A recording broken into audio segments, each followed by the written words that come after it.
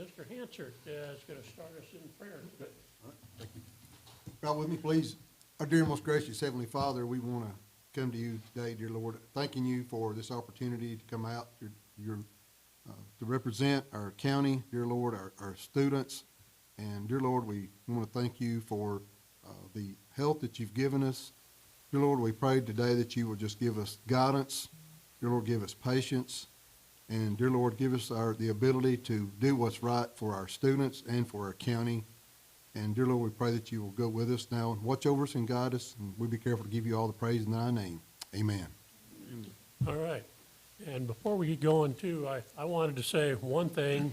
Some things have popped up here that and I think the rest of the board probably agrees that we have a lot of ancillary stuff we deal with, but our prime focus here is the education of the students. We want to give them that work with the teachers and admin staff and give them the best possible opportunities, whether they choose to go to college, to trade school, or directly into the workforce.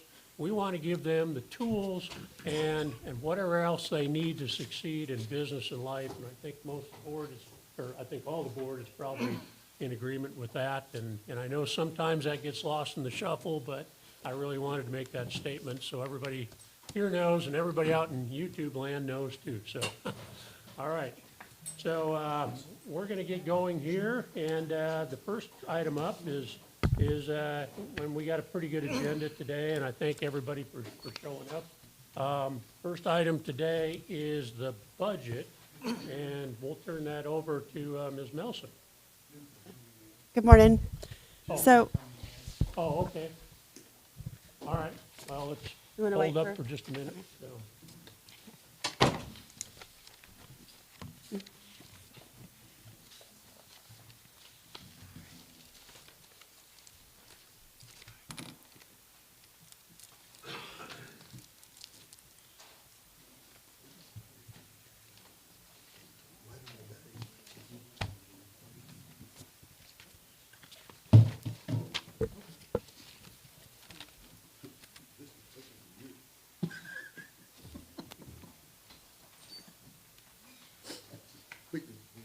All right. Good morning. How are you? Good morning. Coffee in hand. No, it wasn't a joke. I was sincerely Jennifer's got two. She's Jennifer had to touch it down. three. Twice. So You will be fully caffeinated. this one's water. Cute, isn't it? All right. So we have opened the meeting, so I think we're live.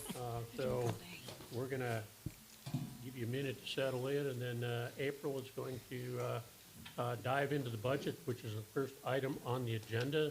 We're going to talk about the general school budget and the nutrition budget after that. So, Okay. Is everyone ready? yeah.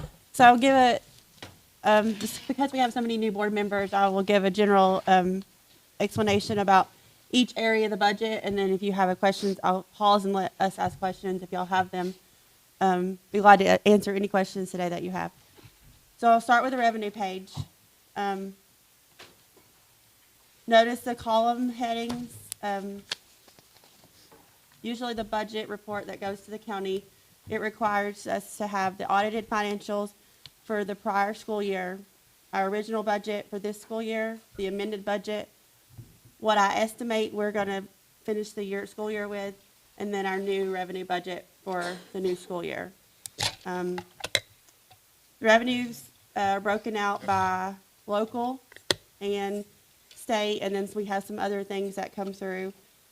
So I'll begin. If y'all have any questions about the columns, how they're broken out at this point, okay. The very first section of the budget is property taxes. Right now, I'm using for the FY26 budget, I'm using the number that we've been given by the county for this current school year because I don't have the new numbers yet. That will likely possibly increase just a little bit, I've been told, but I don't know what that is yet because I won't probably get those until May. So right now I'm just using the estimate based on what we plan to receive for this school year. I'll take any questions at this point on that section if you have them. So that's the revenue section, so that's the first. This is the very first section you see, it says property taxes, and then it's Yeah, 9.9 first page, million. Right, yeah. So you think there'll be less taxes next year? I think we'll see an increase, But- when, Okay, it says the 26 budget is a little bit less than what 24 is for current. so Property tax. 24 we finished FY 24 at 9.8 million. And then, the budget for this school year was 9.9. Okay. And then I estimate we're gonna finish around 9.9. Yeah, and I haven't This- paid mine yet. That's what's holding things in. Oh, I see where you're talking about.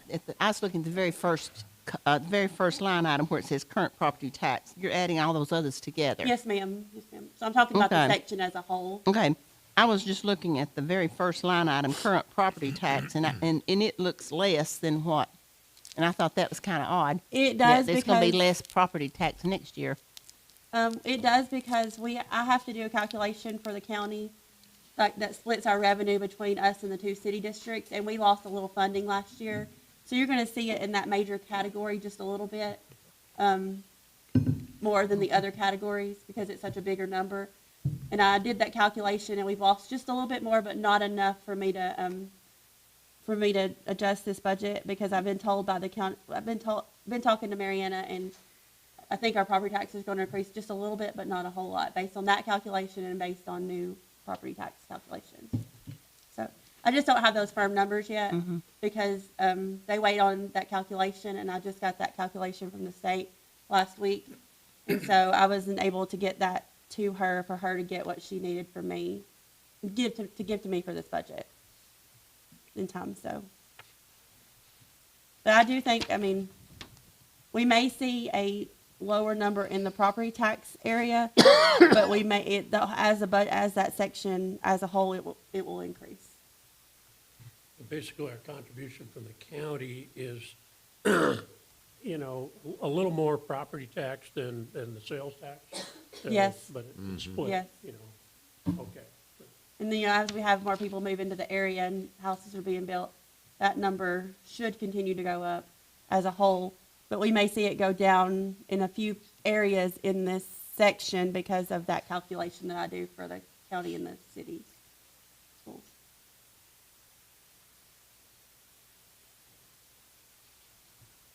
Okay, so we're estimating about 9.9 on the property taxes and 6.8 on the, or no, 9.9 and 7.2. Yeah, I was gonna go there next.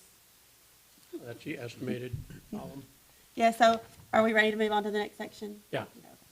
So the next section of the budget is mainly sales tax. So our sales tax has been trending very well. I'm showing that we're going to be coming in around 7.2 if everything trends like it's been trending. Our budget was 6.8, so we're gonna be well over our budget. I usually try to use the average of those two, so I want to be more conservative. I don't want to put us at 7.2. So I built the budget around 7.1 million for sales tax. Could we hit more than 7.2 this school year? It's possible if we keep trending the way we're trending. So for this total section, then we have liquor by the drink also in this section. So I've budgeted for the next school year around 7.1 for this section. Also remembering that a local option tail tax, that's what's divided with the 3 school systems in the county based on membership. And that's a divided number, and that's what we should get out of that divided number. That's right. So those two lines are also shared with the other two districts. But where we're seeing a good increase is where we have point of sale. So like if you're at your house and you live in the county and you order on Amazon, the county school systems gets that full benefit instead of that going to be split among the other two districts. So.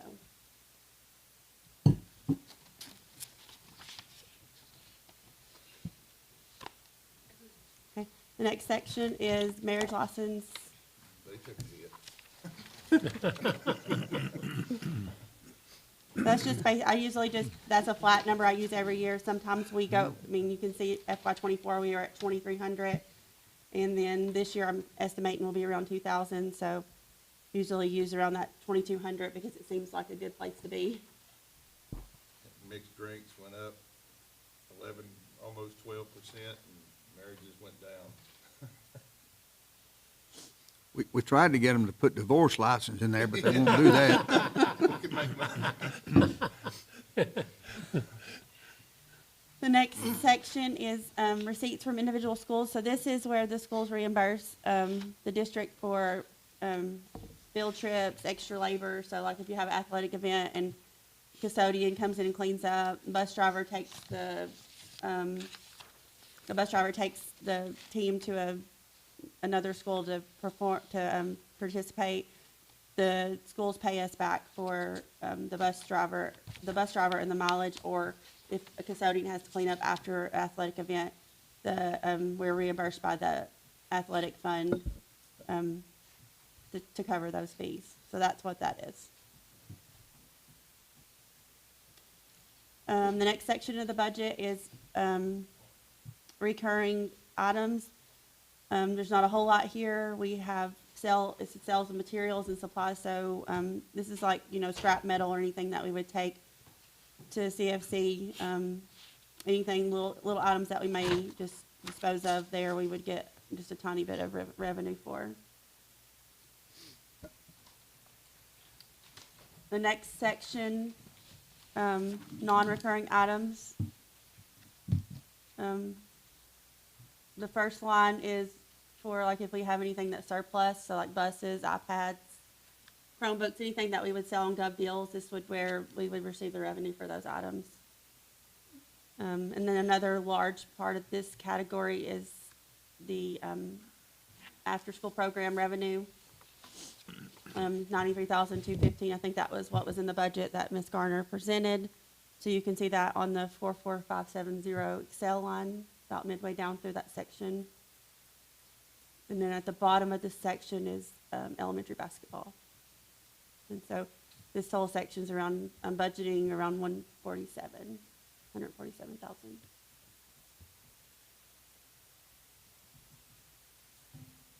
Next section, we go to our big part of our budget, which is state funds. This is where you're seeing your TISA allotment come in, the very top line.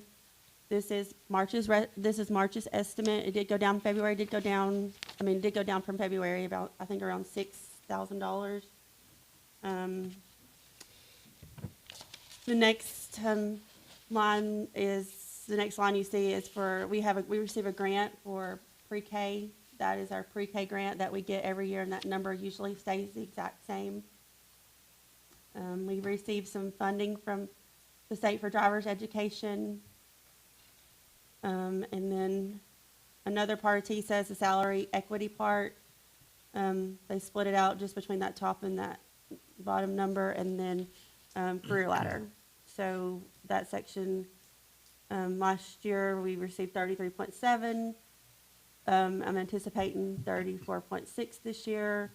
And and then I'm budgeting 34.1, and the difference between those two is the ISM you see on the last line. We won't budget revenues for those. We'll have some carryover, but that will come into the budget as we have that carryover and bring that in as a budget amendment. So that's the main difference between those two lines. I have a question. On that 659,000 for early childhood education, is that state funded or federal funded? It's state. It's state. Mhm, yes, ma'am. Okay. So that will probably stay then. It should say they originally when TISA came along, they said they were going to roll it in, and they didn't roll it in, and they separated it out. So I think it will stay. And then the early childhood education with special ed, is that federal? So that's a state grant. That That's state number also? it fluctuates, so I don't budget it in here because we don't know what we're going to get. That comes through usually in July or August. And so what'll happen is you'll see a budget amendment for that when we receive, because I think if you look at FY '24, we received 28,000, and then this year we received 63. So that's, they're saying we're gonna get it again, but it's not I don't think it's guaranteed, and the amount's not guaranteed, so I didn't put it in the budget.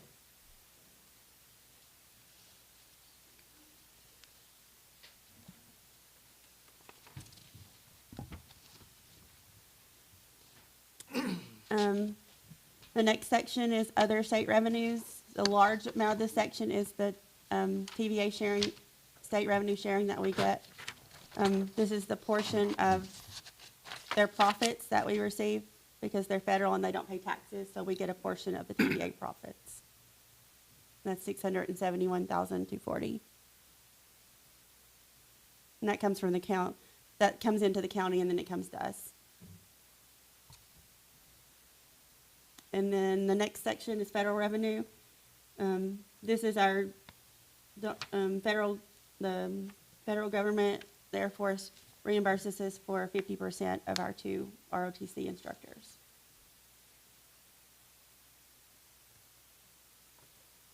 And then the next section is just some insurance recovery money. So we always have some bus accidents and maybe some damages to the buildings, lightning strike. So we always usually budget some revenue there. So this year we're expecting to get around 52,000 because we've had several incidents. So we always usually try to keep that a flat amount in the budget, but it fluctuates. You can see FY24 we had 43,000. So just kind of never know what's going to happen. So you use that flat amount for the budget.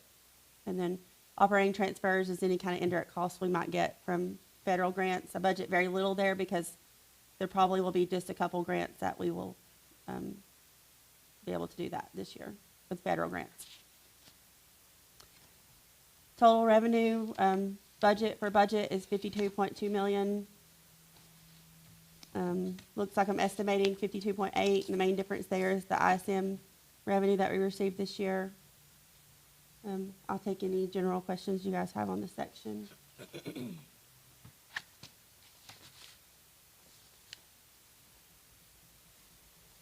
And y'all tell me if I'm going too fast, too slow.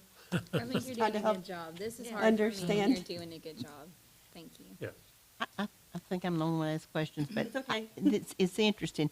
The paid parental leave, that's not funded from the state. That has come out of our own general purpose. I mean, So that that- comes from us. That's funded from the state. Oh, it is? Okay. So I also didn't include that in the budget because I don't know how many people are gonna go on that leave. So it's a new leave that started the end of last school year, into FY24. And I have to provide all of their certificate, their birth certificate for their child. So this is the new child law where mother or father can take up to 6 weeks off of work and get paid for it. So we continue to pay them through payroll. And then we submit all of that information. So they pay their payroll and all of their benefits, and we get reimbursed for all of that. And so I don't know who that will be this year, if we'll have any. So I don't budget that, But but it's this year reimbursed. we're going to receive. See, last year we received 130,000 because we had a ton of people that were using that benefit. Oh. So that's a special quarterly report I have to do, and I don't know who's going to be on that for this next school year.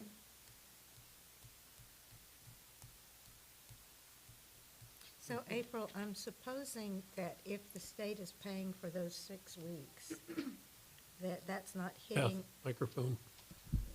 if the state is paying for those 6 weeks, then that's not hitting our salaries budget during that time? It does, and so this basically so it brings in the revenue to cover that expenditure. So your expenditures stay the same because we have to prove that we're still paying them. So we have to run them through payroll like normal. But then the revenue that we receive from the state offsets those expenditures. So they are in our budget, but we offset that expenditures offset by this amount of revenue that we bring in for them. Okay, so it's like, is it basically like getting them paid not out of our salary during that time, but from the state when it's all said and done? Yes. So yes, we're still paying them. They're still in our budget, but we get that revenue to cover their salaries Okay. from the state. And we don't have, we're not projecting TISA outcomes-based funding. No, because we don't know what that will be. You can see that it was, let me look back at what it was the last 2 years. I didn't break it out, but this year, I think FY '24, it was around 350, and then this year, it was 292. Okay. So, yeah, that would be something, because we could get 0, and that would be something that we would not want to put in our budget and count on. While we're on that topic, I will go ahead and talk about it. That 292, we have spent just a little bit of that this year. The district office supervisors got together and developed a really good plan and worked with building admin, and you guys will see that as a budget amendment. The state is going to allow me to restrict that money to be brought back into next school year. So you guys will see a budget amendment early in the school year to start working on some things that we've gotten together that we think will really help us achieve our goals as far as test scores and to meet our goals that we've sent to them to be able to earn this outcomes bonus. Right, because for the first year, it was kind of like free form, you could spend it on whatever, but now they're kind of restricting how you spend the outcomes-based funding, right? So we've worked, I've just sat through and listened, but I think the district supervisors and the principals have worked really hard on that plan. And I think there's some really good stuff we're going to present to you guys. That'll be sometime early next school year, I think, when we get that, get that to you. Look forward to seeing that. Okay. Other questions on the revenues? Okay. Dive into the hard part. Let's see. I think it starts on page 5 of your book. And I'll explain the top columns to you guys. So pretty similar, FY '24 audited actuals of your FY '25 original budget and amended budget. What I've estimated we're going to end at FY '25 with. And then there are 4 options. Actually, your agenda says 3 options, but there are 4 because the Salary Compensation Committee had asked me to put together a 2%. So there's a column for a 2% budget payroll pay increase, a 3%, a 4%, and then the flat amount that gets us all the way to the 50,000 for the certified, and a 3% classified. So those are the columns that you're looking at whenever we start going through these sections. Okay, so that last column again is it? Melissa, do you have his book? You have another book for him? You can have my book. I can use it for you. That's fine. Okay, so within this section, this is the very first section. This is your regular instruction teachers. So there's 278 certified positions in this budget. And then also we have around 39 athletic stipends we also pay. So all of our athletic stipends are also paid out of the very first line of this budget. No matter where that person works, we pay their athletic stipend out of this section.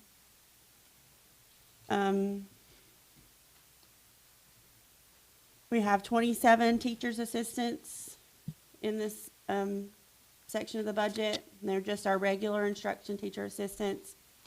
We have we take care of most of our virtual school expenditures out of this area. You see benefits. We have benefits for all of those employees, which makes up a majority of these lines. We get down toward the bottom. We take care of the instructional supplies. So each teacher gets $275 to use for instructional supplies for their classroom. And then we give the middle school and the middle school, high school, and Raider Academy, we give departmental money. So that departmental money can come together and buy, English can buy new books for their department. So that's part of this budget. We also buy textbooks out of this area of the budget. So anything really that would have directly affect the regular instruction classroom would be in this section of the budget.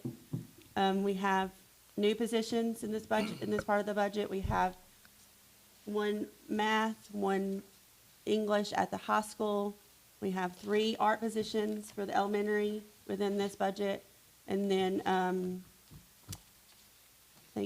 think that's it. I think is a SLP, That's not in this it's section. not in this section.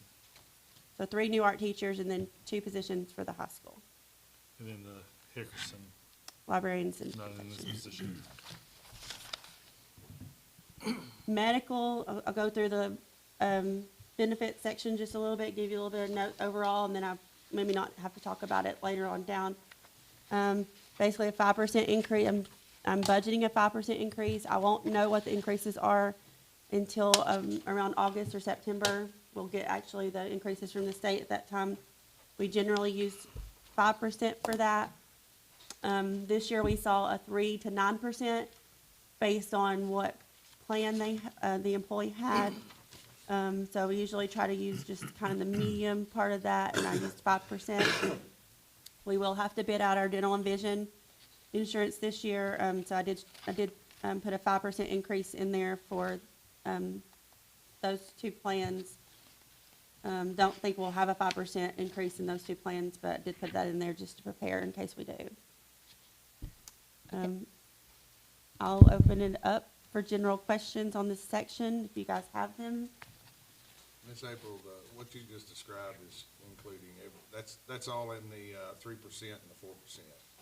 So the, Columns, right, correct? so, Cover yeah, the so if same you- things, it's just the percentages. good point. So if you go down to the bottom of that section, your 2% cost of this section of the budget is gonna be, 22.3 million. 3% is 22.5 million. The, 4% is 22.7, and then the flat and the 3% is gonna be 22.7. I just went to page 28 and looked at Oh, hard number. you went all the way to the back. that. You're ahead of- That's, you're ahead that's of the me. number I'm looking at. Go right Yeah, to the bottom so line. if you go to the back, Yeah, it'll tell you. That makes it easier to understand. Yeah, if you go to the back, it'll tell you on page, is it 28? Yeah, 28, Potential fund balance hits. potential fund balance hits. Like Mr. Shores pointed out the other day, even, I've, in the last 4 years, I've seen these kind of numbers to fund balance, but we've actually never hit fund balance. And I will Funds have say that come I'm in a lot better to where we've never had to hit them. But- projecting these we other don't hit percentages. fund balance this year either, so. Yeah. Yeah, but some of that was due to ESSER funds too, so that's, Well, that was just a little bit before okay. we kind of started. I mean, yes, we've had the ESSER funds for the 3 years, kind of ending there, but, Yeah, even this year, we're still looking at a increased fund balance. I'm projecting, that's based on, revenues, that sales tax number really trending really well, and then us not having a huge, expenditure that, Housing could go down, depends on what happens on the other end of the building. Throw So, rocks at us, we'll throw backing a up a few little back bit down to that way. revenue, that 530,000 we get from TISA for the certified, is that just lumped in with the TISA? it's lumped in that big 4 million number that you Okay. see on the TISA line. Okay, so that's all lumped in, Yeah, okay. so they restrict it, but it's as a whole, so like they send it to us as a total number, but that amount is restricted. Okay, that part of it restricted, okay, got it. I have a question. Okay. This is probably the meat of the whole budget. It is. And so the only new positions that are in this budget is the 3 art teachers and the 2 at the high school? That's the only 2 in this section. We have a few other within the rest of the budget, but that's the That- 2. Okay, so these are 5 new positions. Maybe 5 new positions in this area. And what was at the high school? An ELA teacher, and that's because we have, well, I don't want to go too much detail because I don't know if that's been discussed yet. But we'll have a position open at, in ELA, and then we'll have a position open in math. So we need another math out of the high school. Okay. So this is not the section, is this the section where the stipends or supplements are added in? So there's no new supplements in our budget or anything like that? from So- last year. There wouldn't be, so generally, if it's a supplement, it would follow the employee in their line. Right. So. But I mean, I'm just saying, there's not any new ones No, put there's in not their any budget. new, not any Okay. new ones. The only thing that would be in here, and you might see those, and I've budgeted those increases, so like, you know, a coach that gets a pay increase, they're also their, like, athletic supplement would go up. And so, Right. but that's Yeah, within this line. There's I'm nothing new. There's nothing new No, at it. ma'am. Okay. That just, because I think in the past, you know, there's some things that have been, we didn't understand that was in the budget, that it was new positions and all that. This is very good. None of the new positions that are being proposed will have any supplements with them. Right. That what And, you're and then asking? there's not anyone else getting a supplement Right. added to their salary that we don't know about. That's correct. Right. No, and if those would have went to the salary and compensation committee, and we didn't have anything like Right. that this year. Right.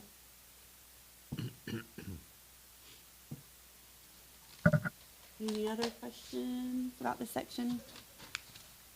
There's a couple of more positions in here, Ms. Jones, but they're in a different category. Okay. We'll, Get to April will that. spell those out when we get that far along. Okay. We're heading to the last column now, right? No, I won't go through all of this.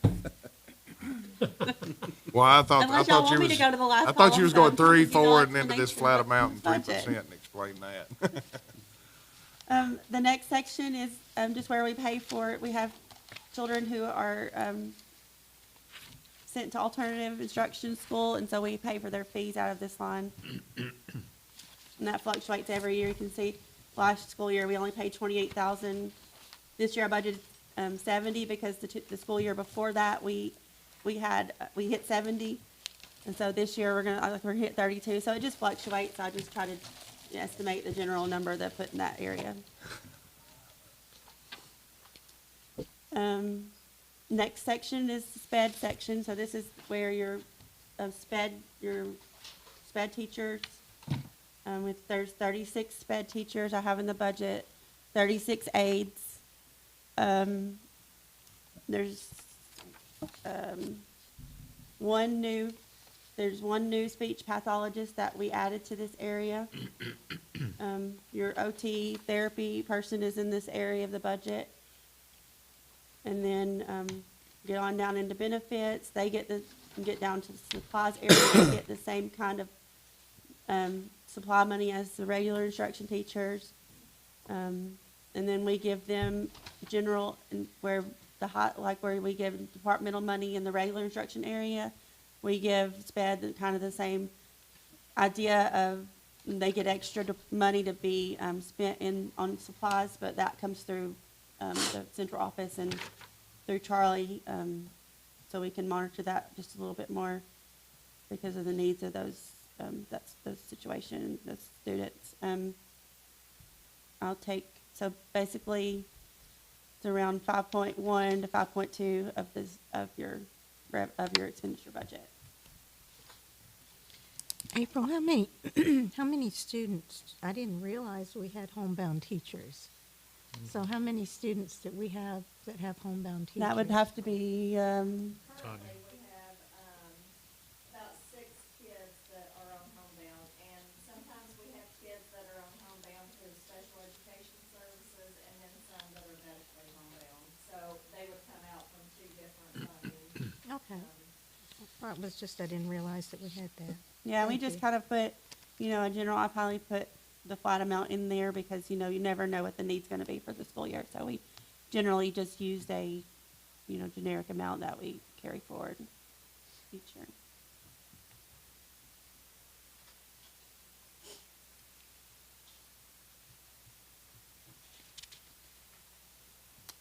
We'll move on to 71300, which is your CTE area of expenditures, and this is 27 teachers.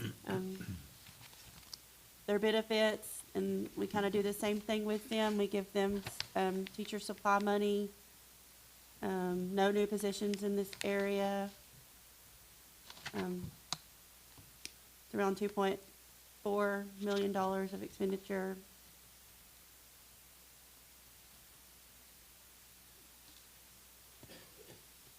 Give you time to look at it. You can ask me questions if y'all have them.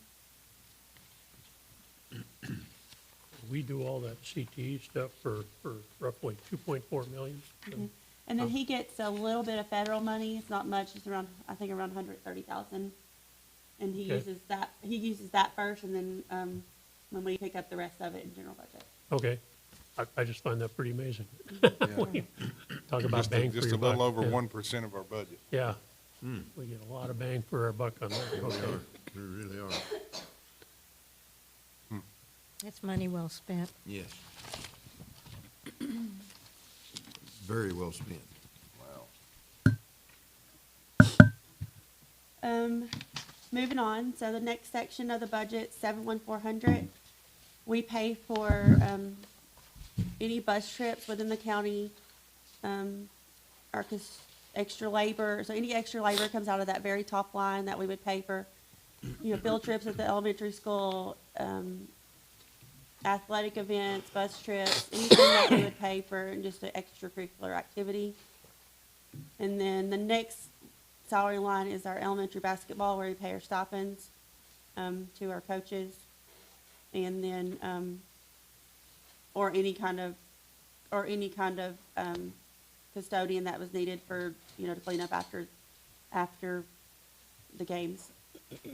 And then the benefits that are attached to those people, and then you get down to the bottom line, and that's our referees and our uniforms and our end of the season trophies for elementary basketball.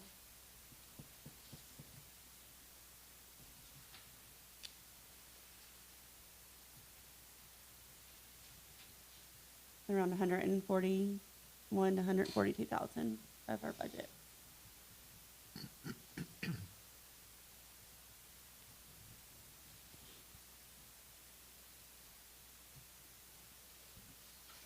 Okay. The next section is our attendance section. So this is one director and one admin. Dr. Cornelius's program. This is Dr. Cornelius and Ms. Pate's section of the budget. Outside the salaries and the benefits, we pay a large amount to our software for that area. So you'll see that in contracted services. And then so just some general PD and supply money. That's around 298 to 300, 302, depending on which option you're looking at.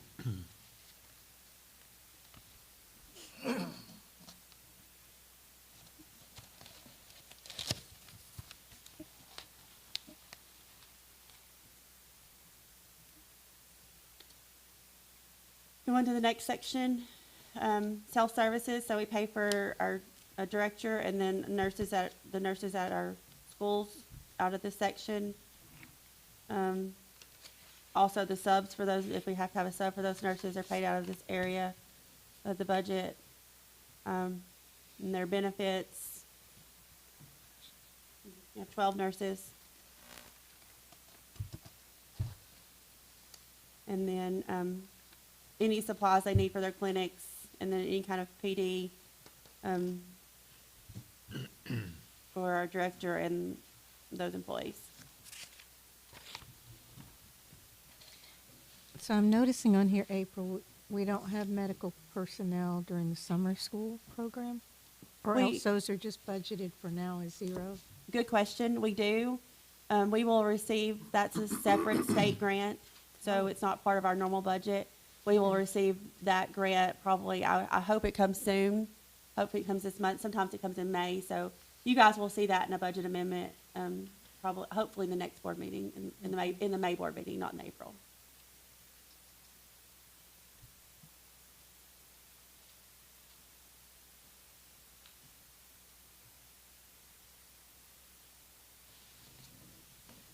And that's around $1 million of our budget.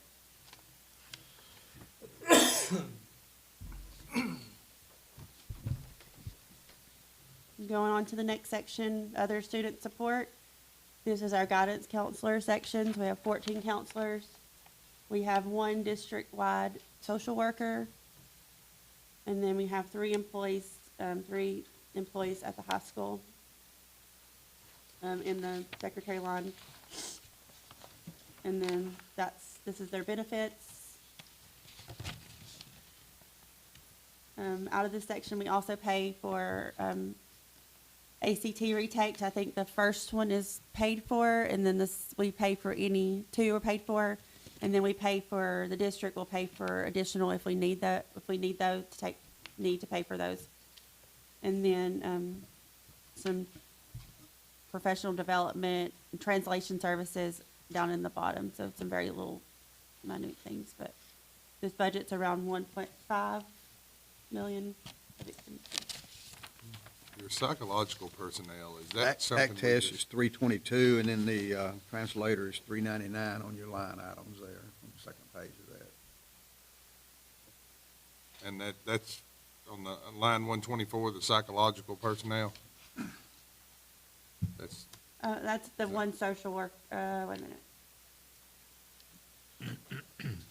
124, that used to be a position up here, and that position has been, is no longer, you'll see the school psychologist later down. Okay. That person left us, and we didn't fill that position. It was a portion of that person's salary that used to be in that line. I didn't know if y'all was still trying to have one on hand, or if you contracted that out. Yeah, that's later on down, but yes, I think we still have one on staff. I think Charlie's looking to try to hire another, and then we may still have to use some virtual psychologists. Do the virtual psychologists get really expensive, or? Yes, ma'am. And you'll see that on down when we get down into it's in the next part of special ed budget that we'll talk about. But On line 161, where it says secretaries, are those in the school or here at the central office? no, those are at the school, so they help in the guidance office, and they help some in the front office. I think. So they're kind of split. What school are they at? Which They're one? at the high school. They're all at the high school. Yes, ma'am.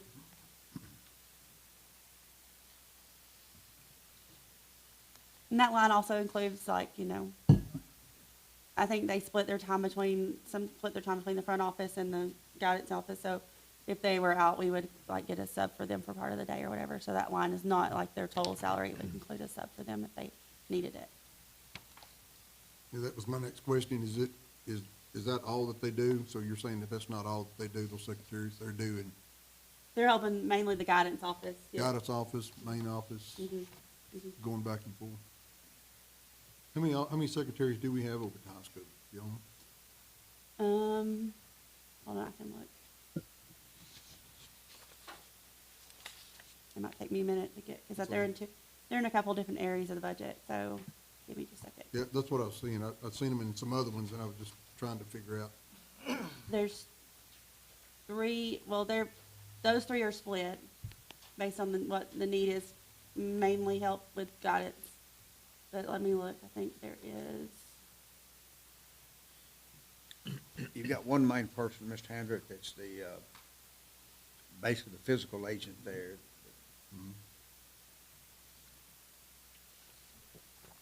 yeah, and she's in a totally, she's in the bookkeeper line, so Yeah. she wouldn't be a.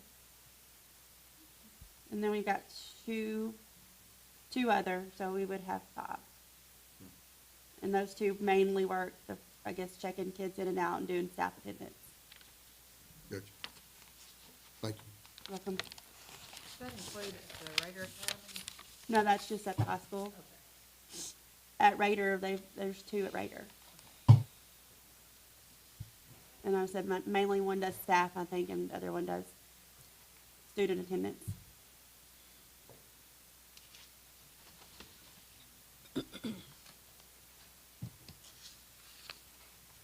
Okay, move on to regular instruction program support. So this is, in this area, there is 4 supervisors from the central office. And then currently 9 librarians. We have added 1 librarian to Hickerson. That's a new position for this year.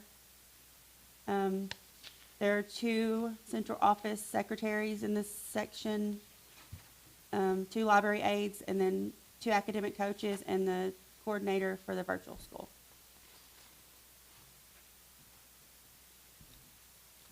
These are their benefits and travel. We also provide funding for the libraries. That's a number that we base on students. So each year I get the enrollment for the previous year, and I break out what each school gets for purchase new materials for the libraries. And then majority of our software that we use for the district is in this line, instructional software. Some ESL software. And then some professional development. This is around 2 million to 2.1 million of the budget.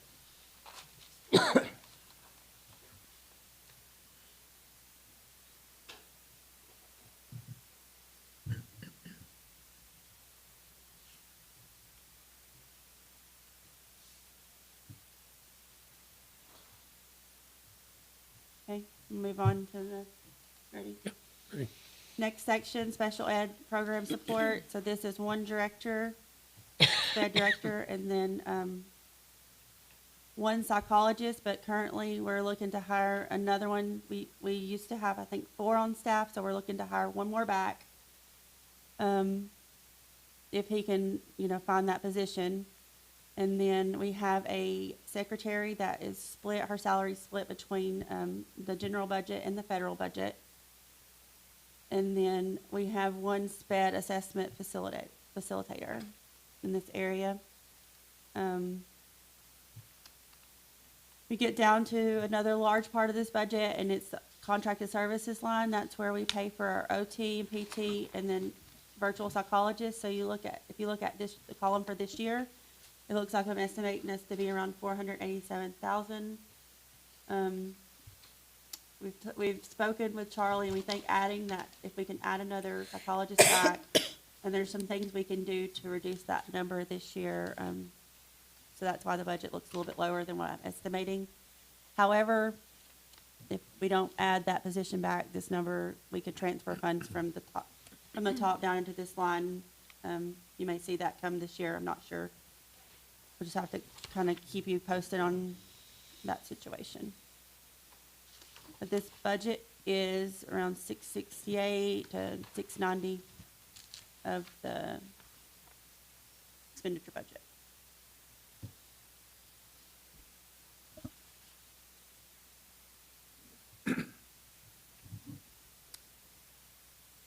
Next section, CTE education support. So there's one director in here. His salary is split between general funds and federal. I think federal picks up around 3% of his salary. And then just his travel and benefits.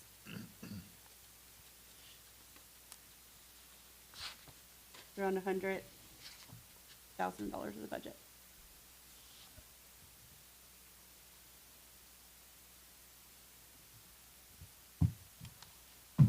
Next section, technology. This is technology director and 3 techs that service the whole district.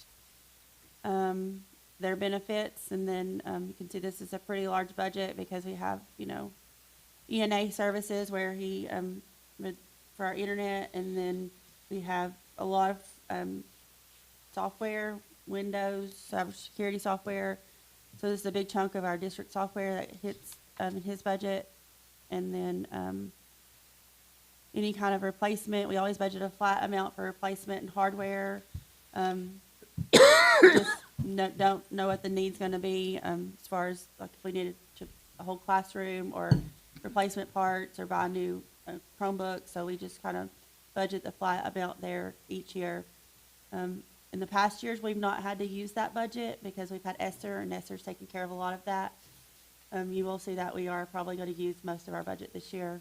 So that budget is around 870,000 of expenditures. That supervisor of that section, that's the guy that makes sure all these mics are working and all that. That's right. Comes to all these meetings, Yes, sir. and these continuous meetings we have, and does all of that. Smiling back there. Randy will take all the questions now.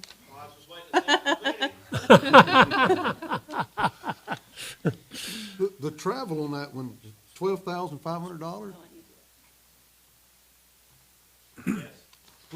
Where you going?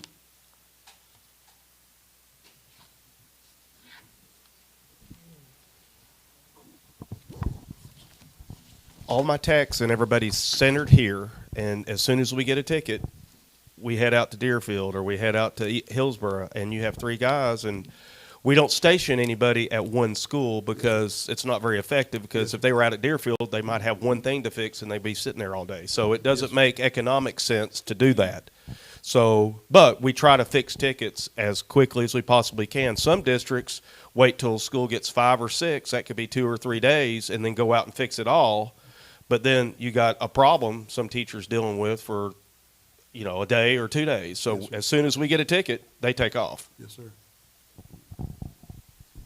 I will also mention that, Thank you, Randy. Oh, you're welcome. that in his salary line, there are, hours built in for a stipend that you guys had directed me to take care of, so I will, just keep in mind that that is not his normal salary. There are other, there are stipends in that line for him to take care of meetings. That's what I was, So there is stipends that we're gonna be adding to this thing. Well, it's in there, it's already in there, so I just estimated a number of hours based on what we've done this year, and, put that in his line already, so. You will see a budget amendment for that for this year, because I don't currently have that in there, so that will come this year, for this year. That's not a percent, Mr. Handler, that's an hourly rate I that understand. we were That's what- paying him. that's I what think Frida it's was asking $30 earlier, if an there was gonna hour be is any- what he Yeah. agreed upon. well, we already Again, voted that'll on vary that. depending Couple on- meetings, Yeah. several Yeah, I meetings remember voting ago. on it. I didn't know if Yeah. we set the amount or Yeah. anything. I think it was $30 per hour, Yes. per hour. Yeah, Okay, right, that's good. He deserves it. that's right. Exactly. Right. Yeah. Yeah. And then have to So, listen so to the us. more the more meetings y'all have, the more you'll have Yeah, to that's pay a him. punishment. And the longer your meetings are, the longer you'll have to pay him. Start- I would opt for a 15-minute meeting, that's what I would prefer. $15 is worth it, okay? Thank you, Randy. I mean, he even Can I Probably vote not on that happening one with this too? group. he even locks up the building and everything. The ideal meeting, yeah. Any other questions before we move on? The next section is your after-school program. This is the,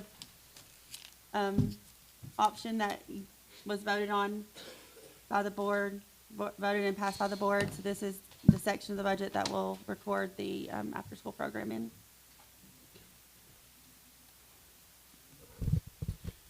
The question I have, Mr. Chairman, do you want to continue to call that excellence after school or just after-school program?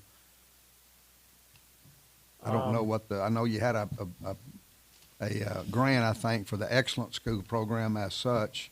This is similar to it, but if you want to continue that, that's fine. It's just a grammatical situation more than anything else. I'm fine either way. I mean, That's it's fine. people, Of course, we still have Maybe the confusing. teachers in there Yeah. that are there an hour a day, and I mean, we can decide to change the name if we want, I guess, but, I mean, I don't know what everybody else feels. It doesn't seem like it's that big of an issue, so. Might be maybe confusing to parents, thinking it's the very same program, Well, that's which true. it's not. So, yeah. Just sometimes if you say after-school program, then it implies babysitting services, so we're kind of straddling in between, it seems like, so. and this salary is for 6 site directors on line 105, and 116 is your teachers that will be involved in that program. Do you think we should change it? Frida? Oh, no, Oh. I'm just talking. Oh, okay. I don't know. I really don't like the fact that we don't have a program that we can try to push and push and push and push students to, that we can cover, because, we're going through some changes this next year that a lot of people might not realize. We're fixing to lose an extra, is it 30 minutes a day to all of our elementary students, to extra recess the state is sending down, I believe. It's there right now, so they're looking at 40 minutes per day. Yeah, 40 minutes extra a day of recess if we don't That's have not classroom 40 time extra, during the day. So you're losing 40 minutes there. you're losing an afternoon tool to try to hopefully push and usher some students to for extra help and some tutoring to work on a proficiency. And then we're talking about art, which I'm not saying is a bad thing, but it's gonna take time out of the day. So here, we've been ushering around and concerned and worrying about proficiency so level, but we just took an hour, hour and a half, and then an afternoon school program out. Somebody's going to have to work really hard when we're trying to get on top of that ladder, but I guess you keep the name the same and with the goal that we're gonna work to try to find some additional funding to try to up that program back to where it was. And, you know, I mean, we're gonna talk about grants at the end of our agenda here, but, you know, maybe we just keep it the same and, you know, but our goal is to try to improve that program, not just make it a babysitting program, so. and we got one more year, and we can try again for the grant, Yeah, so. but I think we need to look at other grants too, and I know you're working on that, so we'll talk about that later. All right, Okay, moving on to the Board of Education section of the budget. So in this section, we pay for the fees for their meeting for, this is mainly y'all's section and anything that we would pay for the district. So we pay the retirees, a portion of the retirees, dental, vision, and medical out of this area of the budget. We pay for our audit services at the school level. Our audit services for the district are covered by the county, so we only pay for what the school, what we have to pay for the schools. Any dues and membership, so this would be like TSBA dues. Legal fees, any kind of legal fees that we would contact our legal office for. Fingerprints, 5-year fingerprints, so we're required to do everybody's fingerprints for every 5 years, employed with us, and so, and then also we pay for our physical trainer out of here that attends our athletic events. Our cybersecurity insurance, property insurance, the commission we pay to the trustee's office, work comp insurance, and then any kind of conferences you guys go to. We pay for all of we pay for our postage machine and like top 10% banquet, SRO conferences. We pay for a rec center membership so we can, our employees can get a discount when they go get a membership there. They get our discount and discounted rate. And then this is where we pay for our extra athletic money that we send to the schools. And this budget's around 1.4 of expenditure.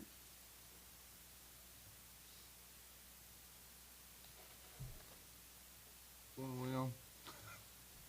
72310. Board of Education should be on. Yeah. 19.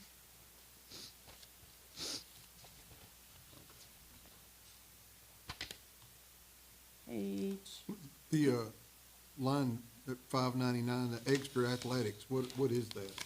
so that's used to be what we called system pass money. So it's just the extra athletic money that the district sends to the schools, and then that's, supposed to be used for, divvied up between the minor sports to help with because they don't get gate, a lot of those sports don't get gate fees because they don't, like cross country or golf, they don't have gate fees, so the district's always provided funds for, to the schools for that. We used to call it system pass, but now it's called extra athletic. That was put in the budget back several years ago, I think, Mr. Hansard, when we began to let teachers Yeah. get in on their passes That and is so the forth. only So that direct, made up that, and I don't know how the number was derived, to be honest with you, because it's been several years ago, but that's what that money was for.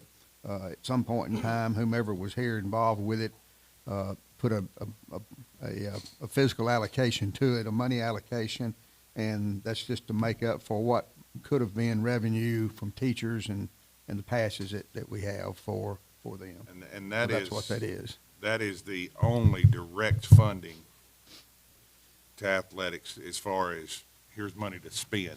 With Everything else exception- is. With the is- exception of will stipends. be and an so forth. earmark, yeah, Is that correct? yeah. Yes. $67,000 there going. So out of those two, I guess, what's the difference in the 215 and the 217? 215 that's middle school, Okay, and then 217 is high school. And then we do put a little bit in there for CCDA because we have to pay their TSSAA fee so their students can compete. thank you. I know there was a bill in the House at state legislature where trying to pass that school boards couldn't, that school systems couldn't pay for TSBA membership. Did that ever get anywhere? That is still in the argument stages. That was tied, if you recall early on, the legislature tried to, I don't want to use the word interfere, but TSSAA has a transfer rule with their student athletes and things, that if you are one school, say you were at Coffee County High School, you were playing football, you were registered as a student for that school year. If you transferred, say, to Tullahoma, you had to sit out a whole year before you could actually be a part of their athletic program. Follow me? So if you played football at at Manchester, Coffee County, you could transfer to Tullahoma. You could practice with the basketball team or the baseball team, but you couldn't actually play until 1 year that you left the other school system. That's the TSSAA regulation as it was. The state legislature has come in and tried to say that we're going to let them have one free pass.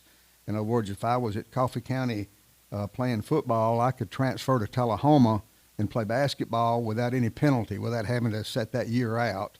Now, if you move, you're eligible, but if you stay where you were and just wanted to move to play athletics, then you'd have to set the year out under the present rule. Now the legislature got into it and trying to make the law where you can transfer that one time without any penalty. Involved in that, and that didn't go over real well with the TSSAA and other sources. So now they've added the thing into it that there's a possibility, if the law were to pass, that the school systems could not pay for any dues for any organization for school boards, such as your TSBA dues, those type things. That hasn't passed yet. It's still in the jumping back and forth between the committees, I think. But yes, that's a possibility, but I don't know how close it is to being reality for this school year. But that's how it all developed. It's very similar to what they did with the Freedom of Education Act. If the school board will approve this resolution that they're in support, then we're gonna give you $2,000 per teacher. That's kind of what they had done. Blackmail. This is almost like the same Yeah, thing. bribery. If TSSAA or the school system does not agree to do this, then Then no we're longer gonna can you gonna pay punish- for your TSSAA dues out of the school system's funds. And also, they've kicked in TSBA dues. I mean, they didn't specify TSBA, but they said, if this law doesn't pass, if it does pass, then you have to pay your TSBA dues out of something besides school money. And same thing with boards of education. They can't pay any of their dues out of anything that relates to their school business, such as a TSBA dues and so forth. So that's in the making. I don't know how far along it is right now. We're keeping a close eye on it. Robert, you know any update on it? No, I don't necessarily agree with the tactic against TSSAA to do this at this point, but there definitely needs to be some kind of action against TSSAA because they are a major group that is out of control, private group. Well, they're an independent group. And I'm going to say that, and I wanted TSSAA to say that in a is public pretty format much for like a long time. They're a self-organization.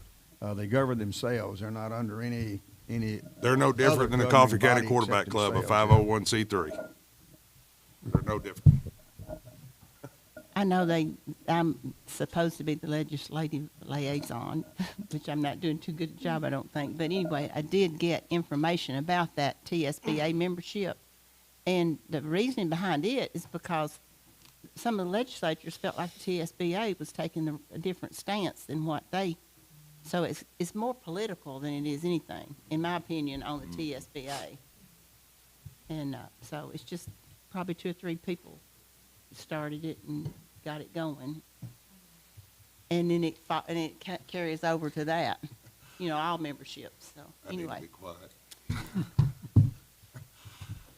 All right. We move on. Okay, the next section is Office of Director. So this is the superintendent's salary, the new salary that was set, I think by the board maybe a couple meetings ago. And then, this is 2 employees at central office, secretary and admin clerical. And then in other salary and wages, that is the additional, $10K for the bonus, potential bonus, the $10K to move, and then rent or mileage if we have to pay that to the new director. That's in the budget. We may or may not use all of that, but those are 2 separate lines, and both of those affect the director. And then, their benefits for those 3 people. We cover the central office phones in this section.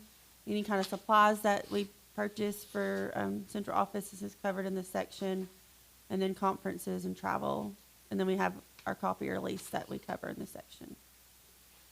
Well, Melissa's salary comes out of the office of the director and not the school board, so we don't That's correct. share those funds at all, so she's paid completely out of here. Yeah, and Dr. Powell and I talked about that when we were going through the budget, and I think other districts have that split. We could potentially do that. That's not a problem. I would just have to do a budget. I could change it in the budget I don't- if we wanted to do that. You know, I don't know if it makes any difference, you know, so, I mean, as long as she's getting paid.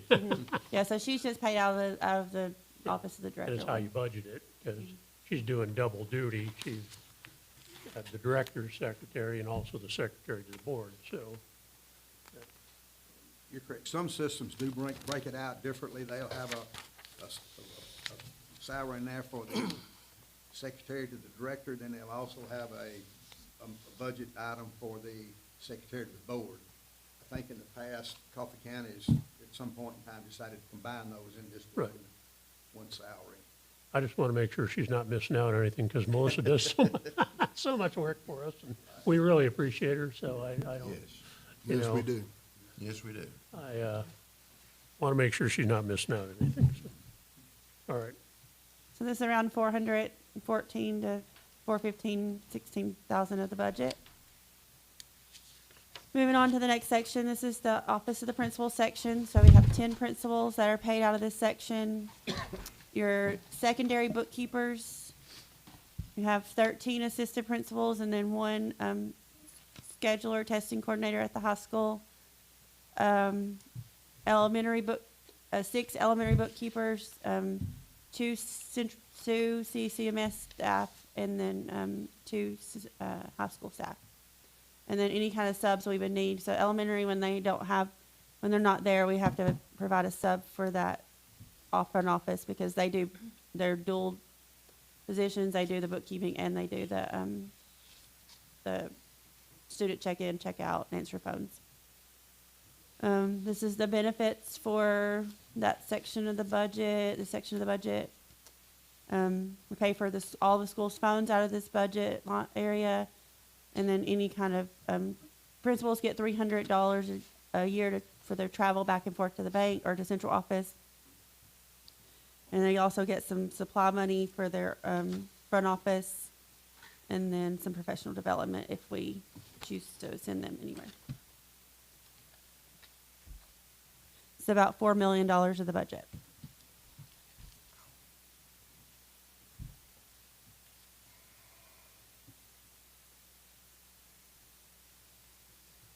Next section is fiscal services. So this is 1 finance director and then 5 bookkeepers. We have some stipend funds in here on 189 for Brenda and Kim to come do some ESSER reporting for us next year, because that will continue to go on for several years, I think. So they're come. We will see. Yes. So we've planned for them to hopefully bring them back and help us with that. And Another large item in this area of the budget is our financial software we pay for and our benefits and sub and onboarding and offboarding software. And then I also pay for the school's bookkeeper software out of this line. And then any kind of tax forms that we need for the end of the school year. And then I attend 2 to 3 conferences a year, and then any kind of equipment we need for our offices. And this is around 500, anywhere from 587 to 595 of the budget.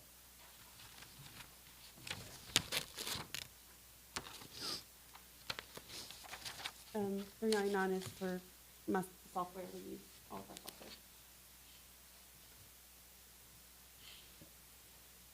Next section is operation of the plant. We have 33 custodians that are paid out of this line, all of their benefits,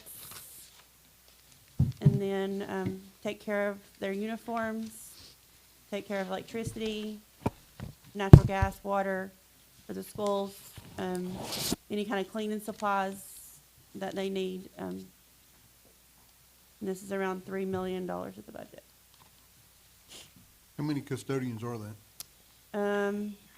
Right now I have a total of 33, and we have some extra days built in for summer if we need to bring in some for cleaning floors and all of that. But we have not all 33 are full-time. We have some part-time and some full-time at each one of the locations.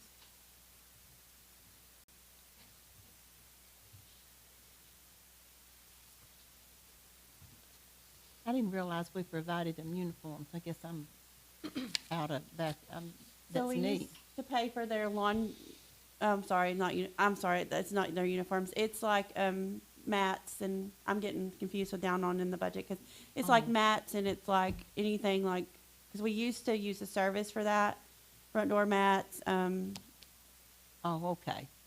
Yeah, I was mop fixing to say it. heads. Okay. I thought we Yeah. really got uptown. We do uniforms down on down. I'm I sorry. talked to several of those guys, and they didn't have any uniforms on, so. That makes sense. My note's wrong right here. Sorry. The uniforms, like she says, a little further down, and it's dealing with your maintenance and your transportation mechanics. They're getting the uniforms and taken Okay. care of. We used to use a service for that, and they were not doing so well for us, so we decided to go ahead and purchase all of that, all of the mats and the mop heads and all of that in-house. And it saved us quite a bit of money to do that. You know, uniforms wouldn't be that, it can be a safety issue because if they've got on a uniform, you, of course, as a janitor or whatever, but I just thought we'd really gotten good here. Sorry, I know it was wrong. The next section is maintenance of the plant. This is one supervisor, and then we have 9 maintenance employees, and those are split between maintenance and HVAC. So they're not all maintenance. Some handled HVAC parts, some handled just regular maintenance at the schools. It takes care of any kind of repairs to the buildings, any kind of repairs to the equipments. We pay for every year we have to, Train comes in and gives us I don't know if a lot of you probably weren't here, and I wasn't here, for all the equipment that was installed on our HVAC units. And so every year they come in and they present our savings to us, and so we have to give a portion of those savings back to them. So that out of the line 399, that's what a majority of that amount is in that line. And then also obviously any services that we would pay for, like crane services, or that we would need, paper products, field maintenance, professional development, any kind of equipment we need to purchase, like if you have a lawnmower or truck or that we need to replace. And then we pay for the lease that paints the fields out of this line, that new piece of equipment we purchased last year that paints all of our athletic fields. And the supervisor will even if you're just bored one day and need to talk, he'll just talk to you. He likes to talk. This is around $1 million of the budget.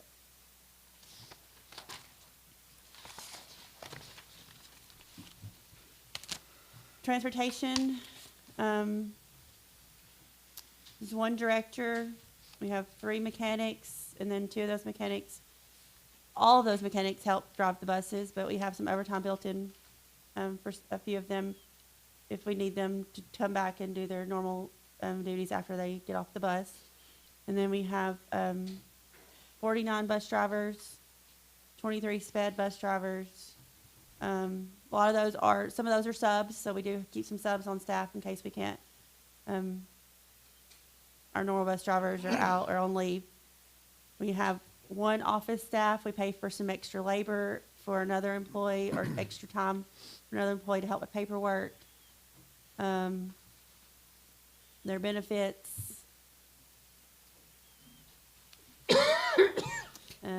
April, do you know what the average amount of hours a bus driver does a day? I know they've 4. got the morning shift. Okay, 4 4. hours. Mhm. If they're sped, they might do a little bit more, but If they're sped, it's a Generally whole, 4. quite a bit more. Mhm. But normal is 4. 4, okay. That's pretty well what we kind of go, the figure we go with usually is 4. We- That's kind of confusing, because we don't have 73 bus drivers total. That's No. substitutes and so forth. we cover the mechanics' uniforms, pay for diesel and fuel out of this line for the buses and for our maintenance truck, for our transportation vehicles. And then pay for cameras for the bus, any replacement cameras we might need. Professional development, we pay for MVRs for our drivers, any kind of tow bills we would need, and then looking to purchase a new piece of equipment for, called AC recovery machine for this next school year. The buses, we currently don't budget. We are going to ask the county commission for 3 buses. Those normally aren't included in our budgets, and the county commission usually takes care of the buses for us. That's why you don't see any buses in here. So this is around $2.9 to $3 million of the budget. With a $22 million fund balance, what's to stop the county from saying you buy your own buses? Nothing. I intentionally covered my. So that'll be part of my presentation when I go to present this to Budget Finance. We'll have to ask for what we need at that time.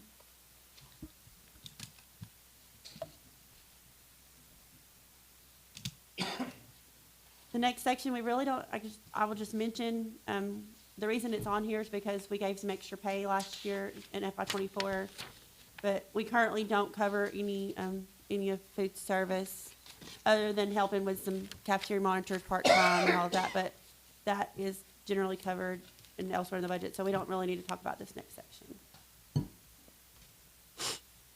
Community services. This is extra labor, so like if we provide buses for the city, this is where we pay for our city bus trips out of. So if they need a bus for a field trip, we will provide that, and they will reimburse us back for that. This is Carrie, our FRC director, and then we also pay for crossing guard. Out of that top third, fourth line, we pay for 2 crossing guards, 1 at the middle school and 1 extra labor for a crossing guard at middle school, and then Raider Academy. It's not the middle school, it's, I think, is it middle school? Yes, he Sorry, gets extra sorry. labor. That's right, my mistake, you're right. And then we also have one that helps at the high High school. school. And later on down in the budget, we also have a city police officer that Officer. helps with that area. And the Manchester City invoices for that. So we have a total of 4 crossing guards that help at the middle school, high school, and Raider Academy. And then just some travel for the FRC director. So this is around 127 to 128 of the budget.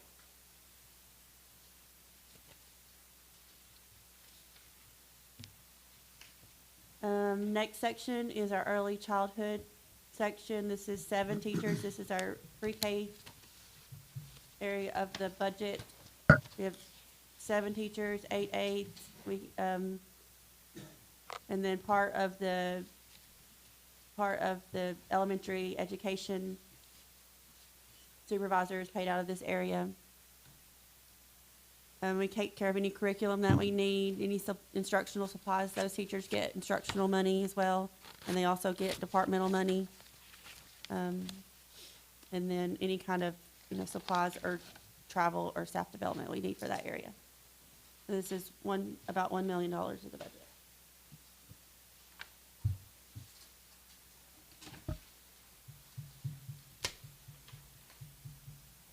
Next section is capital outlay. So generally, we put just flat amounts in this area, and then projects come up as we need to talk about them, and those go through the capital projects committee. This year, I decided to split it a little differently. Usually, we do 400 in furniture and 200 in capital.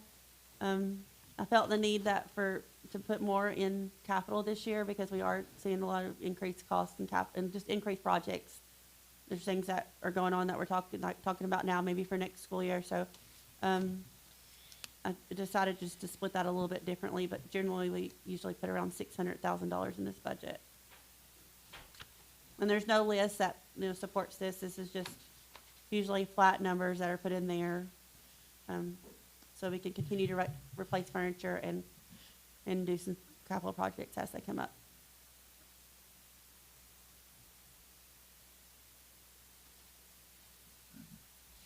And the next section is debt services. So this is the what we have to pay the county back for the train implementation that happened. I don't know what year it was prior to me, so I think we have to pay them. This is for the bond. We have to pay them back until I think it's 2031. So you'll continue to see this in the budget for the next several years. So this is the amount we'll have to pay to the county. And then transfers out, there's nothing in that section. So total expenditures, you can see. Question on the transfers out. We don't see the 142 budget, right? So that's just a direct funding Christmas programs here. Well, I but- think she will present it to you once we get final Right, okay. allocations for the next Okay. school year. You'll have to approve it. But we had talked about, since there's cut in federal funds, is that we had talked about a potential for maybe supplementing from the 141 budget, and that would fall within this line if we had to do that. I know there just was some preliminary talk, because we haven't seen the numbers. Maybe, so like this area of the budget would be like you think about the ESSER years when we had, so federal funds are reimbursement based, so like you spend the money and then you have to ask for it. You have to go submit Okay. a reimbursement for it. So during the ESSER times, that was really difficult because we would have a large project and we would have to basically pay for that project, and then we would have to go ask for the funds back. Well, then you're also trying to run payroll out of that same, same amount of money. So this section really is if federal got in a really Okay. hot cash position, we could transfer some cash from general to federal. Okay, But if we were to supplement, you would see it in the salary line. So we would pick up a portion of someone's salary. So you would see it like in the regular instruction section of the budget. but we would still have to do a transfer from, which isn't just a budget amendment, but you're transferring from 141 to 142 fund, right? Right, so you would Yeah. see a Transfer. transfer, you would see a budget amendment from me that says, okay, we need to add this much money because we're losing federal funds. I would give you a budget amendment that said that, and then also we would have an in-house transfer form that we would use for payroll. Okay, And that would be how we would transfer that Okay. employee. but there's nothing really special about transferring from one fund to another that, beyond what our normal budget It's a amendment. little bit of a process, but it's not Okay, difficult. Would okay. you be transferring or just taking it out of regular budget? Like federal paying 50 and general, for example, 50/50. No, that's Yeah, what so- she was saying. Yeah, so what we would So do. you don't really give it to Right. her, No, we her wouldn't give it to fund. You her. just take it out of general school. Yes, ma'am, so say we had to split two of our Right. employees 50%. And that's done a lot anyway, We I'd just say. pay It is, we have instead of several 50. employees that are Mm-hmm. split. Right. So just be supplementing what she needed. That's correct. Yeah. But I mean, that's still coming, right? So we're gonna have to look at that one and see what we. Okay, so to see what we might need to do, okay. So I was just April- curious on that process, so. I'm looking at this increase, decrease of fund balance here on this bottom line.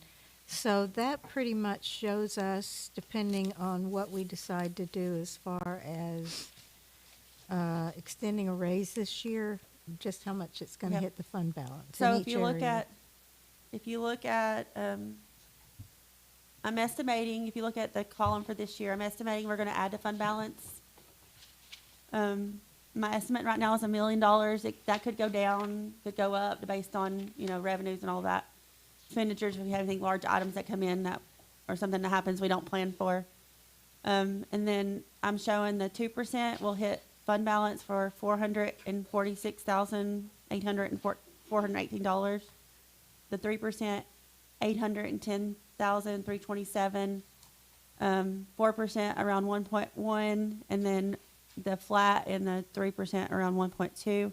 These are like very worst case scenarios. Like, I mentioned up in the budget where I have just fixed amounts of equipment in case we need it. So, we potentially wouldn't spend all of those funds. Those are just built in the situation that, we have to replace a whole classroom's equipment or something like that. So this is worst case. You might remember I didn't budget anything extra for revenue for property tax, but I know that will go up a little bit. So this is just worst case scenario. If the worst happens, we will hit fund balance for these amounts. I know like last year when we done the 7%. I do remember all of the numbers when the numbers started coming through and the numbers came in. That's what allowed us to do that 7 and really ease up on this year and next year's intention. How do you feel? Because I think I asked you the same question last year and the year before and the year before. No, maybe not the year before that. But is this a leap year, as we call it? And what we've done in the past and the way we have went in the past, is this a 3% year or a 4 now and then ease up even more next year on the last year? I know we've done that every year. We've just wondered if this is a good year or intention or not.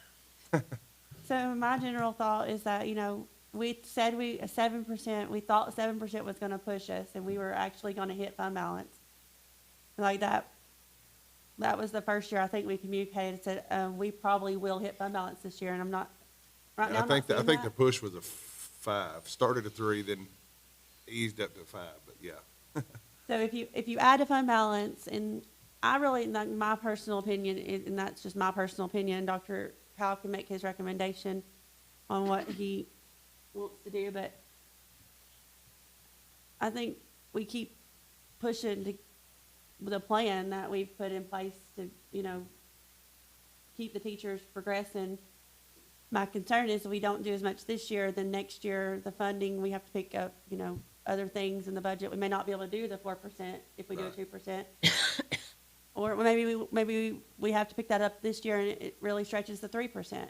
But, we've worked on pay scales and to try to get there. And I think, if we're going to add to fund balance this year, and this is the worst case scenario, then, I think we stay with the plan of what we've worked on for the last 3 years and try to keep going with the 3% to get us there by the next school year. So you think just roll with the 3 and a 3 and not try to do a 4 and a 2 possibly?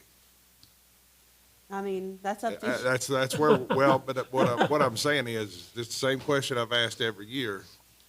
Does this feel like, because everything you've talked about this whole time going through this entire budget, we're expecting more, we're expecting more, we're expecting more, we're expecting more just off of the appearances and the looks. And I'm just asking the same thing I've asked every year. Do you think this is another leap year to possibly chisel another % out, and really just get this project took care of quicker? obviously, yes, that would get us a lot closer, to getting to that 50,000. Because I have faith in what you say, because we've not hit fund balance yet doing this. So, I think I looked at the salary schedule, I looked at the people that, let me find that. I looked at the people that were currently under 50, and I'd try to look at and see how many, if we did between the 2 and the 3 and the 4, how many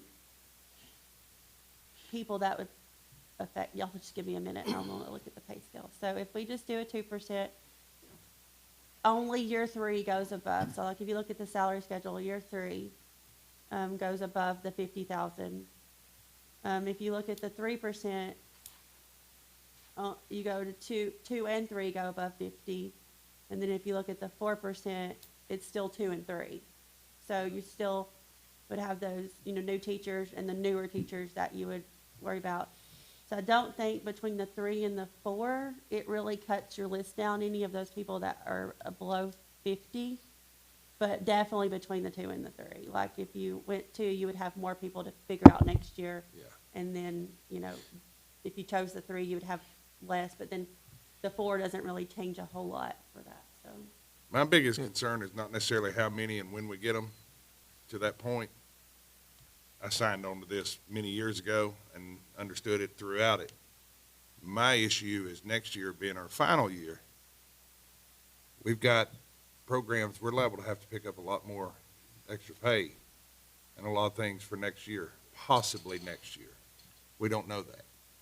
So if this year is an opportunity to jump ahead again and leap, then next year we're not hit so hard to look at something of this nature when we're having to actually fully employ some people that's never been employed here. Or, you know what I'm saying, paid for money. And so, like, next year there's other options, it'd be less to give a flat, like you could give a flat, you could take care of those two, if you gave a 4% this year or 3%, it'd be, if we got strapped next year and we couldn't do the 3%, we could look at, a flat raise for the certified, and that would be potentially a little more, cost a little less money. Yeah. If we had to get there, we would just give a flat across the board. And that's kind of why I tried to show the flat this year. So that flat I showed this year, we get everybody there. And that wasn't for me pushing a budget on y'all. I just thought there was enough interest to see what it would cost us to get there. So if we went a flat this year and gave a 3% to our classified, it would cost around 1.2. But yeah, so like obviously if you did the 3, next year you could do the flat. But if you did the 4, it would be less than a flat. You just have to figure out less money for next year. But then also Because keep in mind, I am super worried, and I think some others are too, and they've voiced it before, about a lot of title funding and a lot of positions. I think the last time we talked about there's possibly 24 to 30, somewhere around in there, employees that are kind of at risk. Talking about federal in general. Yes, that are at risk. Has about 14, 15, 14, I guess. you do, and then and then Title II has 3, 3.5. So if this goes south with this federal funding next year, we've got to have an escape plan for that, or otherwise we start handing out slips. And that's the only way you can look Yeah, at that's it. what we want to do. Yeah. But whatever raise we give this year is then cooked in, so you're gonna add on to that next year anyway, so it's, it depends on how much you throw on it this year versus next year, but if we did 3% this year, that would be cooked in, and you're gonna add on top of that 3%, I guess, or, Two. yeah, or 2, or Yeah. whatever it takes to get us there, yeah, Or a flat next year that's just a minor flat to a Yeah. few people to meet Right. the guidelines right, yeah, on our last year, if it even comes to that. yeah, right, And free us up from a worry of a hit next year because of the extra people we could Right. possibly, hopefully we don't. right. But your Hopefully it's a baseline is perfect gonna be- world and they still get their funding and, Right. Yeah, hey, we just jumped up quicker. just your salary baseline is gonna be higher, because you've already given them the raise this year, so. you're gonna Stayed have to- ahead of yeah, Mr. Powell in the yeah. city. Yeah, So there's Even more 40, so. I think 43 employees that are on the below 50 I get right Pretty now. heard me, she's smiling. And if you gave a 3%, that would that would leave around 13 this year. That would leave around 13.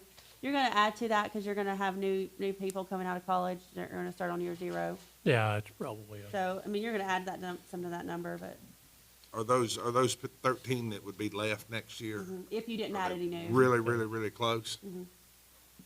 Yeah, those are people that are on year 3, that would be on year 3, well, what kind of turnover do we normally get every year? year 2 and 3.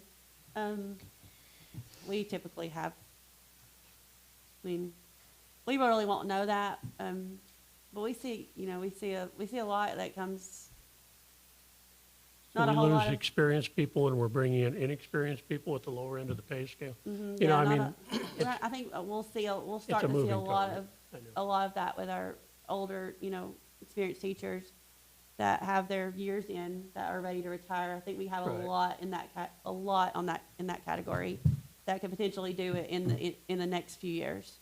So you will see an increase in those number of people for that reason. So the whole budget thing is just a shot in the dark anyway.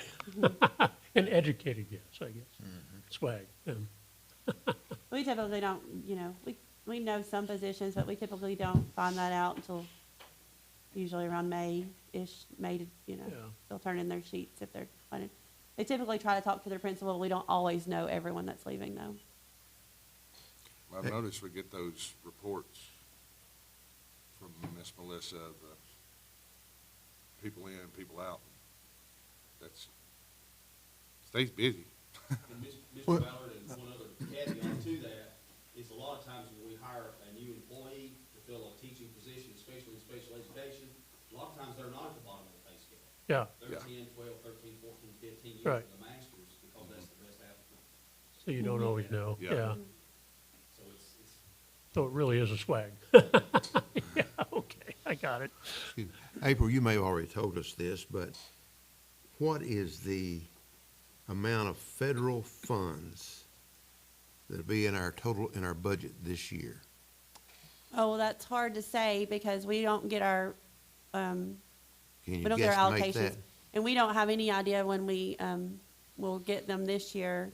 So your title budget is usually about how much? Last year it was around, Title I was 1.1, and Title IV was around 80. 80, and then we have Charlie's, that's, $1.5 million, give or take. yeah, and then $1.2 million. around 6. About 200,000 for Title II-A and 18,500 for Title III. So Yes. around 3 million in total for federal funds? Yeah, I'd say that's probably accurate. Pretty close. I would say with a range of about 500,000 either way. Okay, That doesn't include school lunches, which is all USDA. So, yeah. We'll get to that in a minute. yeah. What about, I've had, after last week's meeting, I've had, this is, and I've got to throw this out there, because I've had several people do. What about, since we've got, we seem to be a year ahead, what about if we just stay where we're at for this year, with all the unknowns that we've got coming from the feds? If they do away with all the unknowns that we've got with the money coming in, if we just stayed where we were at and didn't do anything. And I know we'd lose the TISA money, but we would also gain $500,000 in the money that we would come out of our balance fund, right? So when you say stay where we're at, you're talking about Just keep stay what on- we've stay got, on this year's budget? just stay on this year's budget. Okay, so a few things just to mention about that is no one would get their step raise. So like anybody that was moving to another year no one would get that. And then there's a bunch of fixed costs that would have to be amended. So I would have to do, a budget amendment. So like, there's a lot of things in the budget that have changed this year that would have to be amended for next year. Because if we did that, it would just be the July 1 budget, and so we would have to do a ton of amendments, so, for that budget. But keep in mind, no one would get their step. So, like if teachers were going for that 24th year to the 25th year, they would say at year 24. The other thing that we do run into on a regular basis is, it is education, but we are competing for the workers that we have and the teachers, the custodians, whatever you want to say, from all the area districts that surround us. And we have to be competitive with those groups. And it shows up because Coffee County got behind quite a bit several years ago. And that does create the transfer on a regular basis. And then our principals are trying to find somebody to come in, not able to find somebody, whatever position. And it's not just teachers, it's all positions. And every position we have, of course, in the school system is definitely needed. Otherwise, we don't need to have it. But we got to keep in mind, Manchester City's going to be looking at trying to give a raise to make it so that they can pull our teachers. Our goal is to keep our employees. Tullahoma's would love to take our teachers and our employees. So anything that we could do, our people are working really hard, and it's not just teachers. It's everybody is working hard, and any way we can, and Mr. Cordell said it many times, put the money into our people, and Yes. and it's going to make us successful. And I think if we could continue to do so and keep us competitive with our local, other ones that's touching us in the counties and so forth, it's only going to be a plus to Coffee County schools. Ms. Hannah, are you speaking of just freezing salaries or freezing the whole budget to go back to this past year's budget for next year? Or just a salary schedule? Well, it's up for discussion. I mean, we can, since we got such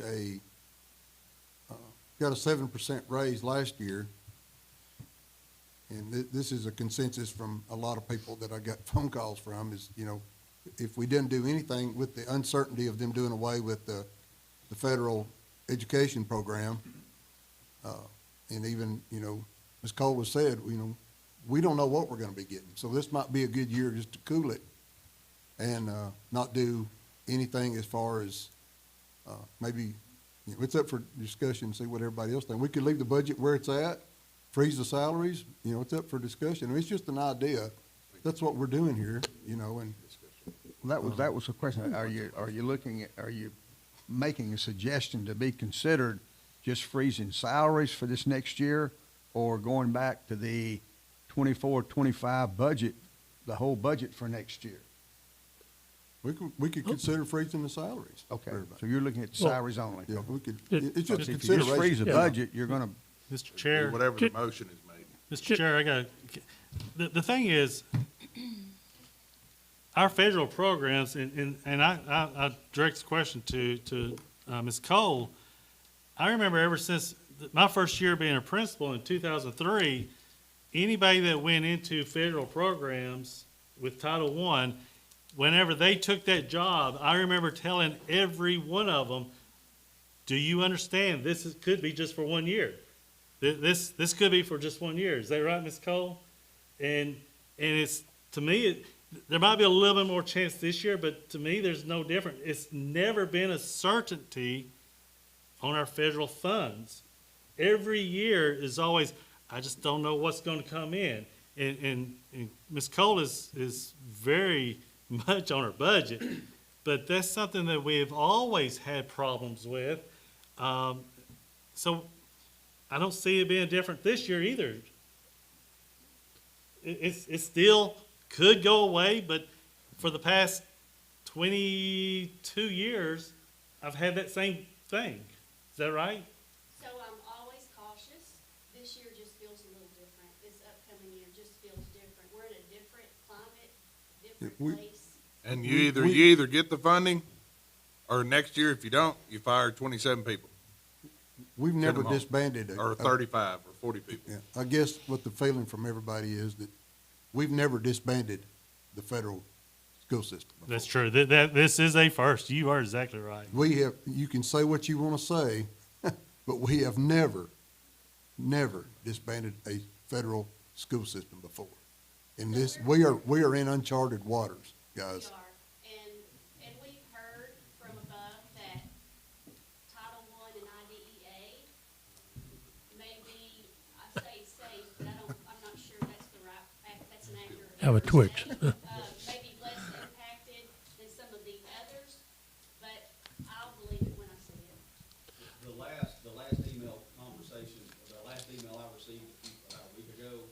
Same one that we got, yeah. Basically had a blurb in there that said, look at personnel, how they're funded, because it could be affected. But everything, I got the same one, and I thought it said for next year, pretty much plan on having the same monies that you had this year, no change. Yeah, they want us to look at the Or sustainability. not, or basic. They said when you're, the one I read, when you're budgeting, they're gonna give us that number to give us something to work with. But that doesn't mean. I got it's you. not gonna I change. understand. Well, Anytime you do away with a department, it shows it's not a priority anymore. So that's what we gotta really realize. It's not education's not a priority. Public education is not gonna be a public priority. If they do, it's just sad. And, hopefully that won't happen.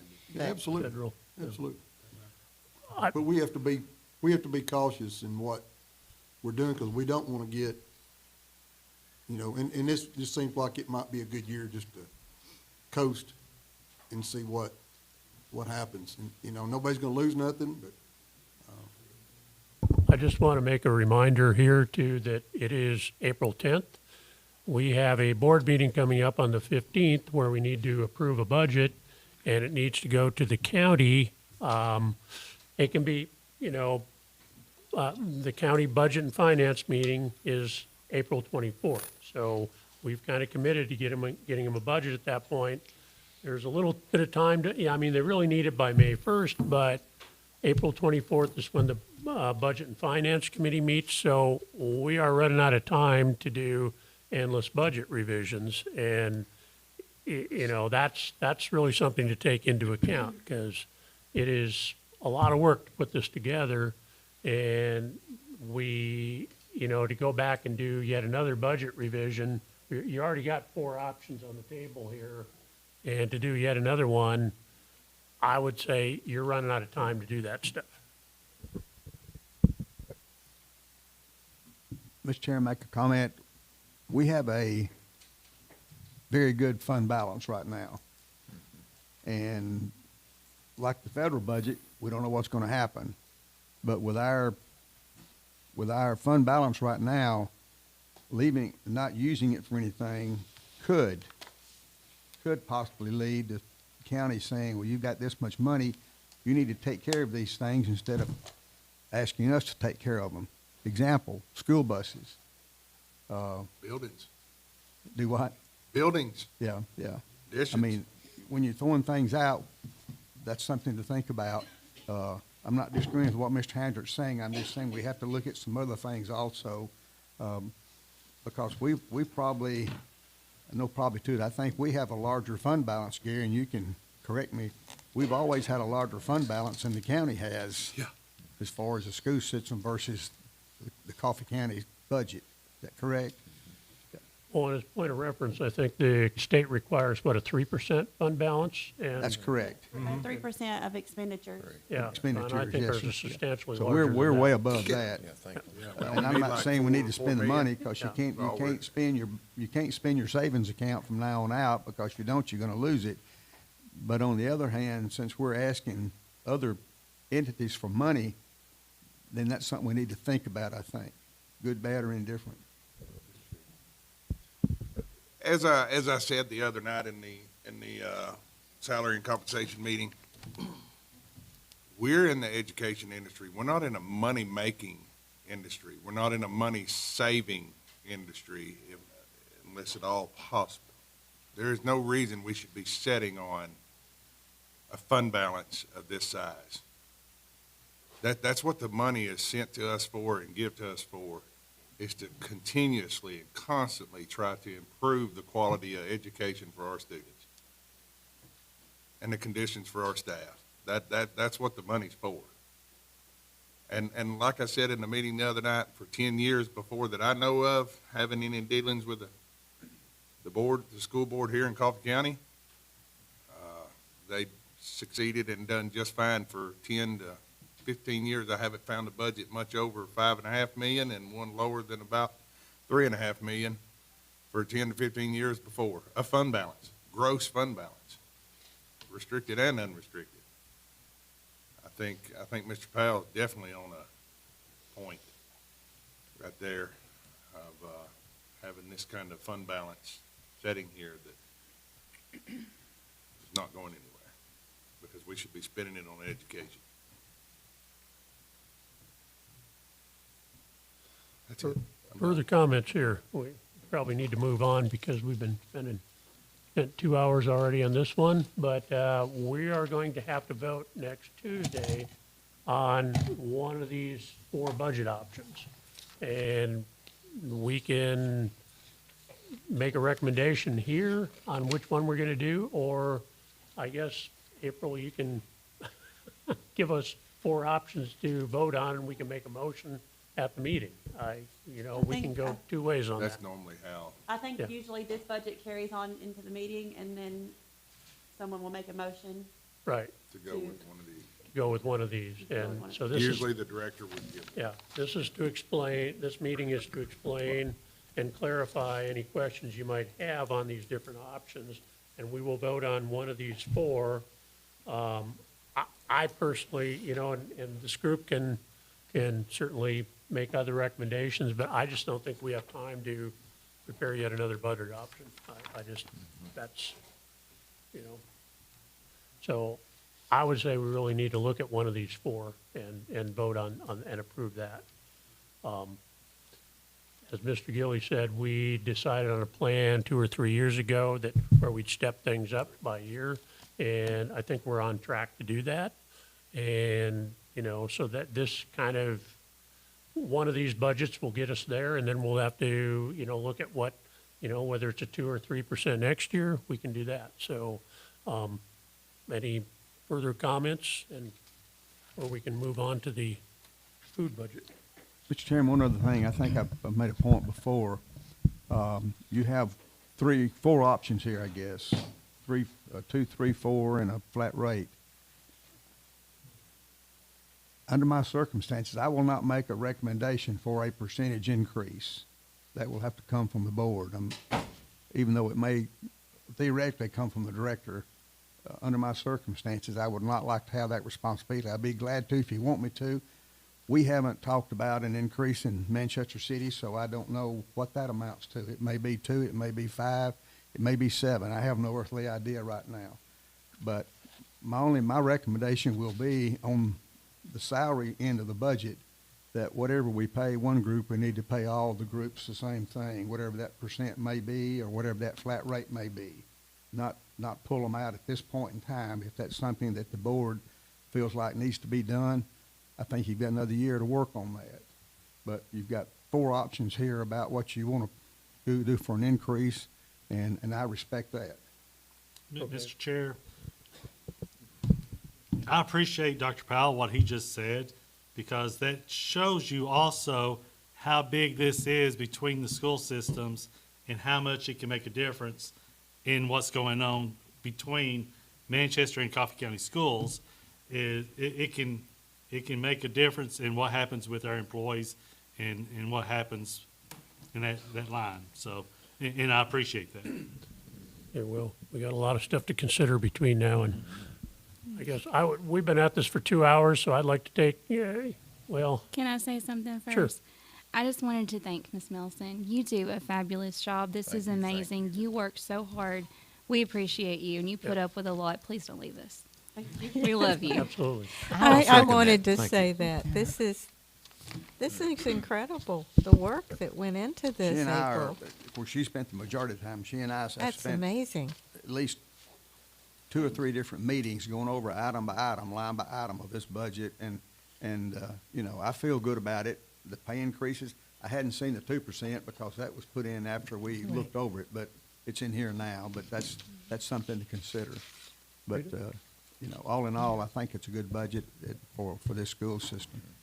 Now, if Dr. Vaughn comes up and wants to give us 7%, I'll probably vote for it. I thought we were done. If he says 3%, I'll probably vote for it. If he says a 2%, I'll probably vote for it. I just want to be transparent with you folks as I can. Dr. Powell, I just want to thank you and Miss Melson for this.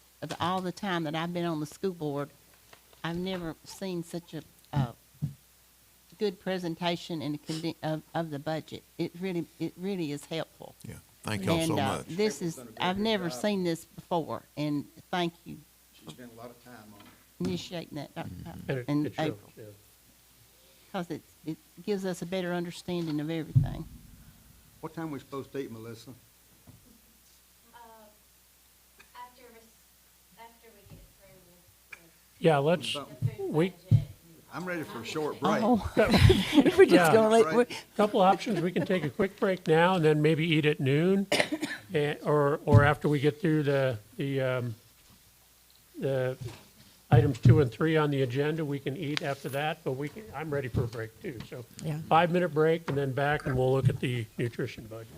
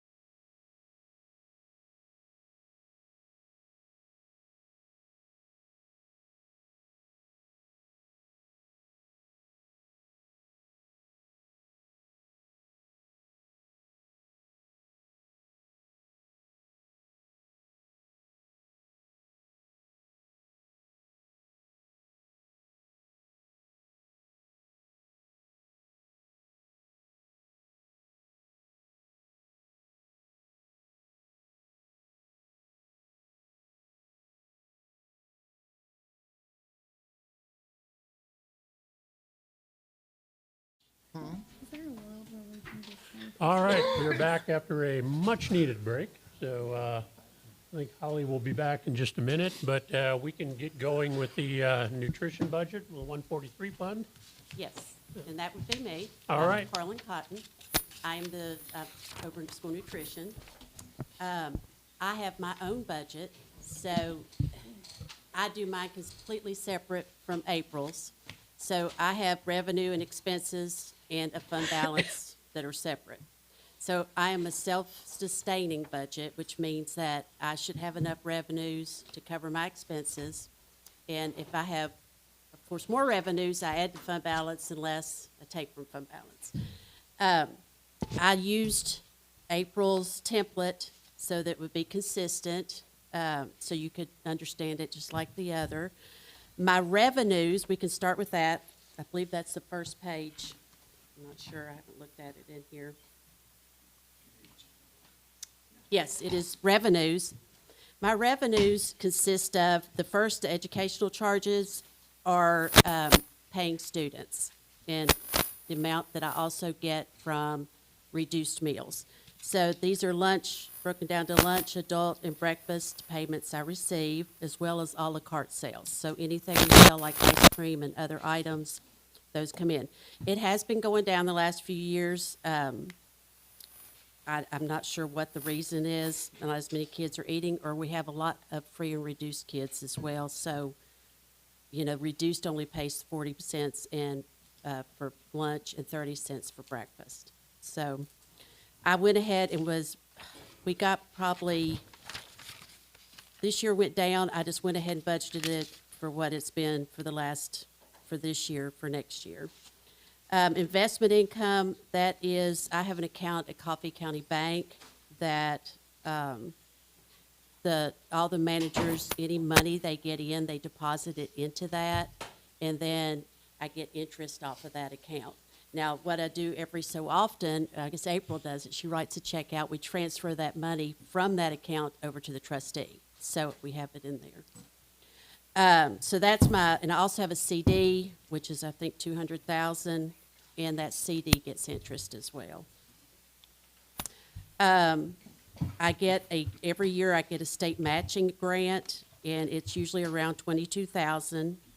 This year I got it for 22,253. It's based on how many lunches I served last year.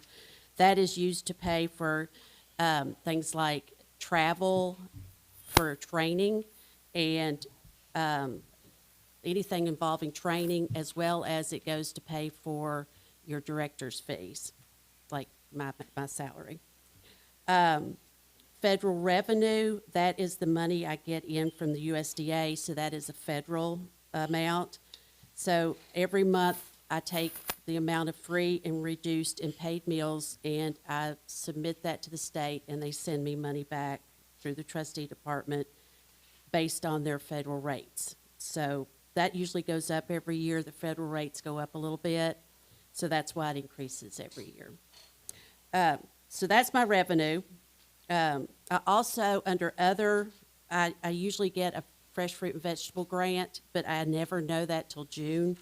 This year I got it. It was $88,000 and paid for the schools to all have fresh fruit and vegetables during the day as a snack, which is really great. It's just elementary schools that do it. So if I get that again this year, I'll add that on, but I never know until June whether I get that or not. I've applied, and I usually get it. As a matter of fact, I've gotten every school for the last couple of years, so I don't know. It's up in the air, but hopefully. So that's my revenue. My expenses they are mainly the wages and food cost. All of my wages and all the associated costs I get from April, because April, they do my payroll. So she just supplies me the numbers, so they are consistent with what she has with everybody else, and I just plug them in. So she gives me my medical insurance, dental insurance, everything, other than when we get down to food and food preparation supplies. Now, my food has gone up consistently, because I don't know if you've been to the grocery store, but, you know, it's going up. So my food costs have gone up every year. So that's just Just a quick nature of question on beast. that. I can't really do anything How about much, that. how much of our food do we buy locally from local farmers, beef producers, and, We do get some local food, but not much. Okay. Some of it comes from Shelbyville. okay, And we have to go through, we contract with a buyer, and they provide some of have it. we looked at, I know a number of local schools in, We the- have. in the area I have, tried to go through a couple years ago to buy some lettuce, but they really they could not even feed one school. They just, Okay. the amount's just crazy. So- Then I tried to get strawberries, and they had told me they would do them, but when it came down to it, they could not do it. So I Okay. did not get them. Okay. So I have tried, and I actually went to farm to school meeting the other day and met some different farmers and producers in the local area, and we could try. It's just we need so much. It's hard. But Right. I am looking at that. I would Okay, like to do okay. that more. I Yeah. agree. yeah, okay. And, you know, I was just wondering, Hickerson, yeah. we use some of the food that's grown at Hickerson, you know, in their little garden. We actually use some of that food. It's Okay. just, that's a small school and you can do that. Yeah, yeah, okay, Yes. thank you. Yes. So I have all of my expenses. It basically, mine is very short and sweet. It's 2 pages. And unfortunately, every year I have been able to, in the past 10 years, go ahead and cover, except for last year I was 2,000, I used 2,000 out of fund balance. But this year, we're going to be over about 245,000. And the main reason for that is we've continually increased our wages, which is great. We went from 858 to 1308 as our lowest, which is wonderful. We needed that, but I have to cover my costs somehow. So what I'm going to have to do is increase student meal prices to cover that, which is needed. It has not been done in the 10 years I've been here. And I was okay with losing some fund balance because I have a large fund balance right now. And I would rather have used some of that to help out our people this year and cover, not increase the prices for as long as I could, rather than have done it in advance. But now the time's come and we are going to have to do that. But along with, last year I got, I guess it was a COVID grant, it was a supply issue grant. I didn't have to apply for it, they just gave it to me. It was $107,000. So that just showed up, you know. So last year I thought, well, maybe it'll just show up again. It has not shown up, and I've asked for not getting it. That was wishful thinking. So I've lost that. I have lost, you know, the fact that we've gone up on wages, and my food prices have just soared. But also, every time we miss a day for school, out of school for snow or inclement weather, that costs me about $8,000 because we pay out for salaries, but I don't have any revenue coming in. So we missed, 10 days? So that's about $80,000 that I was out for this year because we missed a lot of days this year. And I mean, that's okay, but just keep in mind that I have to pay regardless of whether we're here or not, but I don't feed kids those days. There's no money coming in to cover that. So that explains why. So that is why on the next item on the agenda is to increase our, you know, school prices for kids. Can we go ahead and, since she's already Yeah, touching can we on it, just do can we both go ahead of and them? knock it off the, I Before would we say, I Yes. don't have any problem talking about I mean, because it's. And if She's you have a halfway question about through my it. budget, do you Yeah. have any questions about it? It's very straightforward. There's nothing, it's just really salaries and food is the main expenses. And then revenue is just what I get in from kids eating, whether it's free, reduced, or paid. I have looked at doing the free CEP program. I have asked for an extension. That deadline for that is June 1st, and I want to have a director who wants to do that and supports it because it makes all the difference in the world because they push meals being sold in the schools, and I need a director that backs me on that. So, and I'm very tight on that. I had a state person look at my numbers, and he said I was right on the line from being successful or not. So I really would want a director to, but I did not put that in here, and it will not matter really for the budget. Ms. So Con- this is the budget that we have. Mr. Chairman, could I ask Ms. Carleen just to briefly tell you how our foods are purchased and how we get them? As far as the bid process and all that? Oh, yes, I'm a member of a co-op. Well, they don't know that. That's what Oh, I'm saying, yes. yeah. So all my food is, that I get, well, a lot of our products that we do, we have contracts through Valco, which is a volunteer co-op program. We started, when I started, we had like 23 districts. Now we have 43. And what that does is they do all of our bidding for big items, especially our food. And it allows us to get the lowest price possible. Because when you take 43 districts and are looking at buying, then you're talking about a much lower cost.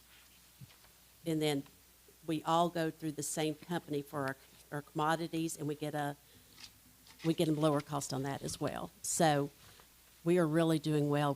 We're doing better than most districts that are not in it. Manchester City's part of it too, and Tullahoma's part of it. So we all do that. So we get really good prices, and we all get the same prices because we're all buying from the same vendors. Yeah. So it's pretty uniform. Thank you, Mr. Chairman. The other day, when we was talking, Amber made reference to, your help. They work 2 hours, 4 hours, and 6 hours a day. Now, not two. I Okay. have 4.5. Most of mine are either 4.5. I have some 5, and I have some 6, and then my managers are 8. Could you make that mandatory? And that's gotta be hectic on you.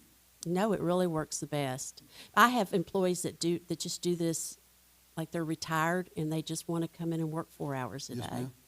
You know, and that really helps us because we just put them during our most hectic hours, like when we're fixing the food, you know, or we put them at lunchtime, so they're serving the food. So each manager decides that, but really it would be hard. I don't have it in my budget to increase everybody to 6 hours, nor do I have employees that want to work 6 hours. You know, they don't need the insurance. They just want to come work 4 hours and just do it as an extra on top of retirement. Or maybe they have kids at home and they just want an extra job. So, yeah. I was just thinking, would it make it easier on our financing to, if we ever, and commend you for giving these a raise going from 8 hours, from $8 an hour to 13. That's fantastic, It's not really needed for me, though, to have those. I don't need all full-time. And I need them there at different times versus everybody there for that 6 hours. So it's not a big deal to keep it the way that it is then? No. Okay, I like it the way it is, and I Okay. would say my managers would agree. okay, good.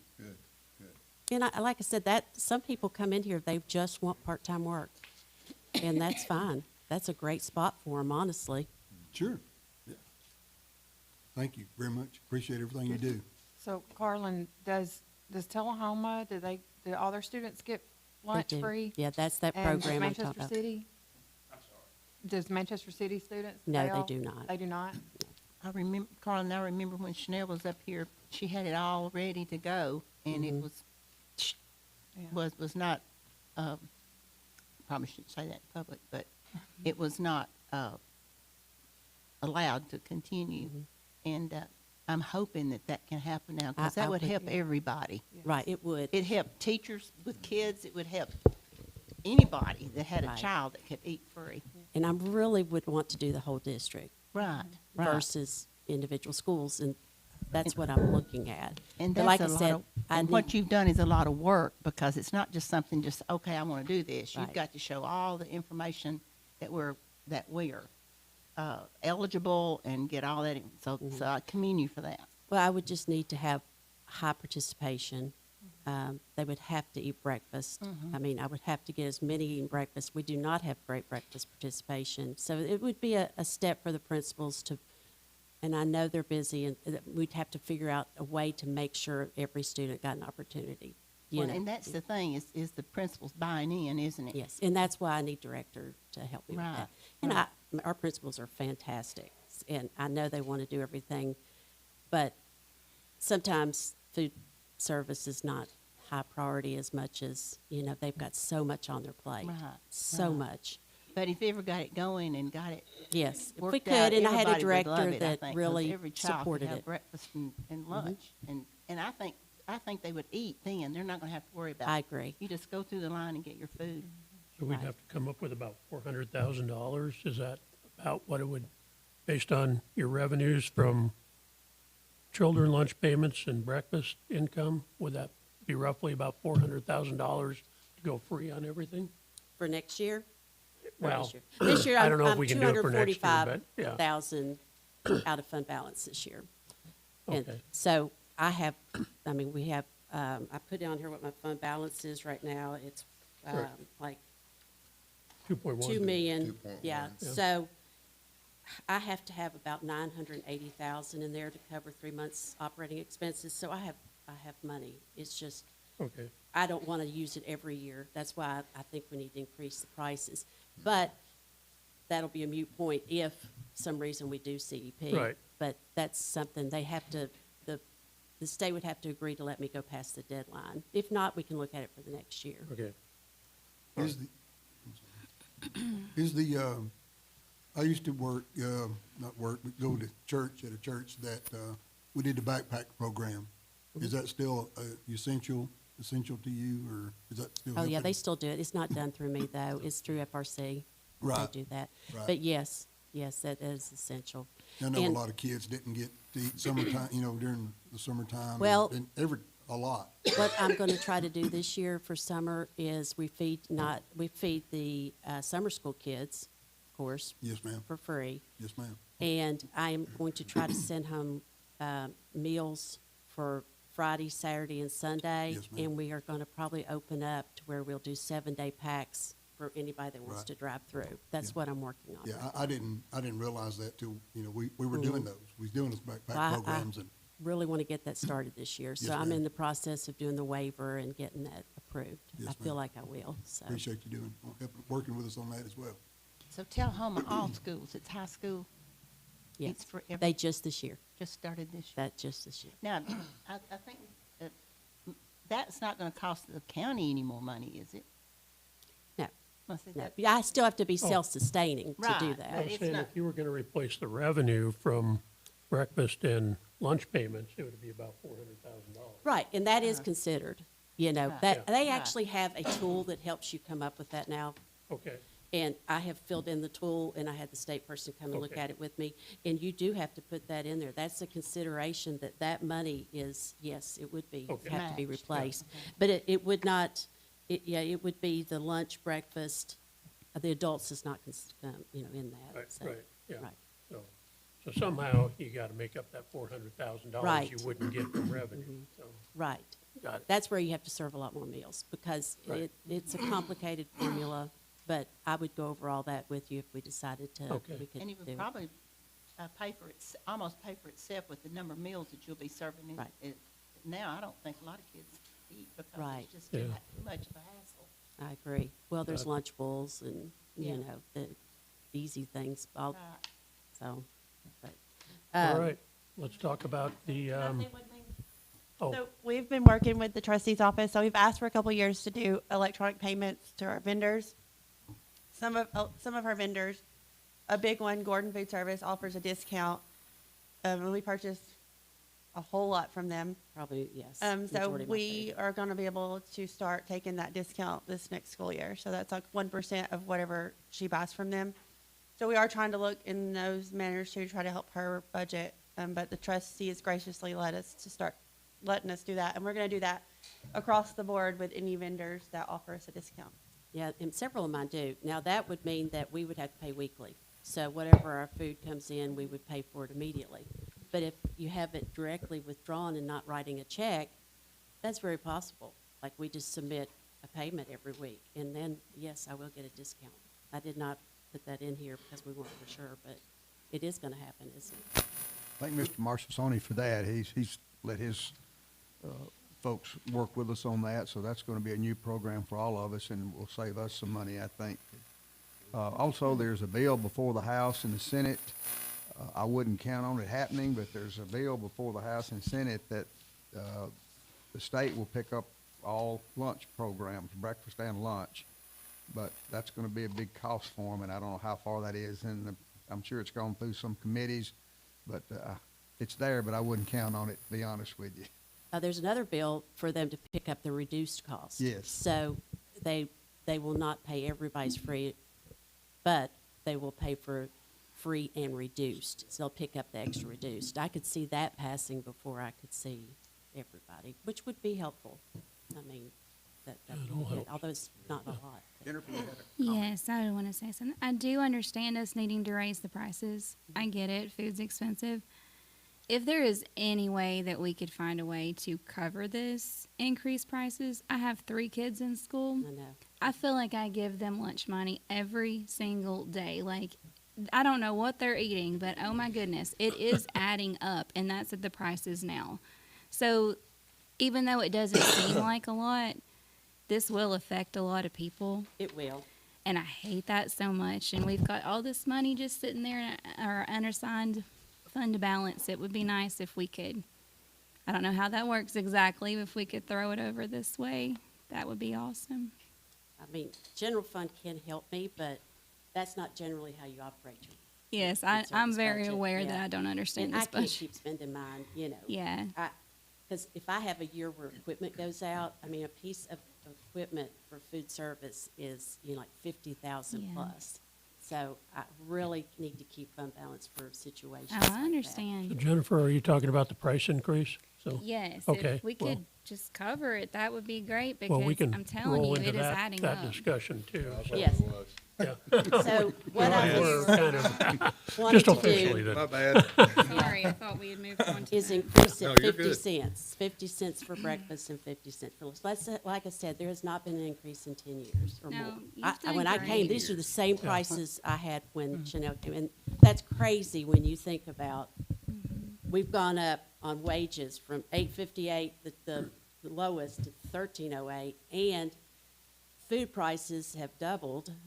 I mean, that's just, it's time, and You've done an amazing job Yeah. at all this and keeping it the way that it Well, is for thank so you. long. I just feel like I wanted to wait till we actually lost money to justify it, but the time has come. Oh, it's justified. I understand that. What is the I just hope price we of can do it lunch? free next year for everybody, because that That would be everybody. perfect, yes. Like I said, if they'll allow me, they want to have directors on board with this, and I understand that. Right. So if they'll give me an They will extension, be.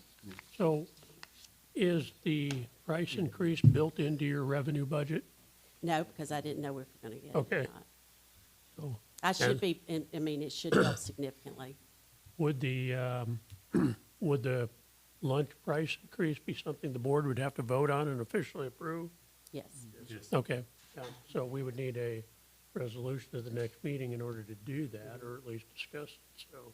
And, Yeah. this may not cover it. It may be the next year, if we don't get to feed for free, that Yeah. I may have to go up a little more. I'm just being very generous, I'm not generous, but I'm being careful here. Trying to keep it as I low don't as you want, can. I don't want people to feel like, oh, we went up So $1. I think what you we're know. considering, is one of her budget choices that she's provided in this document here with either an inclusion or not an inclusion of a 50 cent. No, I did not put that in there. I just kept Well, it because I don't know whether we'll For have this or meeting not. time. Right. I Right. think that's the I way I'm put the, taking it. a 3, 4, 2, 3, 4, and 3% flat rate Yeah. in Right. there. That's what, That's what I was saying. Yeah. I think where we're headed to here is meeting considered one of those four with an inclusion or not an inclusion of a 50 cent price increase. yeah, because, well, if I don't have, I'm still gonna lose money if I don't have this, Right. so. Thank you So- for making the budget without padding it and telling us later that it's in Yeah. there, that we don't have to Right. worry about it. The only Thank thing you for I being ask, honest. Yeah, I do not have it in there.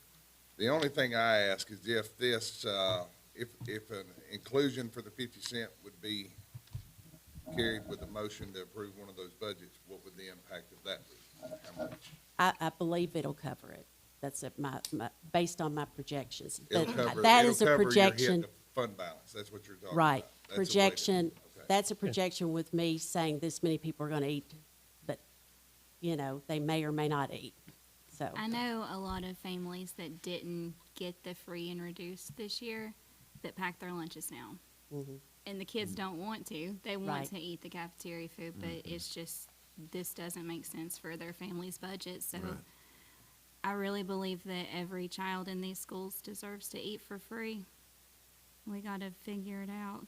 I agree. That money that we're saving by Mr. Marconi letting us do that was what, 2%? 1%. 1% over how much money that we're spending?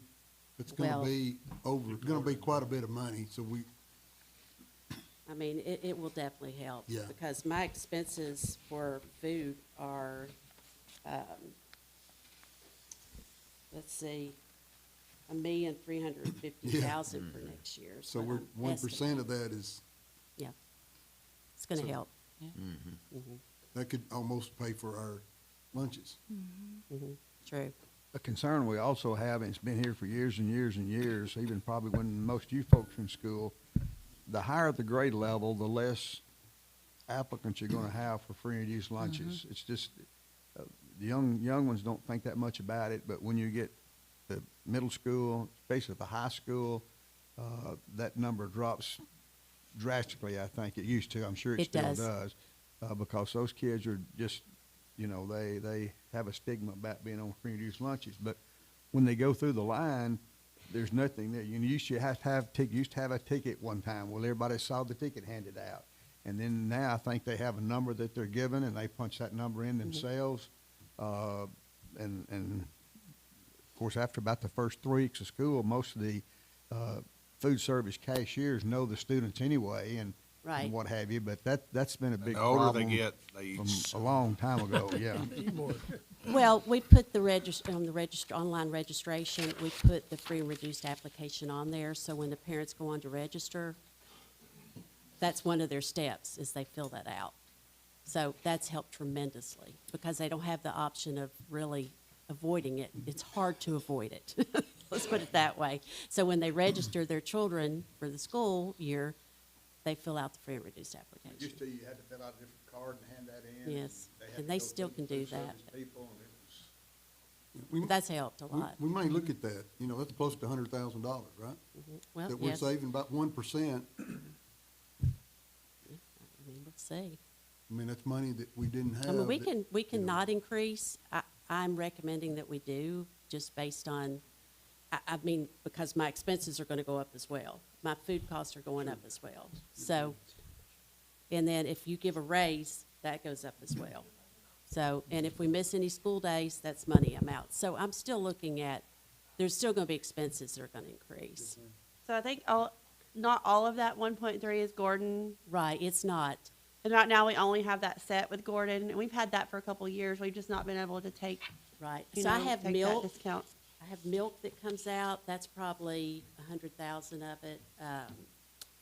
But we can maybe negotiate with some other vendors so that, to see if they would, if we pay them early. I see expenses to continue to go up for food. I don't, so it doesn't matter if I get that discount, it does help, but it may just help to keep it what it was this year. This is just a thought, but, you're saying, say we're out 10 days.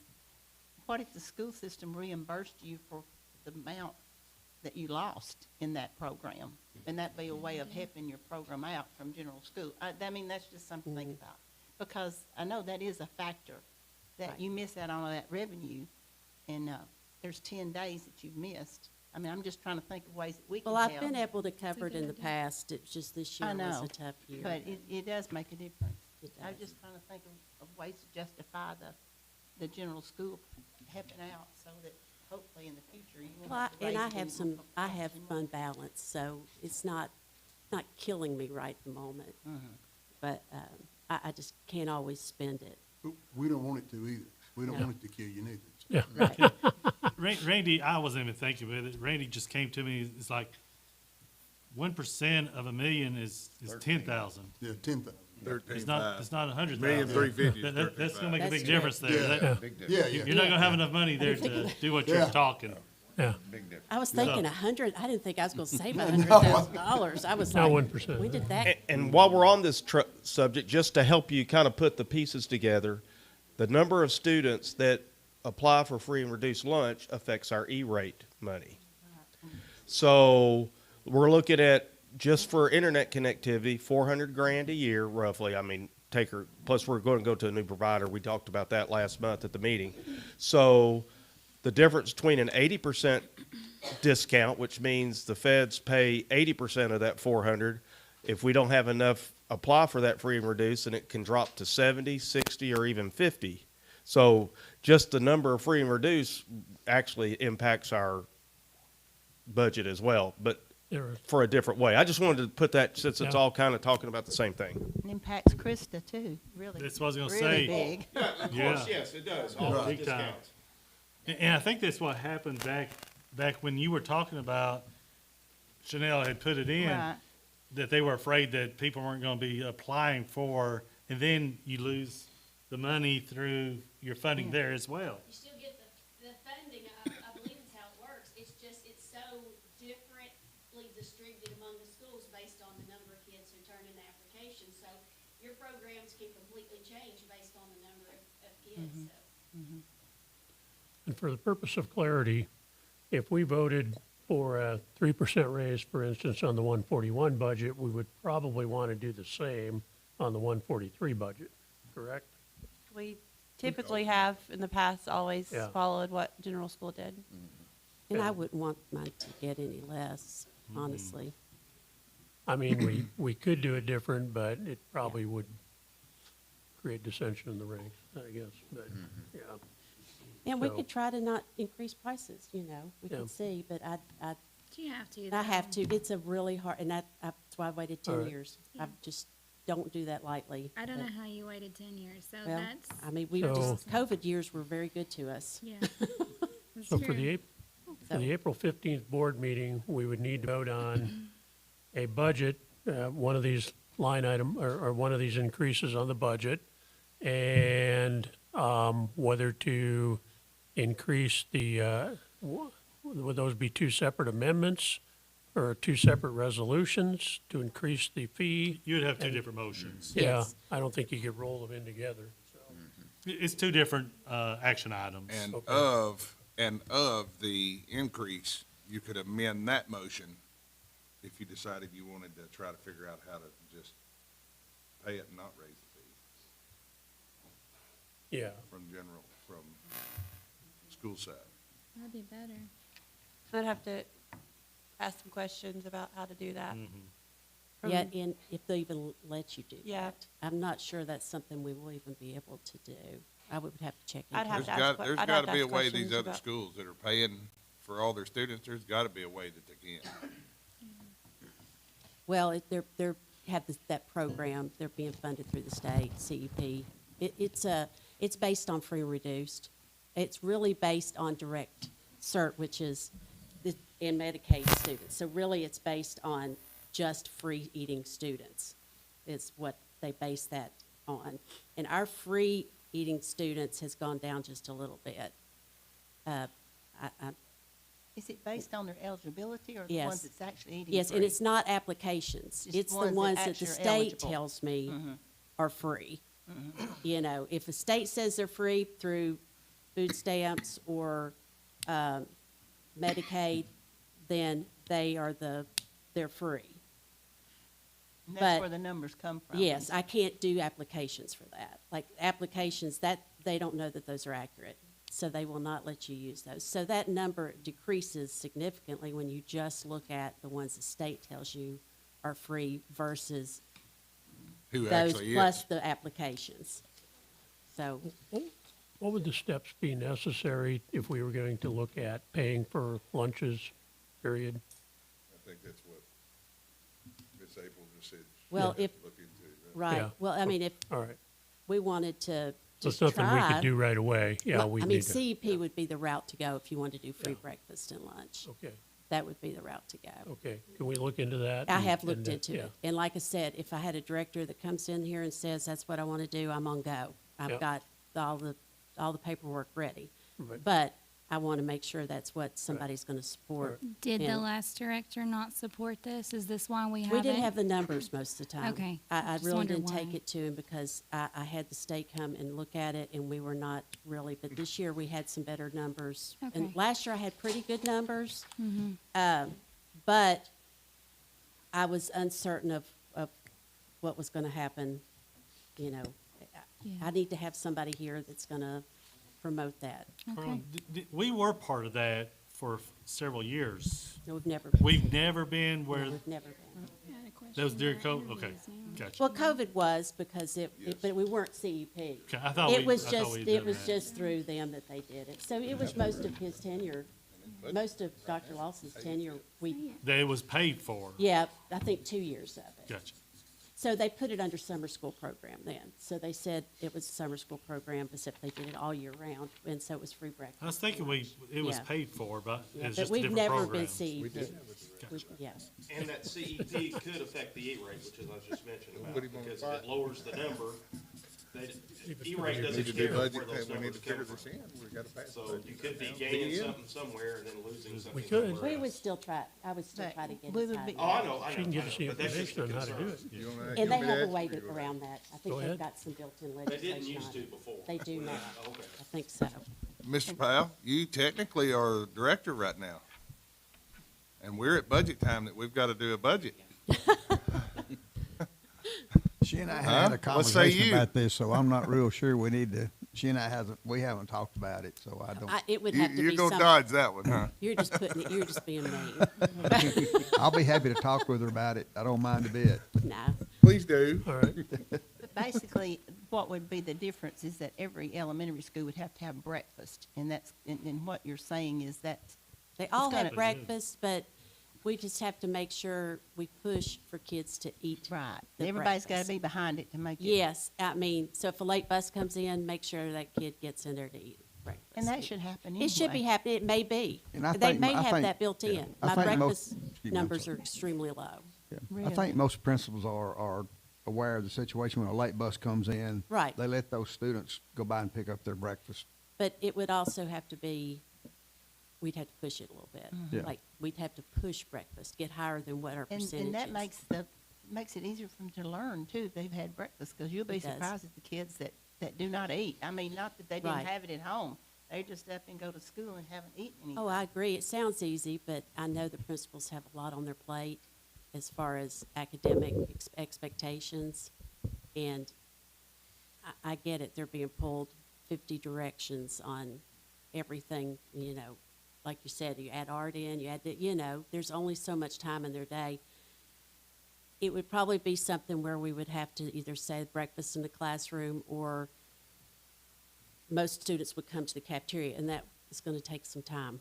So I don't, How does Tullahoma, do they do it in their classroom?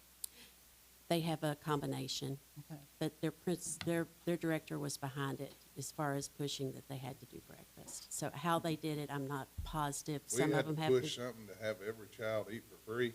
Mhm. I think we would everybody in this room would be willing to contribute something to push for Right. that Right. and help. Yes. I mean, that would help everybody. Right. It would. I agree 100%.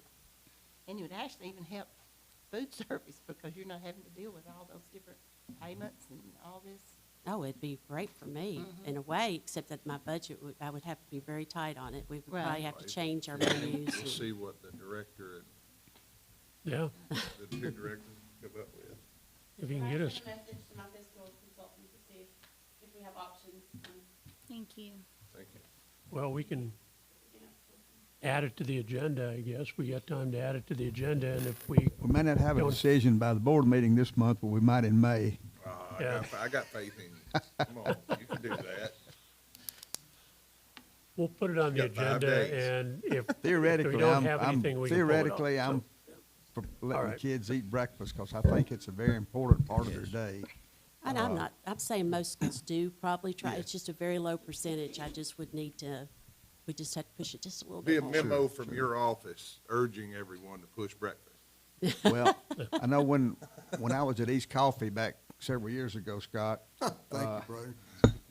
we had just started the breakfast program, and it was like you'd turn the sunshine on every day when those kids get to come in and have breakfast. I eat breakfast every day. That was something that, I don't think we hardly had anybody that didn't eat breakfast. Everybody came through the line or went to the classroom, whatever the case may be. Some schools have it set up, I think, in the past where they've had a cart setting out as the kids come in. It has maybe a fruit or whatever it may be, and they pick that up as they come in off the bus and carry it to the classroom. Of course, sometimes that creates a problem with the classrooms because you got a mess in there you've got to clean up. That's So been a problem in the past. That's Teachers probably do a not like concern it. there that you have, but I don't have any problem with us trying to help finance everybody having breakfast. Well, as a former teacher, I had rather have them spend a little bit of time eating breakfast as me trying to shove something in their head. Yes. Because if they eat breakfast, they're gonna learn more That's that gonna day. help, surely. It's gonna increase their I think that's a academic known performance. fact. That's a scientific fact, I think, that Right. we see kids that are performing better if they've had breakfast and if they haven't had, because Mm-hmm. like I said, a lot of them get up. Unfortunately, some of them probably don't even see their parents before they go to school. They get up, put their own clothes on, go out and catch the bus, and that's about the extent of the morning for them. I've always contended that breakfast is a vital part of a school day from the very get-go. Being involved in that backpack program, you don't realize how many kids come to school that are hungry and go home and they're hungry. Oh, yeah. And so thank you, Carlin. I mean, it's a Well, great big, I don't really do that, but I hope to feed them this summer, for the majority of the summer, because they're allowing us to send home meals for 7 days a week from, send it home one day. I mean, that's a great thing. Tremendous. Yes. great big. And I think I have the staff this year to do it. We don't, we come from, most of us are, we eat a lot and. Robert, is that how you grew so much, Appreciate it. because you got to eat breakfast at school? Yeah, well, that's what I just told him. I said, after I always ate, I went to sleep. That My happens kids too. came home All right. yesterday to tell me. Any other questions? I have a I question. think that's it. Hold on, Tom. I Oh, want to say one more something. question. My kids came home yesterday and told me how excited they were that next week breakfast is free at school for TCAP. Now, they do not pay for their own breakfast. I do not know why they care or why they're excited, but they were pumped about it. So it makes me feel like a lot of these kids are probably like, yeah, free breakfast. So they might be really They might excited. really pick up, and they might yes. really want to eat. And numbers So. improved when they were free. Yeah. It did. I have pulled the numbers from when we fed, when it was free, when it was not. The only difference is some of the time kids were out with COVID, there was a lot of absenteeism, but we really increased numbers even with that. So we pulled that and looked at that as a factor. Well, But, it sparks yes. an interest when it's free somehow, Oh, even if Again, they're back not to paying it. the backpack thing, it's free, and Yeah. you do not realize until you've been involved if people has been involved in the backpack program, there's a lot of parents that can't afford it. Well, a lot of parents will be like, it's free, you might as well get it. Like, go Right. ahead and do Well, it. we're excited. Good- We good always point. feed free for TCAP, Yeah. and we feed the high school Well, too. it so was a that's been huge approved. excitement, so. That shows improves academic It does. performance. I know it. I know. So I'm excited. We always do that. So I'm glad to hear that. That was Yeah, very well, positive. apparently Pop-Tarts at school taste better than the ones at my house. I know. So, Mr. Chairman, since we've been talking about food, it's about ready to eat lunch. I think so. So, thank you very much, you and April, for Thank putting you together so these much. great budgets. We can take a break for lunch, I think, and then we can come back. Lunch is and gonna what be I would- served down in the second conference room, which is down the hallway. There's tables and things down there, so we'll eat lunch down there, and not have to bring anything in here and disturb all this. And one minor adjustment to the agenda, I'd like to move the five-year plan to the end, because I think there's going to be, some, we're going to need to form a committee to look at that. But other than that, we can talk about digital records right after lunch and get into the curriculum then. Yeah, I'm all about streamlining. Streamline.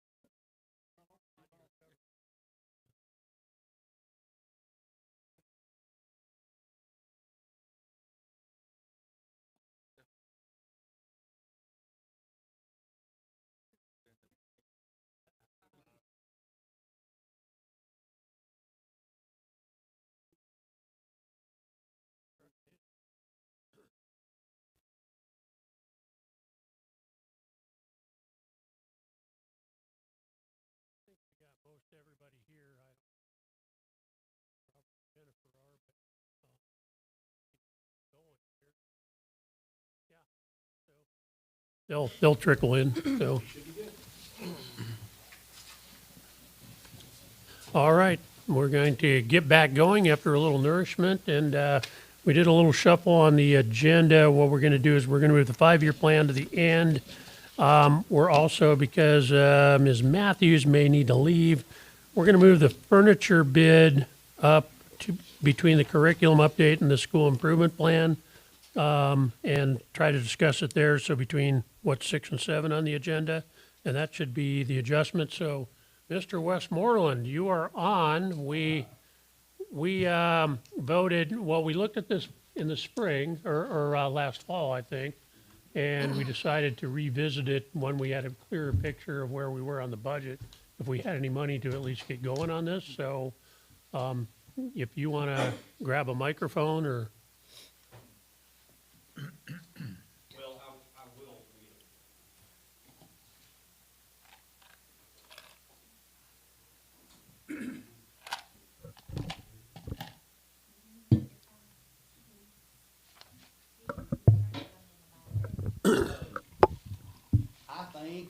I think budgetarily, as far as our budget's concerned, that this has not been, the digital records has not been added into the budget for this upcoming year.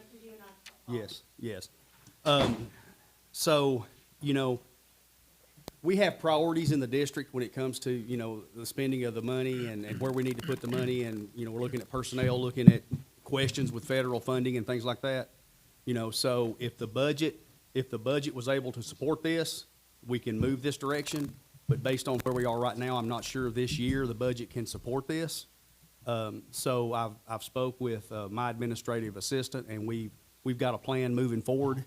Okay. We may be able to look at it in the coming years. Okay. But we are, I think, eventually going to need to go this direction with our sped records. But, you know, as far as the uncertainties with the budget, I think at this time it'd be a good time just to kind of go slow with this. Okay. And of course, you know, if you guys have any questions, I'll be glad to answer any of them. But Okay. just wanting to be a wise steward, you know, and my philosophy is we've done it this long, this way, we can get another few years out of it if we need to. Okay.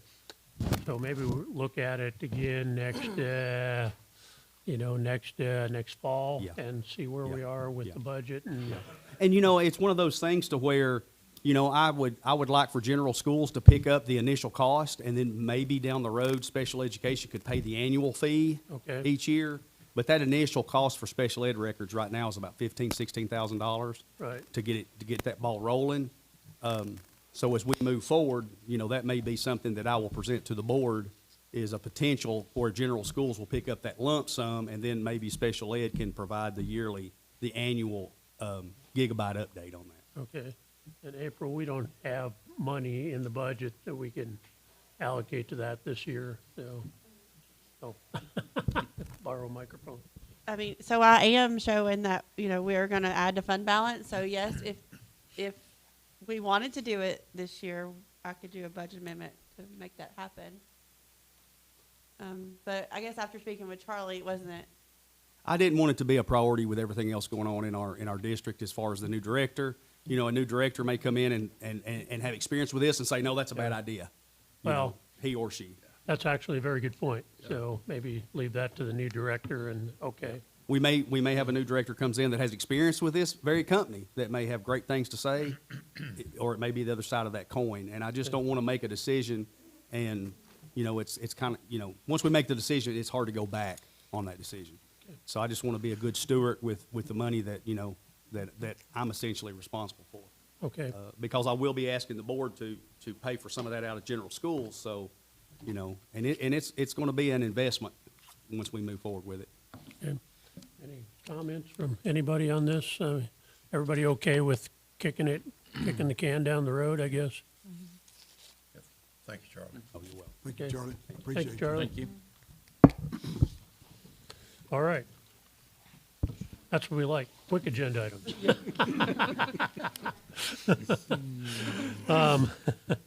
All right, next up, we have the curriculum update, and it's probably going to take a little more time, but Ms. Sizemore, Ms. Cole, and Mr. Blessing are going to talk to us, so who wants to go first, or, Well, we drew straws, okay, and I lost, okay, so I think today we're going to be able to. okay. Where this is kind of close, and I'll just go. I was gonna say, if you arm wrestled for it and you lost, I'd wonder, but, Well,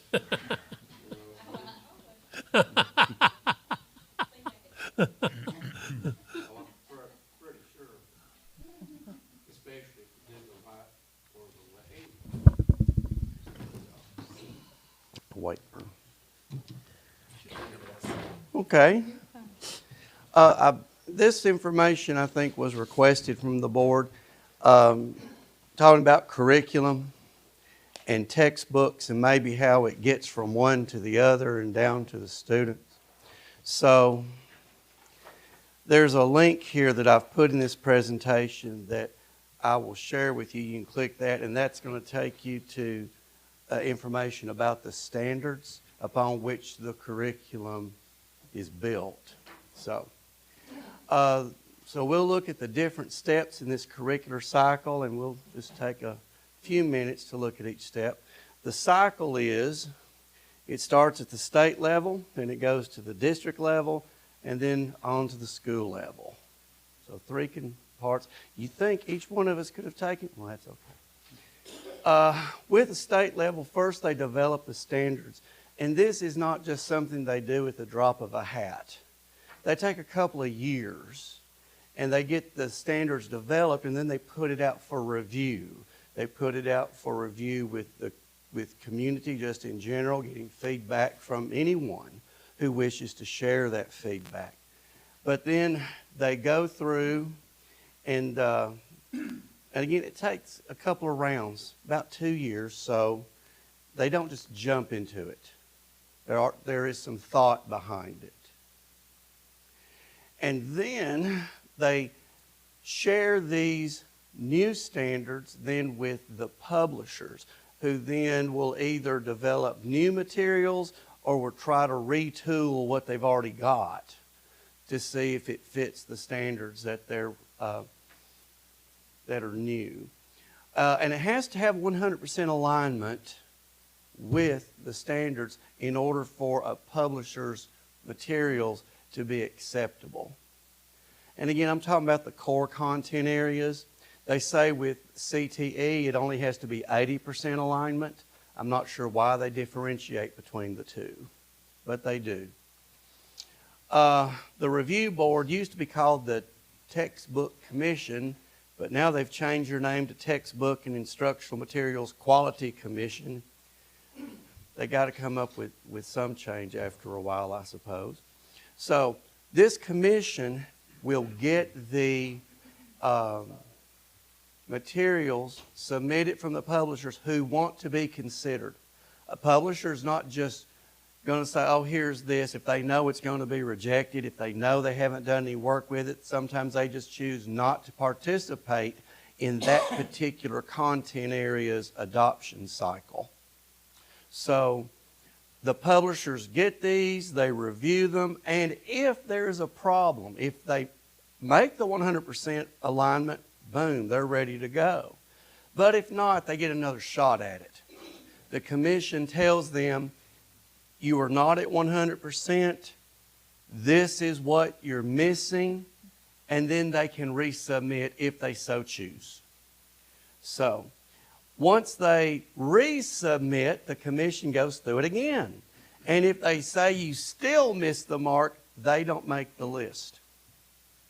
But if they do make that 100% alignment in the core content areas, then that's when the commission has their official list of state-approved instructional materials. And this, again, is all going on at the state level. And then this is shared with Tennessee Book Company. That's the official depository for instructional materials for the state. And then they share that down to school systems. So, at the district level, by the way, before we leave state, if you've got questions about something I've said or clicked or went over, this is a good time concerning the state level. Dr. Blessing, who is on this state textbook commission or the instructional material quality. And that also educators, it's not just lay people as opposed to educators, is that correct or not? For the review of the standards, it can be anybody. They will solicit feedback from the community, they post the standards, and then they will ask people to look at this standard and give their opinion based upon what they've read. So on that level is lay people. The textbook commission, I'm not sure, it's not elected, it's appointed, but I'm not sure who appoints them. I know Pat Barton in the past has served on the textbook commission. But the point I'm trying to get is I think that the actual commission members that make these decisions, some of those are educators. Yes. And they could be educators from K-12, they may be some from post-secondary, but whoever's doing this review has some experience with it. It's not just, this is so-and-so, they are from this county, and they have no experience with school, but we want them on the textbook commission. No, I think they try to refine it a little more. Other questions? And we can always come back if you do have more questions. When we get to the district level, this is where we go through our textbook adoption process. And we appoint a committee, which has to be approved by the board. Any year that there's a textbook adoption cycle, then we participate. We present it, you vote on it, and then we take it from there.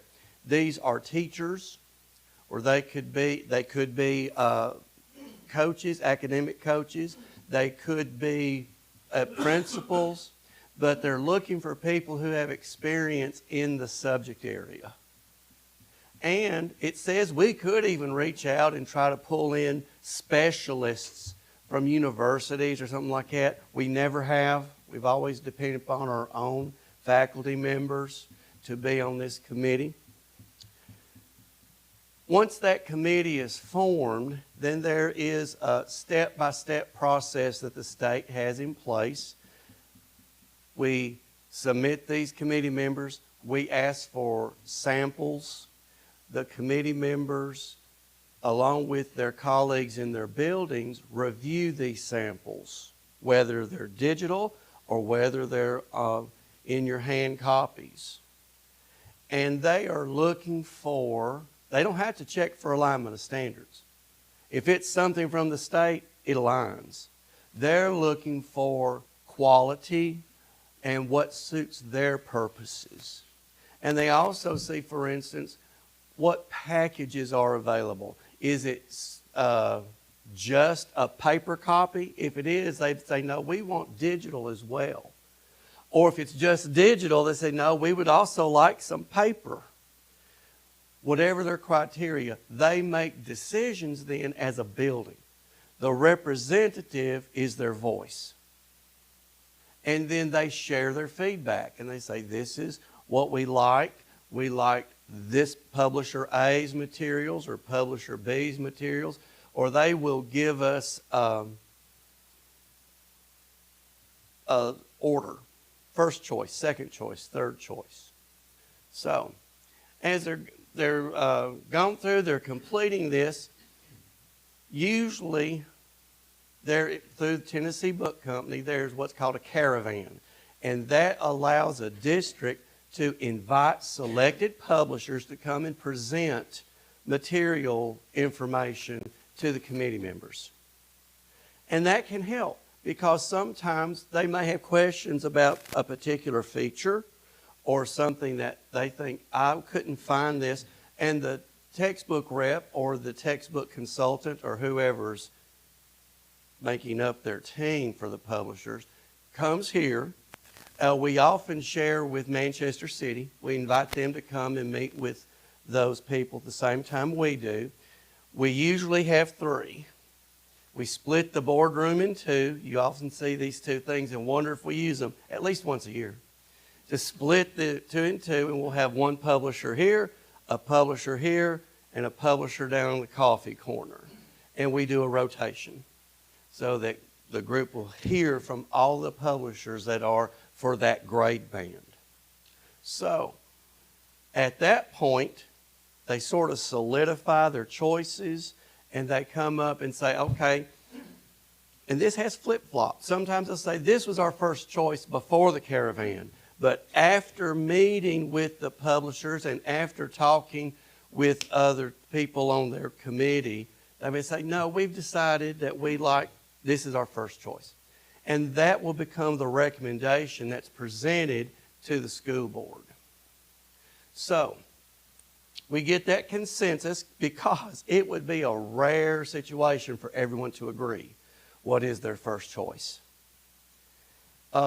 Usually the consensus is reached quite easily. There may be 5 schools picked this one as their first and the other picked it as their second. So, I mean, it's not all over the place.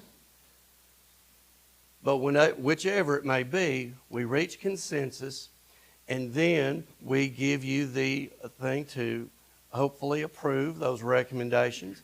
The textbook publisher representatives are then notified. I let them know. I let them know that you were the choice, and those who weren't picked, I let them know.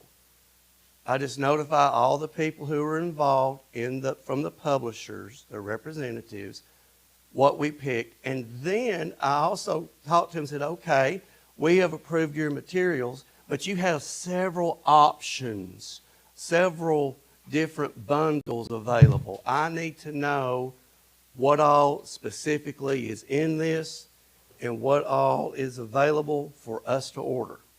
And then, again, we purchase those in the summer. Typically, we purchase that starting July 1st because that's a new budget year. That's when I have the money. If I have money beforehand, I can start purchasing earlier. When these books get here, they're inventoried, they're stamped, and they are distributed to the schools. We try to keep a few copies on the shelf in the textbook room because you know people are going to move in and they'll say, oh, I need some more copies of this, or I need a lot of copies of that. And then we try to fill those. If I have them on the shelf, I send them out right away. If they ask for something I don't have, I ask the other schools, do you have any extra?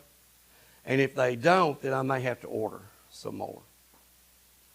Oh, and by the way, if, going back to the state, if a publisher has their materials on the state-approved list, they have to be bonded, which means they've got, I forget how much the bond is, that guarantees they will have the materials available for the life of the adoption. Presently, the life of the adoption is 8 years. It has been 6, it has been 5, but now it's up to 8. So they're saying they will have it available. Do any of y'all have students who have either taken AP or maybe in AP or one day want to take AP classes at the high school? If you do, they're not part of this. The state says AP materials, if it's an AP book, it's going to meet the standards. But they also don't have to put a bond up to say the materials will be available for all 8 years. What's an AP? Advanced placement. What does that mean? Advanced placement means that a student has taken a class that is geared toward taking and passing, hopefully, the AP test so that they could possibly earn college credit. So, it's very possible that some publisher, maybe I'll pick on some subject, AP Calculus, everyone's favorite. And since they don't go through this process, they could change editions after 3 years. We don't have to change editions, but you know, if for some reason the AP board changed the standards, that's why they changed editions, then we would probably have to purchase those books just outside of the regular cycle because it's really not part of the cycle. And they're expensive for some reason. I don't know. The price of the books just keeps on going up. Just happens that way. Before we go to the school level, any questions, more questions about district level? So you can select a book that's not on the state-approved list, but you have to go through a waiver process. Oh, yeah, It's and I really a never pain. want to do that. Okay. Just The being clear. reason why I Yeah. never want to do that, it's not a easy-peasy process. It has to be reviewed, and we have to go through a list of assurances that we've done this and we've done that and we've done the other. And if there is a textbook on the state list, then I'd much rather go with that. Now, there have been times, maybe it's a specialized subject. For instance, we're just now finishing up science. If there was something in science like botany, and no one submitted materials to be approved for botany, well then if you're going to teach botany, you're going to have to find that somewhere else. And that might require a waiver. Fortunately, all the science books or courses we have, they were submitted for approval. So didn't have to worry about that. But yeah, a waiver's possible. I don't like them, but they're possible. Other questions? I don't know why I'm looking at that clock. The door blocks it. So. Okay. Now, after we've gone through that, and we've got the books and we've distributed them, what do they do with them at the schools? Well, we distribute them to the individual teachers, and I order based upon the projected population, and that's all I can do. We go through and say we think we're going to have 280 fourth graders, then I might order 290 so that I could have 10 extra on the shelf for the next 8 years. You know, of course, they might fly through them, may not. It all depends on the population. They get to the individual teachers. Typically, professional development about this from the publisher is provided. And it may be, how would you describe, John, a brief, maybe half a day sometimes, a full day, depending upon the publisher and the materials. And usually, it's free of charge. That was not true when we did iReady Math, we found out, but we were able to pay for the professional development and the requirements associated with iReady Math. But we have that. We also have unit preparation and lesson preparation. Do all the teachers go through the professional development? For Only the ones for that subject. Right, yeah. Mm-hmm. Okay. And again, it all depends on what you, for instance, iReady Math was for K-8. So we had K-8 teachers go through that. Envision from Savas is what was used for up to Algebra 2. And they got that particular professional development, yeah. We try to match it up to whoever's going to be using those materials.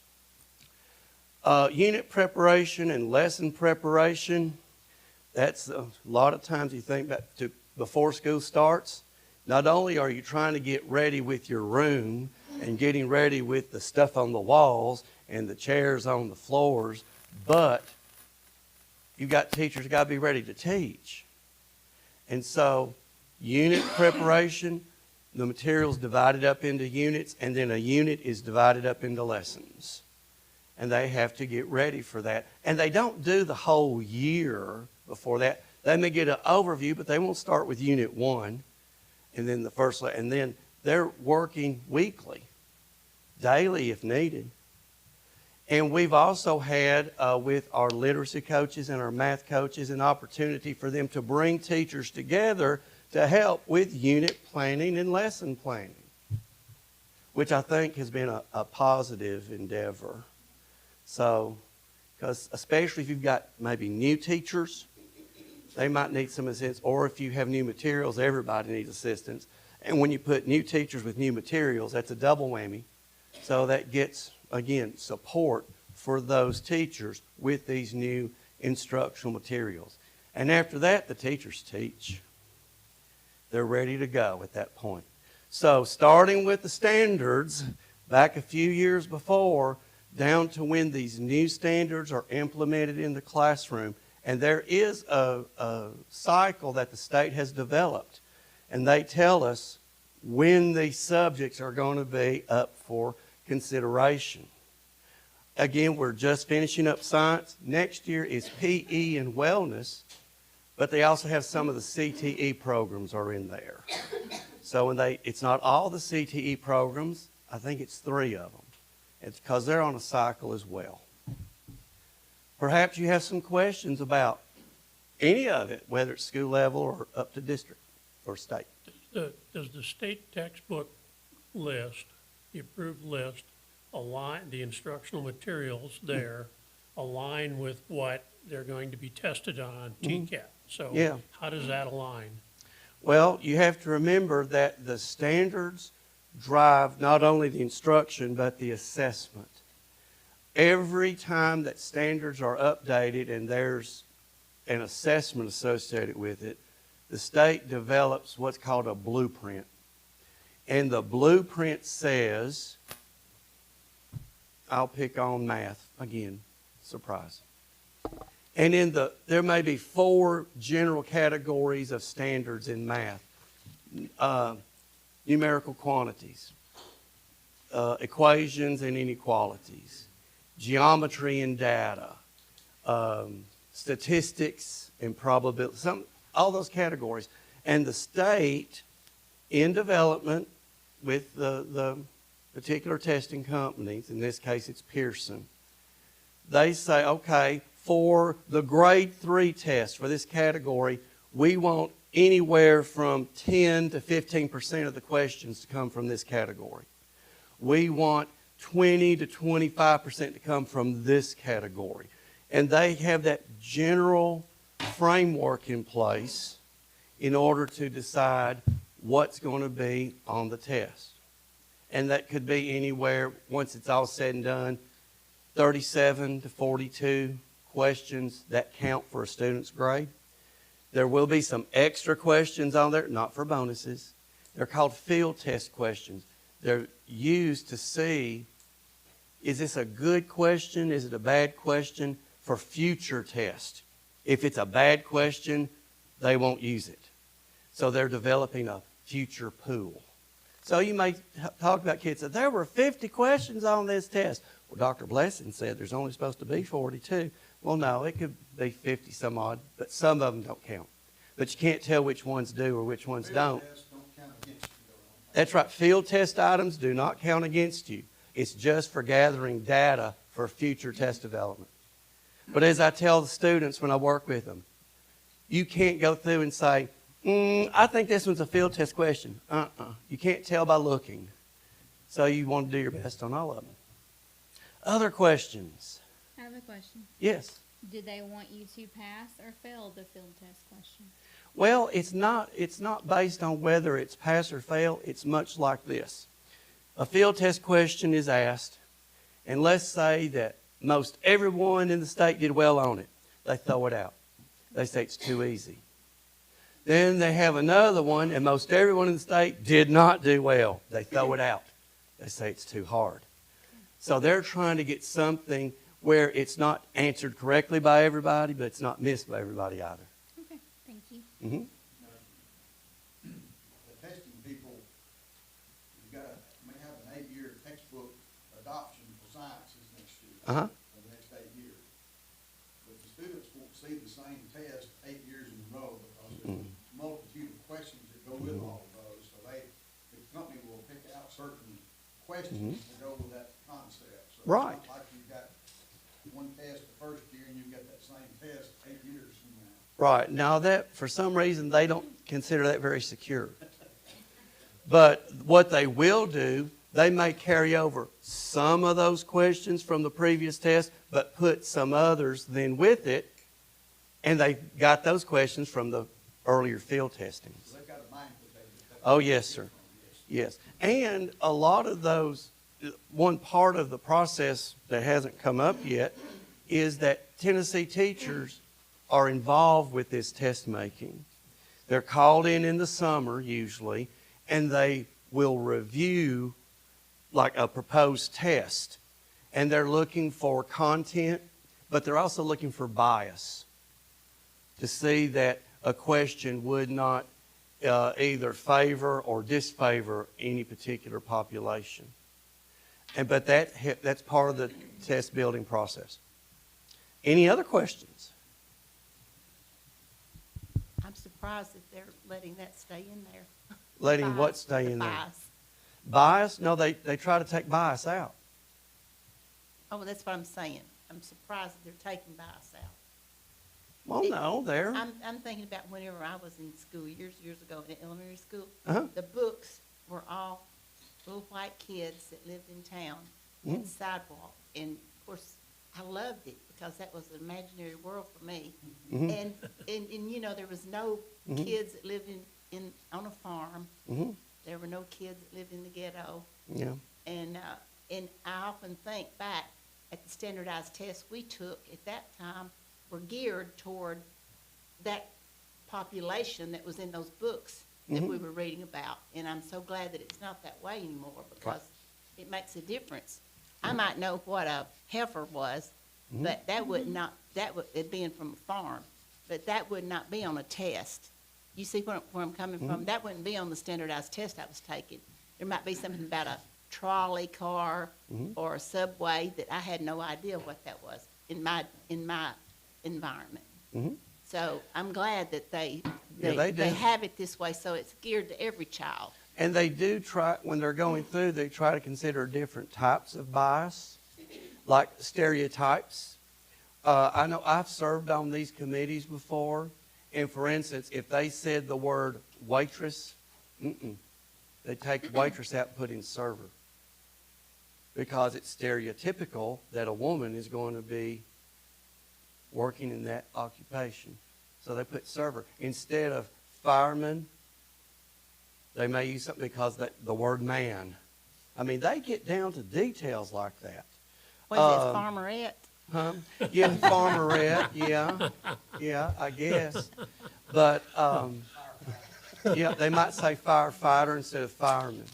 But they will go through and look for not that. They'll also do like a male-female balance of names. It's not all males, like George did this, or that it might have George, and some of the names, and they try to have a cultural diversity. So instead of George, they may have Jorge. Instead of that, they may have Fumiko. I mean, they just try to have different students represented name-wise in the question. They also try to reach out sometimes to different cultures. But they also try to, for instance, if you're reading this, and this happened once, I think they've gone away from this, they're saying we can't have questions with cats because in East Tennessee they think cats are satanic. And they had a child one year refuse to answer the question because it had a cat in it. And they were trying to please everybody, but I think they went a little overboard because people know about cats regardless of what they think about them. So, but they do their best to try to eliminate conscious or even they talk about unconscious bias, but they try to get it to where it's representative and that students can relate and do the best they can in answering the questions. Anything else? So no more Dick and Sally and Spot, right? Am I dating myself? Well, it may be more like Ricardo, Solucia, and Spot Remover. I don't know what they would do, but yeah, no. Okay. Again, if you have any other questions that come to mind, you feel free to send them my way. Okay, thank you.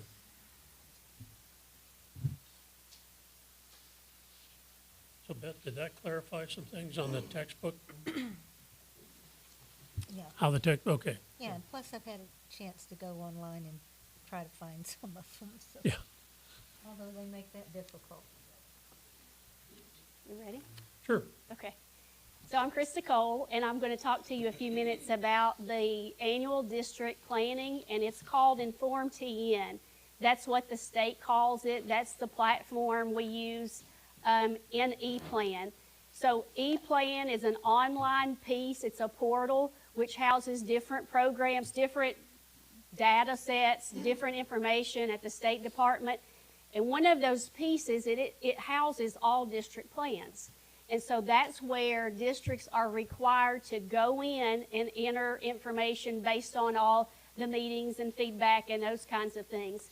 So I was asked to talk to you a few minutes about the process and timelines and those kinds of things. And I'm probably going to throw in a few extra pieces of information too, but I'm going to try to not take too much of your time. I wanted to start out by talking to you about some changes that are probably going to come down the pike with district planning.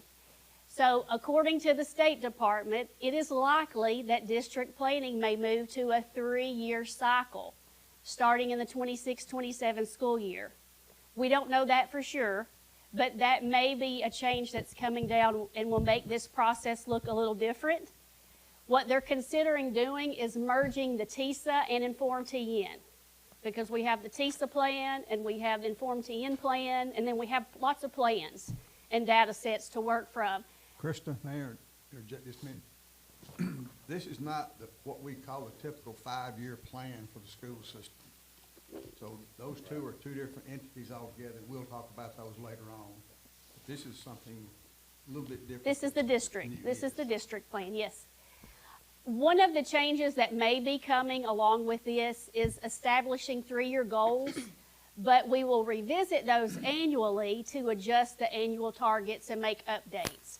So it would be a long-term plan with short-term goals as well.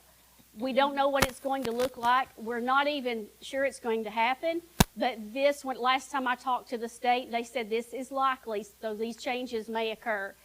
One thing they anticipate if we do this, what will remain is the 3rd grade ELA goal with the target metrics that are also required in the TISA plan right now. They're saying that one may stay, and then the other couple goals will be up to the districts based on need. So here's our time. So the TISA is not, not the funding necessarily, but it's the accountability goals that Dr. Cornelius is going to update us on Tuesday about. But so the Inform Tennessee and the TISA accountability goals are what's merging, That's what we think will happen, yes. Okay, got it, okay. Yes, So just- because I've asked the state, I said, so shouldn't our Inform TN goals, district goals, be the same as TISA goals? And I was told, no, not necessarily. Okay. And so that just kind of makes it complicated and cumbersome. And so I think it's wise to merge these two. So instead of having all these different plans, and it at least will be streamlined a little bit more, and it may make more sense.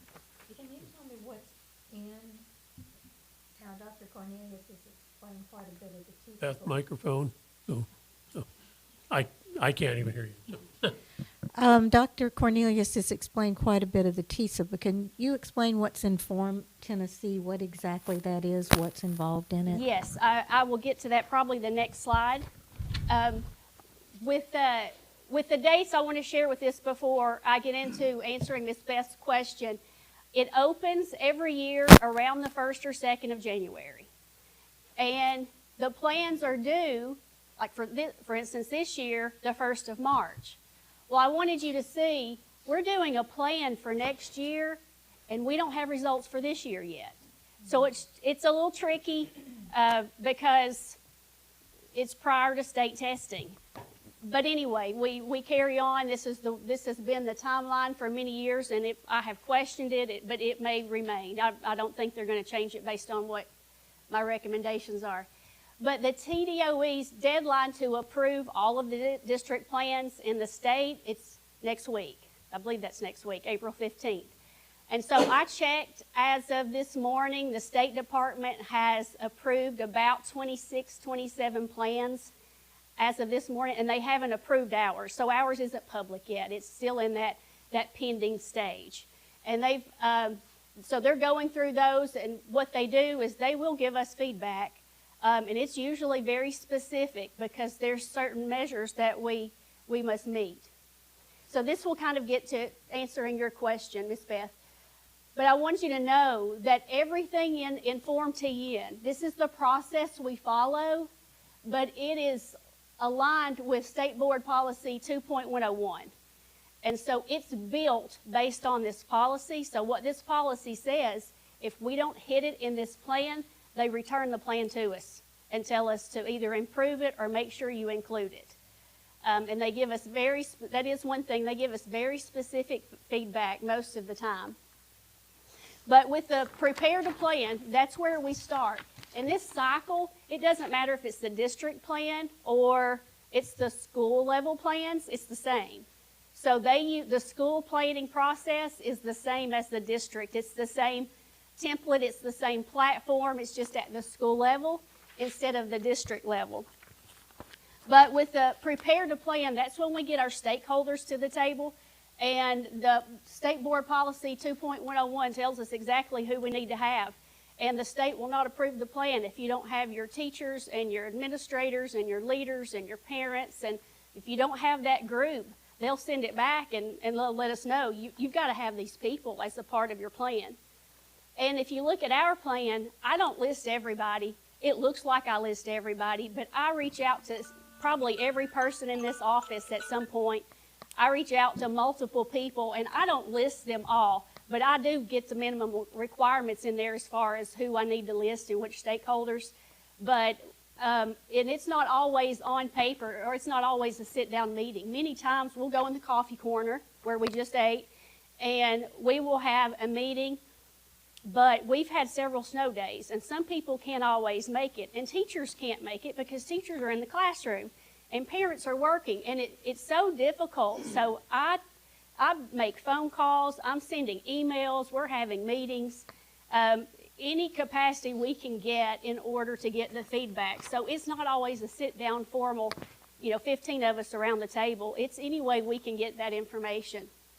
And I have asked the state, I said, I want to do better getting feedback. Like, I get a lot, but I'd like for us to do better. And the state said, when it comes to getting parent feedback, it doesn't have to be formal. So some of those surveys that we may send out during parent-teacher conference, we can embed a question there about improving reading instruction or math instruction. And she said it could be as simple as that. Don't feel like you have to have people around the table in that formal setting. It can be more informal, and I thought that was a good idea. Can you do online meetings too? Do you do that? We could, and actually at our first meeting that was scheduled in January, I invited a State Department person to be a part of the meeting because we have a couple contacts who were solid at the state. I mean, I know there are more than two people that are good, but there are a couple that have been invested in this district and we really trust. And I'll just say one of them is Janice Fox, and one of them is Elliot Kinzer. And we rely on them, and they don't hop around. They're really invested. And we were going to do a video meeting, a Google Meet with him, but then school was canceled and he couldn't make it the next day. But that is a possibility if needed. So that's the prepare to plan stage. That's the first stage. And then we move to explore data. So when we're exploring data, in the platform, they give us a bank. It's basically a bank of data for Coffee County schools. And when the schools do their plans for next year, the data is not there. The data's kind of old. When we get to do our data, they've already got it updated from last year. So it's actually very helpful. It can be overwhelming as data can be because there's so much out there. Depending on what data source you look at, you can look at Coffee County Schools data, and there's some data out there that's strong, and it's powerful, and it shows the good things we're doing. And then there's some other data sources you can pull that you can say, wow, this is where we need to focus. So the first few years, we were pulling data, comparing ourselves to the previous year, to South Central, to the State Department, and it was terribly overwhelming. But that just shows you the amount of data that is housed in this Inform TN plan. So we take that data and we look at it, and then we start analyzing our needs based on the data. So we'll pull our ELA data, put it in one bucket. We'll pull our math data, put it in another bucket, and then our Ready Grad data. And then we just go through and we look at trends, see what some areas of weakness are, areas of strength. But that's based on the data which is in Inform TN. Then we move to reflect to plan, and that involves, it feels like everybody in this office, because I'm always going to certain people and saying, we're still following policy 2.101, because I have to have information from Mr. Damewood on technology and where our challenges are and some of our solutions. And we need EL data, we need college and career data, there's discipline, there's lots of different areas. So it takes a village of us to come up, because I'm not going to do this by myself because I'm not capable, and I shouldn't. It should be a team of us. And so that's where we get together and pull the information for that. But human capital, lots of different areas that we hit and reflect a plan. And then we get to develop plan. And so according to policy 2.101, you need your goals, you need your strategies, you need your action steps, and your goals must be SMART. And if they're not, the state's going to turn the plan back to, return it to you and say fix it. And so that's where we sit down, and we typically have an ELA goal, right? Because literacy's a challenge. No matter where you are, it's a challenge, and we've never arrived. We're never where we want to be. So we're usually going to have an ELA goal. We're usually going to have a math goal. And then we have a ready grad goal based on the data. But that's where we hit it's the heart of the plan. It's not just our goals, it's our strategies and action steps. And that's under develop plan. And then we get to review and submit, and that's basically all that is. We're reviewing our data, and we submit it, and we send it to the state. So that's where we are right now in the cycle of development. We have reviewed and submitted, and we're waiting on them, and they should hit that deadline, which is next week, to give us feedback. Any questions on that? So does the board have access to the E-plan data? When you log in, actually, you're the chair of the board, you probably do. Yeah, I do, but how about the rest of the board, though? The only access they would have is public access. And when you pull up the public access for 25-26 for Coffee County, you're not going to see anything because it's not approved. But for public access, if you go back previous years, you can see. But what you only see is you see the goals, the strategies, and the action steps. Now, that plan's a mile long, but that's what public access gives you. It's the goals, the strategies, and the action steps.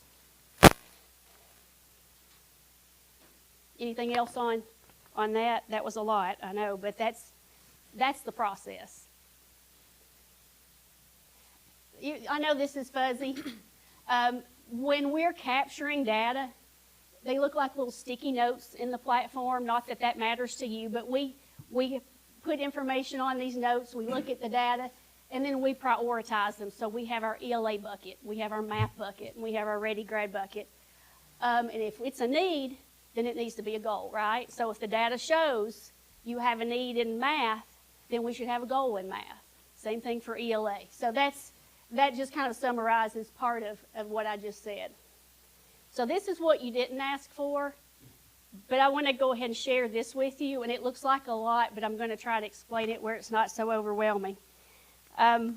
We have 3 goals in the district plan for the 25-26 school year. We have an ELA goal or literacy goal. That's goal 1, and this is all you see. You just see goal 1. Looks like we have about 10 goals here, but it's just really our goal 1. So we have an ELA goal, we have a math goal, and we have a ready grad goal. Now this goal didn't look like this the first time it was submitted to the state. It was simplified because I like simplified goals. It just makes sense. You don't get lost in all the data, and it's easy to track. But we had a conversation with one of our State Department representatives, and she came in and she said, you need to make this goal. She didn't use the word meteor, but that's the word that's coming to me. Like, you need to rigor this goal up and make it mean something.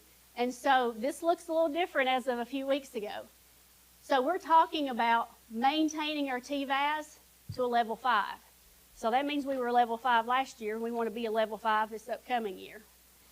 This is what she told us to add. She said, but if each school, if they don't get at least a 3, you can't do that at the district level. So you need to plug that in there. So that's exactly what we did.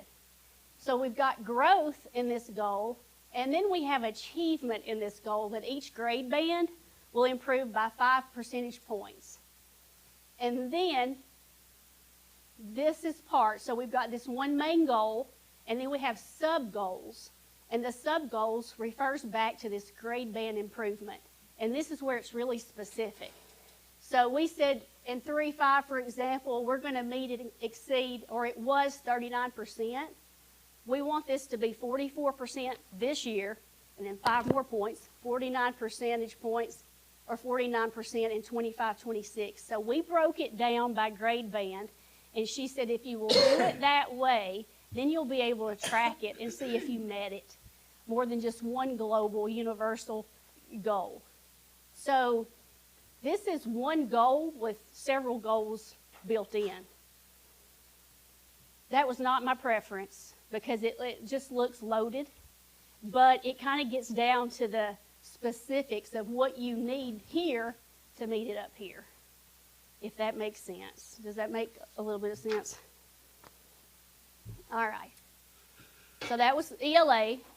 Then we have math, the same sort of thing, except we were a 3 and we want to move to a 4. And we also want to increase the 5 percentage points in each grade band, and we've defined that grade band 3, 5, 6, 8, and 9, 12. So we're so specific, at least we know what we're talking about when we look at this in a few months and say, the data came out, did we hit it? Well, this is very specific where we'll know immediately if we hit it or not. And then the last goal is a Ready Grad goal. And when it comes to the State Department, for Ready Grad simply means in a general sense that high school students are ready for college, career, or the military. In a general sense, that's what it means. And the state, of course, has specific criteria on how to become a Ready Grad, but this is our Ready Grad goal, which is identical to our Ready Grad goal in TISA. So those two, we were actually able to make them align specifically. So those are our goals. And then in the plan, when it's approved and you see it, you will see all the strategies and the action steps which accompany each goal. So when you talk about if you go back to goal number 2, if we're talking about proficiencies, is that measured by TCAP scores? Yes, Okay. Good question. Got it. Yes. Okay. Mm-hmm. And these are passed on down to individual schools, so they will know what our goals, our district goals are. Yes, and our goals actually transfer to the school level, but I tell them you can't keep the district goals. You just know they need to align and try to meet, but you have to have specific school goals in your plan.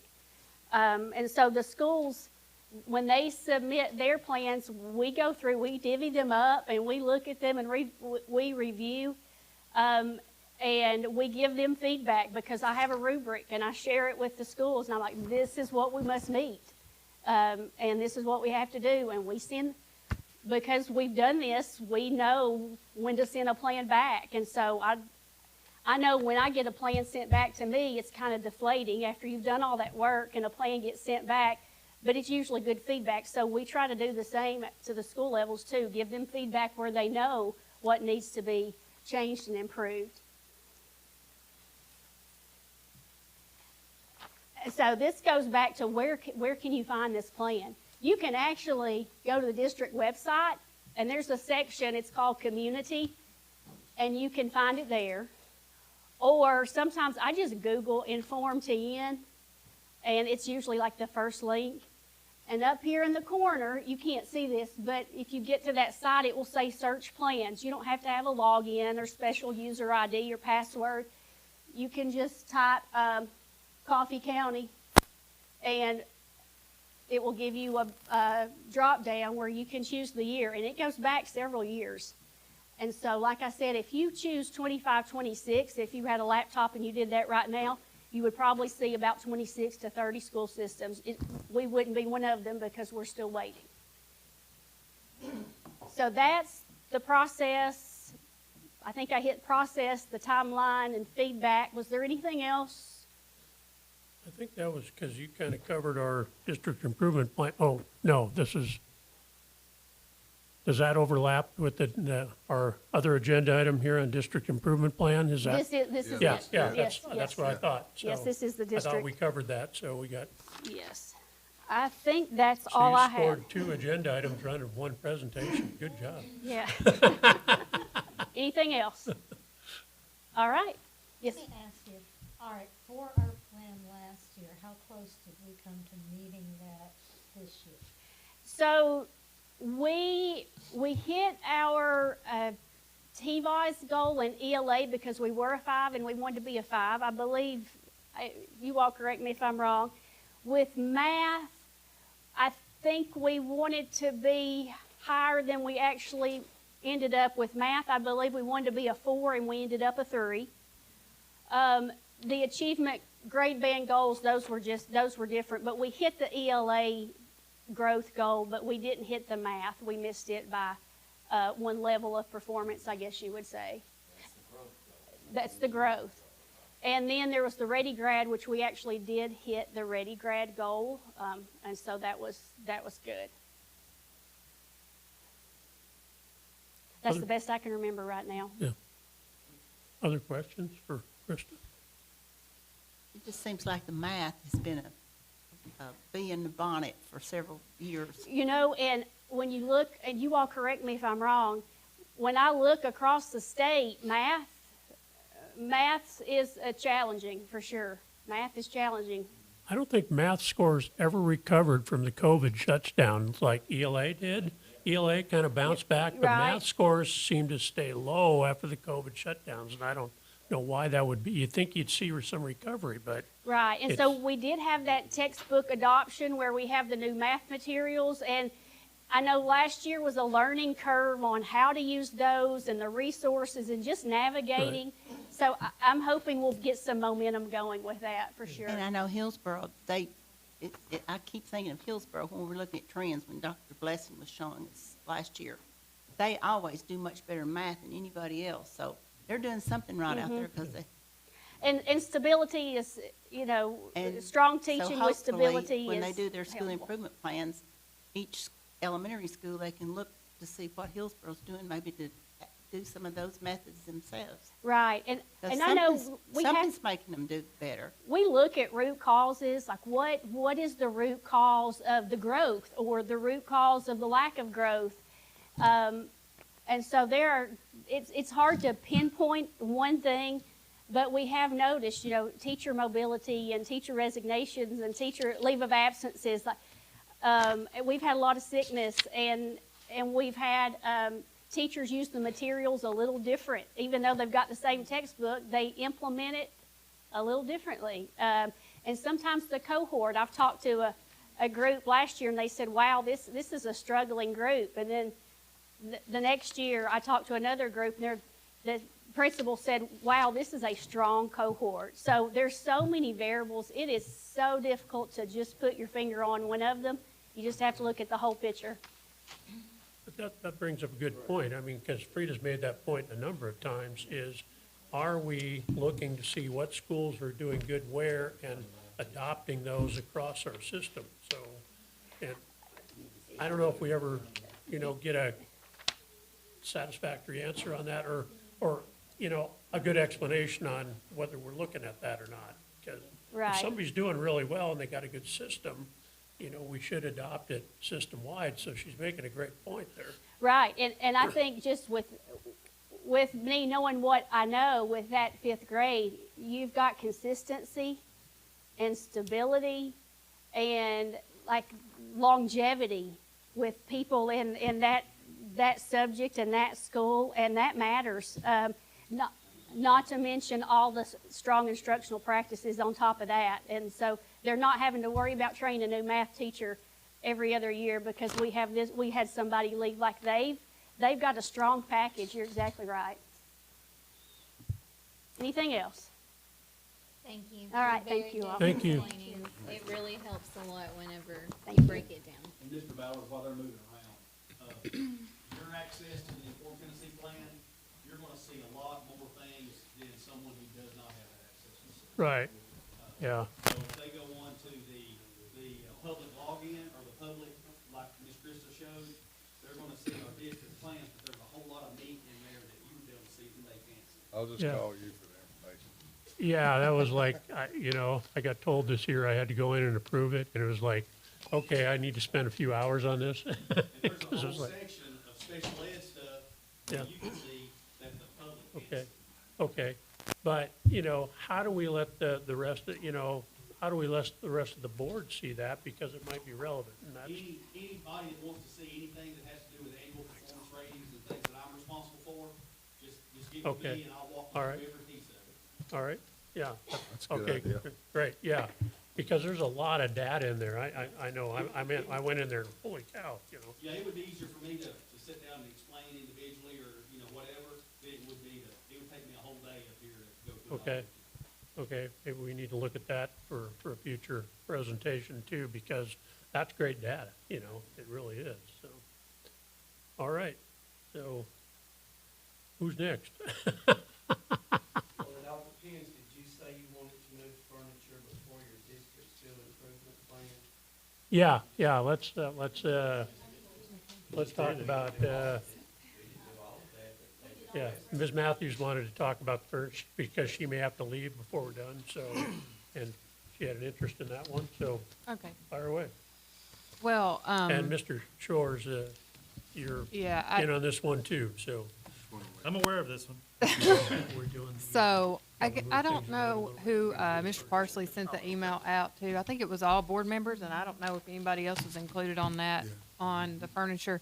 And I know that this has come up twice before, and it just died due to like either a motion or second of a motion. I can't really remember, but anyway, I talked to Mr. Parsley about it, and I just wanted to get it back on an agenda possibly, but we can discuss it,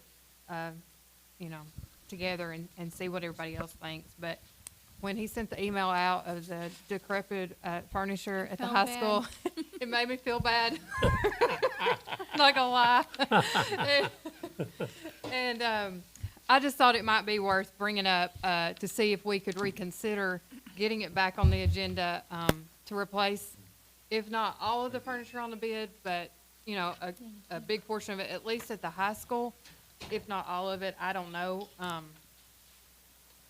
I'll let everybody else chip in what you think, because the furniture, it is pretty embarrassing up there. I hadn't looked around. I don't know if I think the original quote may have had some central office furniture on there, and I don't know if that's still on here or what. And I don't know if we want to look at that, but also I just want to thank Mr. Parsley for including those pictures. A lot of times we just don't have enough information to really make a good decision, and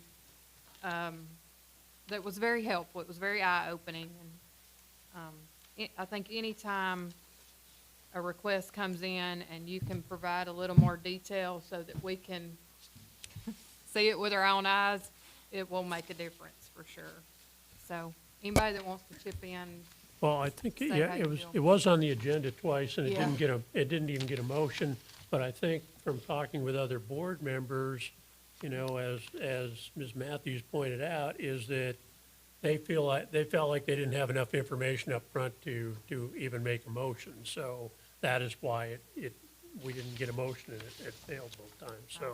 So I think that's, probably what, why it failed, so. And I think at that time too, we weren't for sure about funding and that sort of thing, and what think we're gonna be things- needing it yeah, for, and, bleachers, I don't think was Right. resolved, and there were just Yeah. a lot of things on the Right. table, and we just kind of froze up because we weren't aware of just how bad the furniture is up there. But I think they're in a phase-in approach, right, where they're buying furniture, and this is what, the last phase of that? No, No? Okay. Correct me where I'm wrong then. sorry, but no. no. Okay. So I don't know how much more is to come. I was thinking that's what Mr. Parsley said in his email, was that it would be like the last 1/3 of the furniture to buy. We're finishing up, and then ultimately we'd be going through the rest of the building, seeing if there was anything that was missed on it. But we also have the entire library that needs to be Right, taken I knew care that of. was, and I don't know if that was on the original bid. It's not. It was not, It's yeah. not on this year's. It was gonna be on next year's. We also have the band and chorus rooms. We have not touched those with furniture. They're needing more of the shelving to handle the equipment, the band equipment and so forth. It's in very poor shape. I can take, if y'all need pictures, I take pictures. I don't, that's simple. I like pictures. Pictures are always We do. good to have. Just a point for the band room, it's the same stuff I had when I was there 20 years ago, and it was kind of roughed I still remember you screaming in there. So I have no problem. Wonder But- why but that so hasn't been brought up there's since then. I still remember him some screaming in sections there. that needs to be Right. taken care of. We've not done the library, we've not done band and chorus, we've not done, very much with the CTE area. As far as the shop area, the classrooms that's down in that area, they've not been touched. So there are still some areas that needs to be taken care of. But we've been going through a phase on doing, because that high school is just so enormous. We've taken care of all of our elementary, middle school, of course, is all new. Raider Academy got it, several years ago. We're at the high school, and if you think about our high school, it basically is the size of all of our elementaries put together. So it's just enormous, and it's a process. If I tried to do every bit of it at once, not only would it be very cumbersome to do that, the price tag would be out the roof. And so that's the reason why it was where we were. It did also include costs. There's the furniture over there, and I'm not talking about all the costs, just a counselor's room. And it's just, the furniture is really bad shape. It did also include 2 offices here, Ms. Greer's and Ms. Jones's, and then this room here. And if you will just look at the tables, you can see this one's warped. They've put retrofitted casters on these. I've told you all this before, so I'm sorry if I'm boring you by telling you again. But if you're sitting here, even a tall person feels short. So if you're short, you really feel short. But the chairs, it's regularly that we're carrying one out because it's broken, or they just look nasty because they're stained. This is also a hub of where we have a lot of district meetings. We have school systems coming in here on a regular basis. Tanya has school health coming in, coordinated school health. Charlie's got SPED coming in here. We have textbook stuff taking place in here. It's just, this is one of the places that, but we didn't just pick it. We worked, and we've done offices throughout because we didn't do everything here because we got to take care of our schools, but we did 1 or 2 here until we're down to the last 2 offices, I think, and in this room. So we're almost done. It's just, It's never gonna end. I mean, I've been on here for 5 years, and every single year you've got a furniture bid and it somewhere. started before I was here, Yeah. up here. And started- it's just one of those, it's just gonna happen somewhere. But I think it is gonna end. It's just, it is a Temporary. process. It's a slow process. It'll be temporary, even if it does. And we're working our way through the entire system, and we have a big system, y'all. It's a big place. And so that's where we are. I did check with Lisa Kirkus on prices. Since the last time that they did come out, prices have gone up some, and we do have tariffs that we have to pay on now, surcharge tariffs that we didn't have before, and everybody here knows Then where buy that's coming American. from. Do what? If you don't wanna pay the tariff, buy American. And the thing is, these items are built in America. They're having to get supplies. Well, some then of the they should be, supplies. well, that's I'm their just saying, problem. either way. I I'm just know, telling but you we what- can look at different things like that. Yeah, I'm just telling you what we looked at as a tariff. But it's not as much as I thought it was gonna be, so that's a good thing. Right now, we have requested that be put back on the agenda for next Tuesday's board meeting. And I, assume everybody's okay with that, but this is the chance to ask any questions or get clarification on things so that, when it comes to the board meeting, we can, vote on it and decide there. So, One more comment, correct me if I'm wrong, Mr. Shores. From what I understand, the furniture in the library at the high school, maybe not all of it, but a good bit of it actually came over from the old high school. I don't know that. I just know it's been there Yeah. since I think the it's building extremely opened dated. in 76. And that 75, library over 76. there serves as kind of a meeting place for faculty or things, you know, well, I know they had the memorial service or celebration of life for Mr. Fisk there, and, you know, it just serves as kind of, I think, a meeting place for people to come together, and it would be good if it looked It's another nice. gathering, large A gathering place, right, where it would be nice if it were upgraded, especially if it came from way back in the, what would that have been, 50s, 60s? Oh, no, I, 76, Okay. 75, Okay. 76. the building Okay. opened in 76, but if it came from the The old high old- school, yeah. I would have no idea. I'd been from 75. I'm not gonna say it, Dr. Powell. Dr. Powell, do you know? Yeah, Prater, I'm gonna say Prater was here, do you know? If Prater says it predated him, then we're worried. I just know it's That solid was a wood. little deep. I'll say this, probably if there are any wooden desks over there, then more than likely, that's where they came from, because I don't believe we had anything except wooden desks at the time, did we, Solid, Frida? no, solid wood, and they were heavy. Yeah, yeah. Yeah. So I think since this was on the agenda before, we looked at it as, you know, on the budget, so the budget should be fine on this, April, or? I think we look at American, add that to the. Yeah, I think It's so. gonna So cost more if it's That's American. fine. It will. I'm tired of hearing that word tariff. Yeah, we should have enough funding, and so we've moved some of the furniture money to pay for other capital things like the doors and the lighting, The bleachers. the bleachers. Thank you. But we still should have enough in the line to pay for part or all of what you guys want to do with furniture. So we should still be good as far as the budget. Stop or none. Yeah. all right. I guess what I'm hearing is we want to keep it on the agenda and look at it then, and And Mr. Shores, I Mr. think Gilliam we've will motion learned that to if you fly want American. to get to our hearts, you bring the ugly pictures and put them up on the screen, because that really does something to me. It helps me It does. want to spend money. So Visual learner.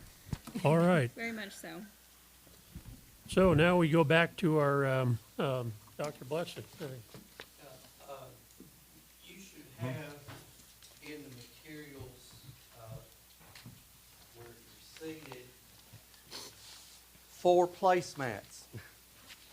We were said, if you laminate them, you could have a set of placemats. But, Post them on your wall. this information was requested, it's not just 1 year data, it's 3 years of data. And it's not just us, it's basically 20 systems total. Because I was asked to give for 3 years for Coffee County, and then for the systems that are in South Central, and for the counties that touch Coffee County. And that came to 20. All of this data is public. None of this is embargoed. This is all available to the public. And when you look at, and again, the small sheet is letter grades, but I'm talking about the big placemats. And you've got one for every school system, and you've got a placemat for every subject of the core content academic areas. So to try to get all of this together, I pulled the information and I put it in this Excel spreadsheet.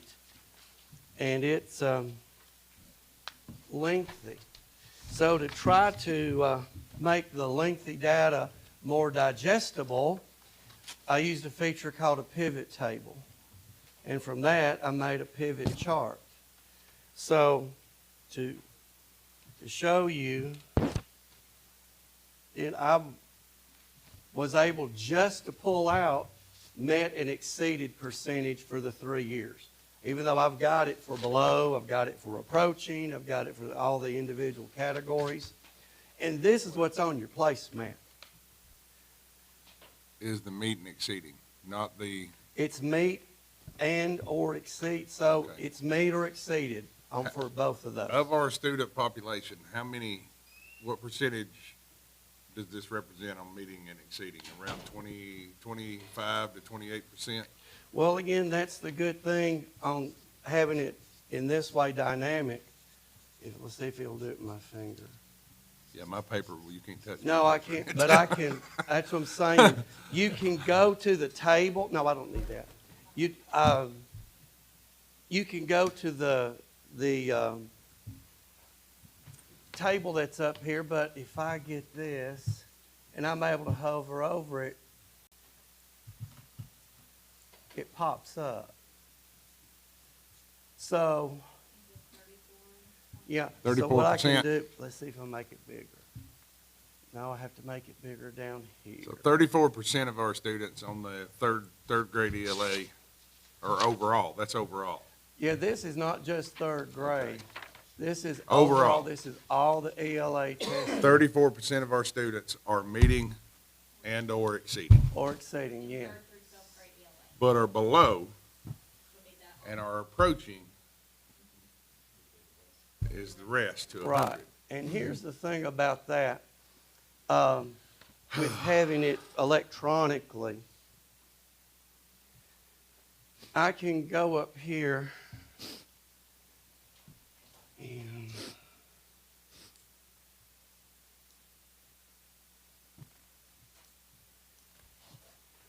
and instead of seeing met or exceeded, I could tell it I want to see below.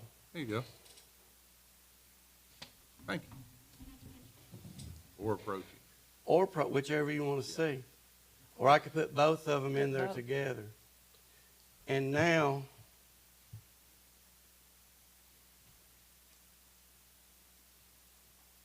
it's updated. So again, I've still got, I think I got one up there that's still, still hit. I got below, I got below, I got below. Okay, that's the three. So, And I didn't mean to change up your whole oh no, I thing. change it back. to I Tuesday. just, you know, I've been on here, this is going on my 5th year. And love the fact that we moved the needle on our met or exceeding. And we talk about that, we harp about that, we discuss that, we show that. But we never get into the picture of our below expectation and approaching. Right. And that's the majority of our students. And that's where I just feel like that's where we ought to be focused. But that's just me. It's not just you. These graphs, I look at things differently from a lot of people. When I look at these graphs, this is if I'm doing an improvement plan or what I'm going to do about math, I'm going to see what Manchester City's doing and what Rutherford County is doing. Instead of looking at the percentages, you can see how they are far ahead of all other school systems as far as this past year, 23, 24. And since we always seem to fall short in math, that's just another avenue of looking at what's going on differently in those systems and what's going on in ours. Because if you look at the graph, you can see that Manchester City and Rutherford County really improved in their math. And then when you look at ELA, we are about the same as Manchester City there. So, but that's the way I look at it. Yeah. And, even look at Moore County, what they're doing in science. And Rutherford County again. And, to me, this is very useful information to see this, because not that we're trying to compare districts, but what I'm thinking is that's when we should be looking at, okay, these systems are doing really well in math. Maybe we need to find out what they're doing differently than we are. Well, but if you look, Ms. Frida, at the Manchester and Coffee County and the overall math, the percentage of growth in our 23-24 year was almost virtually the same. Right. But they were already there, I'm looking. Yeah, they were already at that But level. what I'm saying, So yeah, 3 years right. ago, when they got up here, we Right. could have asked. And then there's Yeah. other areas where we're we're both higher, agreeing on Well, the same. there's something else you have to consider when you're comparing Manchester City to Well, Coffee I'm not County on comparing. this, is they only go up to grade 8. Right. And this information is including up to grade Right. 12. Right. Okay. Now, Rutherford County would be Right. a Would be similar, a- a similar. And Yeah. Rutherford is really high in that. Yeah. Now, I know that Mr. Ballard mentioned a reason for sharing this data with everyone was to look for trends. Now, for ELA, where we just were,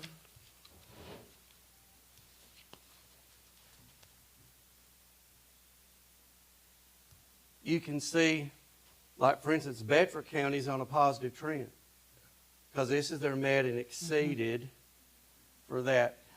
Cannon County, unfortunately, is going the wrong way. A lot of them had lower here, went up, dropped down. We see that pattern. But we're seeing some that are going up, some that are going, like Lincoln County. They are outperforming us, but they're still going down. I'm sure that's not the way they want to go. And you can see all of that different pictures. When you go to math, take time to look at it, there is no negative trend for math. There's nowhere it's constantly going down from one year to the next. It's either going up or it's had like a bad year, then rebounded. It's so low, there's no way to go but up. Yeah. So, well, it's interesting because there are. I mean, everybody's in there the are same some boat. that's like Going down. I look at Fayetteville City, and they were higher here in their second year, but they dropped here. But most people are going up. Lewis County's not. Yeah, Lewis County, and again, you Something have to happened remember there. that a lot of these counties, like Moore County and Lewis County, smaller counties, that one student makes a bigger impact than like Rutherford County Right. because it's so huge. Well, that may be some of that post-COVID rebound too that you're seeing there too. I mean, So, and who can Yeah. tell? Yeah. But yet, we didn't see this pattern with ELA, yeah, but we did see it with math. Now, one thing Jonah pointed out to me the other day was, well, this was the first year of implementation of our new math materials. So maybe the state actually knew what they were talking about. With having these high-quality instructional materials for math may make a positive impact. But again, just preaching to the choir, an effective teacher is your greatest impact. So, but giving them effective tools certainly helps. So that's where, so all the placemat that you have is, it's set in stone. You can't move that around. And I'll be glad to share this with you so you can go through and manipulate it and see. But I do want to show you this while we're here on can the. you send us the pivot table ELA. version? Because that's So very I can helpful, send yeah. you, just share Yeah. this. Under district, I can just select a few districts. I don't have to have all of them. But there is a filter here that says top 10.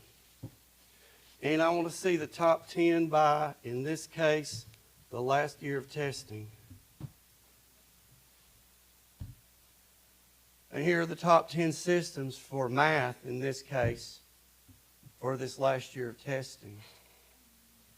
Bedford, Coffee, Giles, Grundy, Lawrence, Lincoln, Manchester City, Marshall County, Moore County, Rutherford County, and the following will be open 2 hours late. No. But you can do this. Again, I'll be glad to share it with all of you if you'd like. My fees are very reasonable. So, but this, just having the data in front of you on this is one level. But you can investigate and search to your heart's content with this.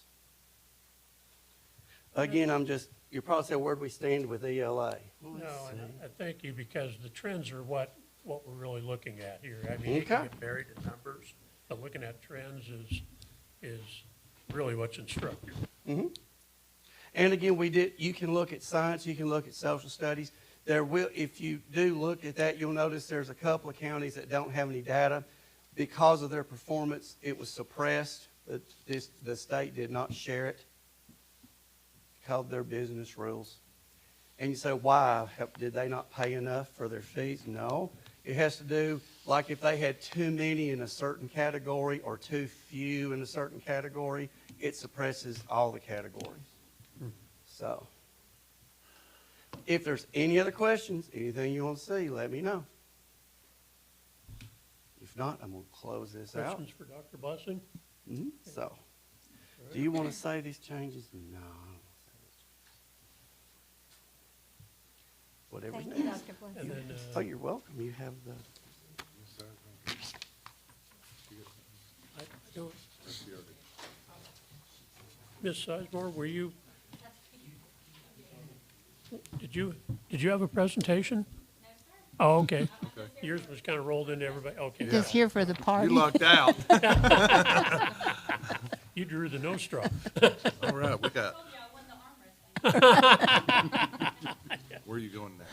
'Cause Going I with ain't letter gonna be able grade, to stay letter on. grades. Yeah. What's that? I was just wondering where you was going next. Letter, he's gonna, oh, did you want to talk about the letter grades, or we just got that? Oh, I can talk to you about the letter grades. That's all we have on the letter grades. So that's just 2 years of data, because That's that's all we've only, had, yeah. that's all the data we have, so, And I took it that you only wanted letter grades for our schools, because otherwise you'd have a stack of paper that thick. yeah, exactly, okay. So, yeah, this is helpful, so it kind of sees, the trends we got, so. It's kind of disappointing. Last year, we went down in 4 schools Yeah. and up in 1. No, 1, 2, 3, 4, 5 schools.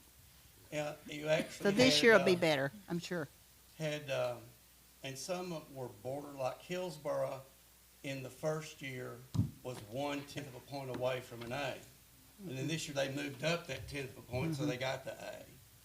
So again, and you may remember, I've presented to you how they've calculated all these letter grades. But, again, this letter grade accountability is state level. The other accountability that we talk about is federal.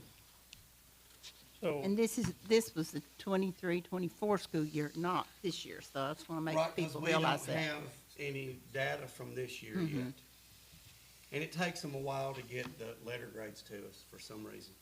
really, the state looks like they want to go to using the letter grades for school accountability. Is that really kind of the trend we're seeing? Now, since there are two different accountability systems, I'm not sure that that's a trend, because you can't really correlate and saying, oh, an A is a reward school. Right, Because we have some Bs that are reward schools. Right. So, I'm not sure where they're going with it. yeah, that's, because it seems a little bit muddled, and, They measure the metrics so differently between the two systems. right. Yeah, so I don't know if they're ever gonna try to reconcile them or replace one with the other or eliminate them both. But then, You had Raider Academy that, the middle school that came out of one section, there's still, the grade on here is still the same, but they did come up a level, which Right. doesn't reflect. Yeah, the letter in grade per in se. fact, they came off the list altogether. And so, because that was the federal accountability system. But for the letter grade system, they had the same grade. right.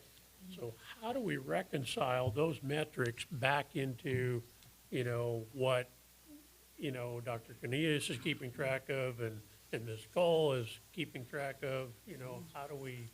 Well, the letter grade, that state letter grade is strictly growth and achievement with, And CCR for high school. NCR for the high school. Well, the TCAP counts in there too, right? Yeah. It focuses on the measures exceeded with those tests and growth, with those testing subjects. Growth and achievement is your biggest piece of the pie with the, state letter grade. Right. The federal designations, you gotta remember the district won't get a grade under the state, but the district will get a ranking or a grade under the federal metrics. And then the schools, on the federal side, they can be designated as the reward school, or they can be designated as the target school. Or ATSI, or Or the CSI. No, not CSI. Yeah, Oh, yeah, but that's right. Yeah. That's right. I know you're thinking I thought you were being silly. of the CSI Las Vegas, but that's different. But no, yeah. Right. But if we're developing programs to improve our scores in these areas, and you got conflicting metrics or standards of If you focus measurement. on me, and he can correct me, but if you focus if you will focus on the growth and the achievement, especially the proficient area, then you're going to hit both buckets, if you would,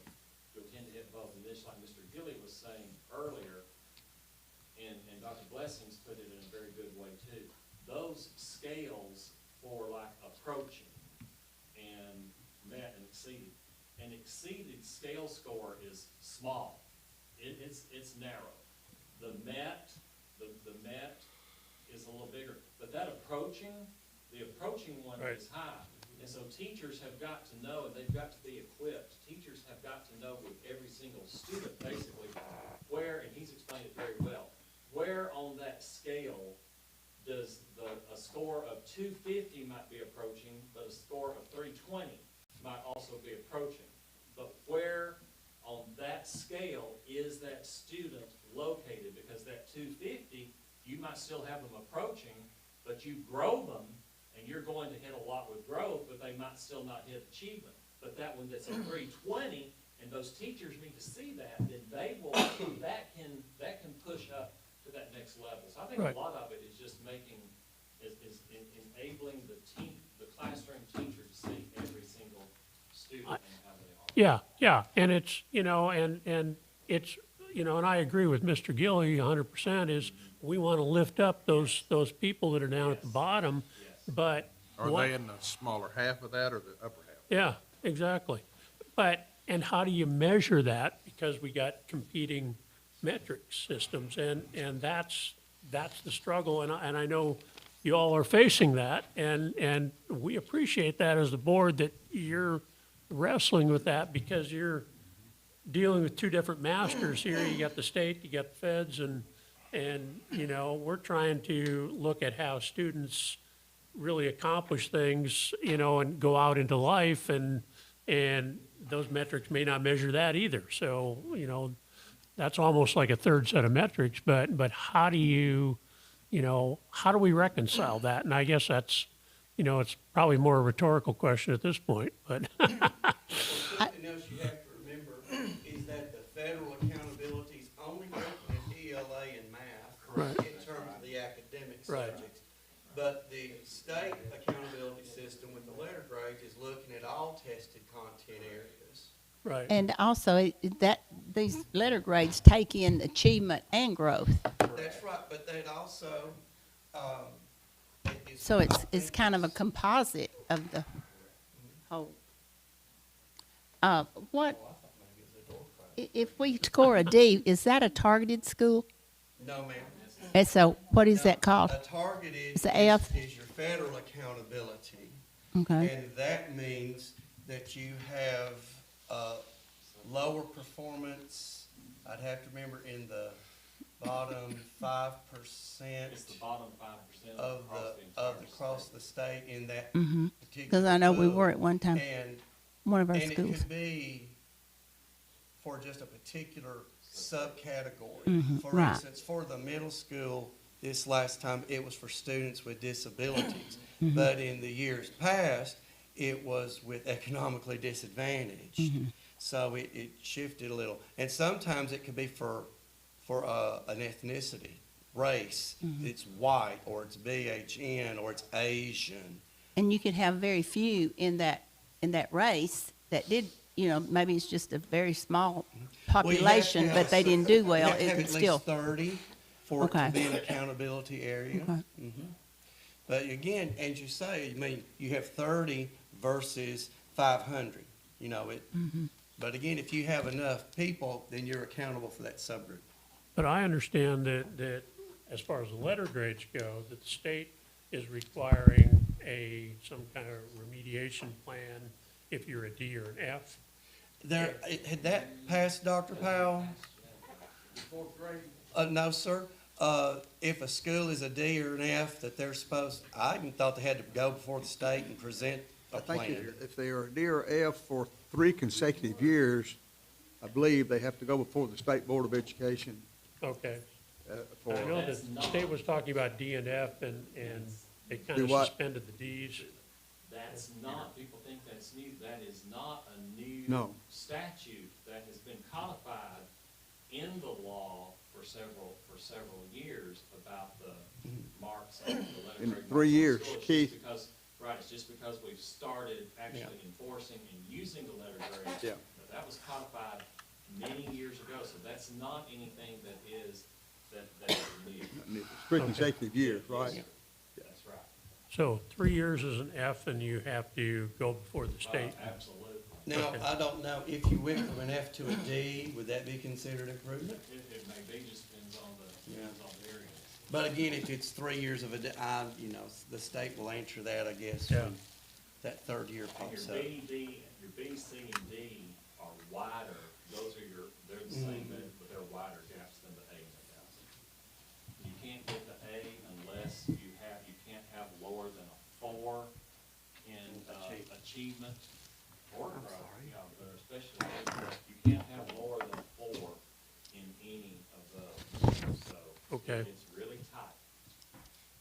Okay, so that's nothing new then, so, okay, got it. So, because we got some information that said that they were looking at, they had so many F schools that they were not looking at the Ds this year, and so there's a lot of information out there that, Mr. okay, Hagel explained that last week at yeah, a conference. Yeah, he said, all right. and he's right. Some people So- think it's new, but it is not. It's been there for. Although we did have, our 3 schools that are DNF come in and talk about a plan to improve, so, because we definitely don't want to. They are working on it. Yeah, yeah, so, and we need to kind of go back and probably revisit that at some point too, and make sure they're hitting those goals. All right. Well, very good. I think that's helpful data. I think, we got a few things left. We got to talk about cell phone policy, paving, grants, and the 5-year plan, but I'd like to take a quick break. I know Chris jumped the gun on that. Stretch your leg, wake up.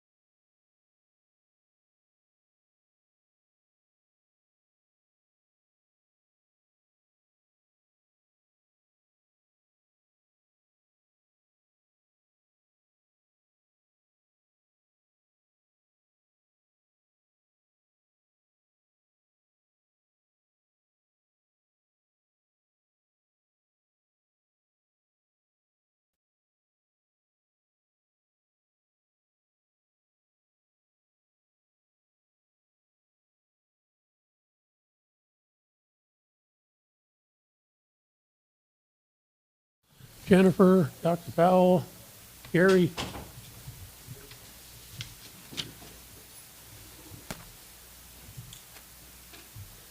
All right, so the next item on our agenda, or the revised agenda anyway, is the cell phone policy review. And Mr. Hansard, you're kind of the lead on that, so tell us what you got. So I'm next, okay, well, you didn't tell me I was next.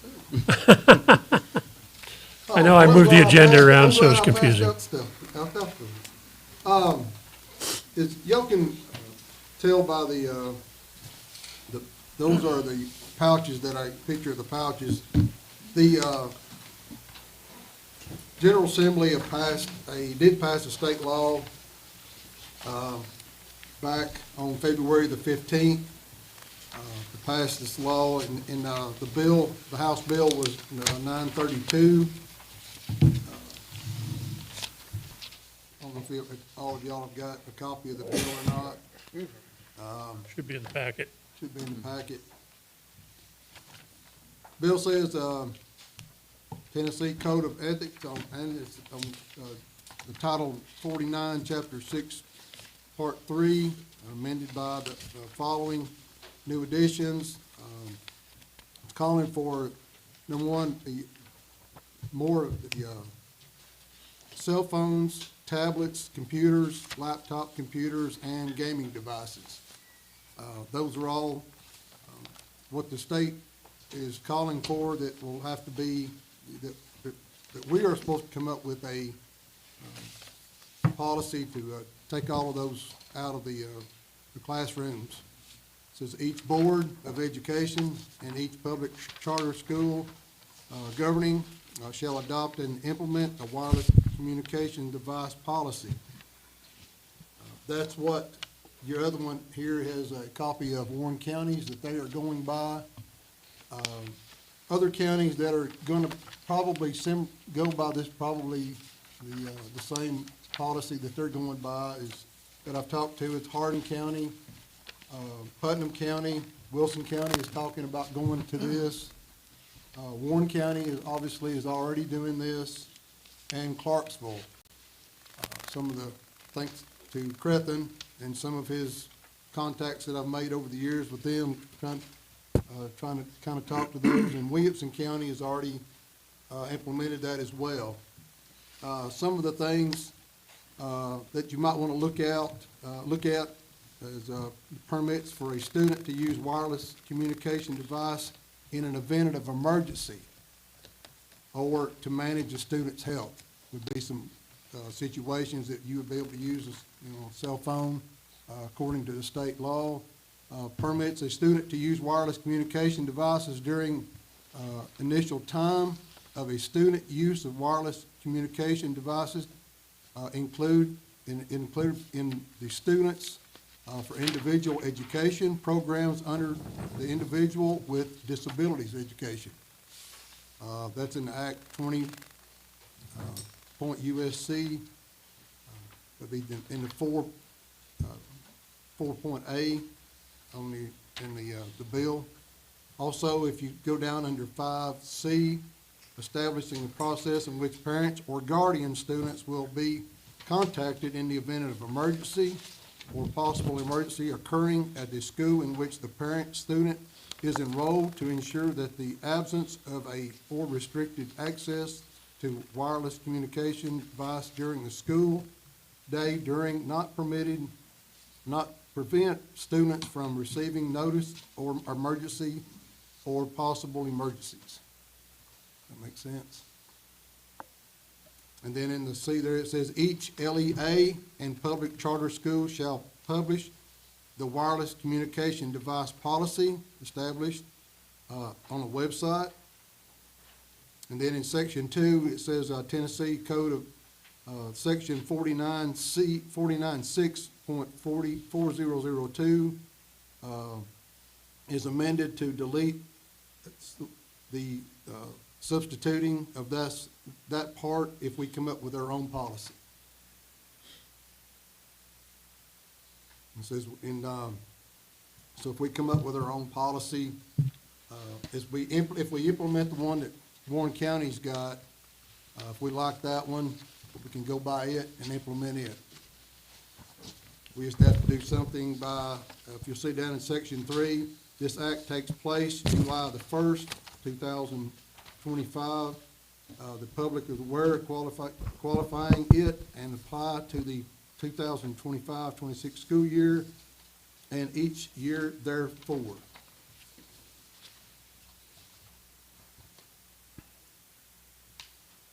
And you can see a copy of the pictures. I know that everybody, since everybody's talking about pictures, we gave everybody the yonder pouches.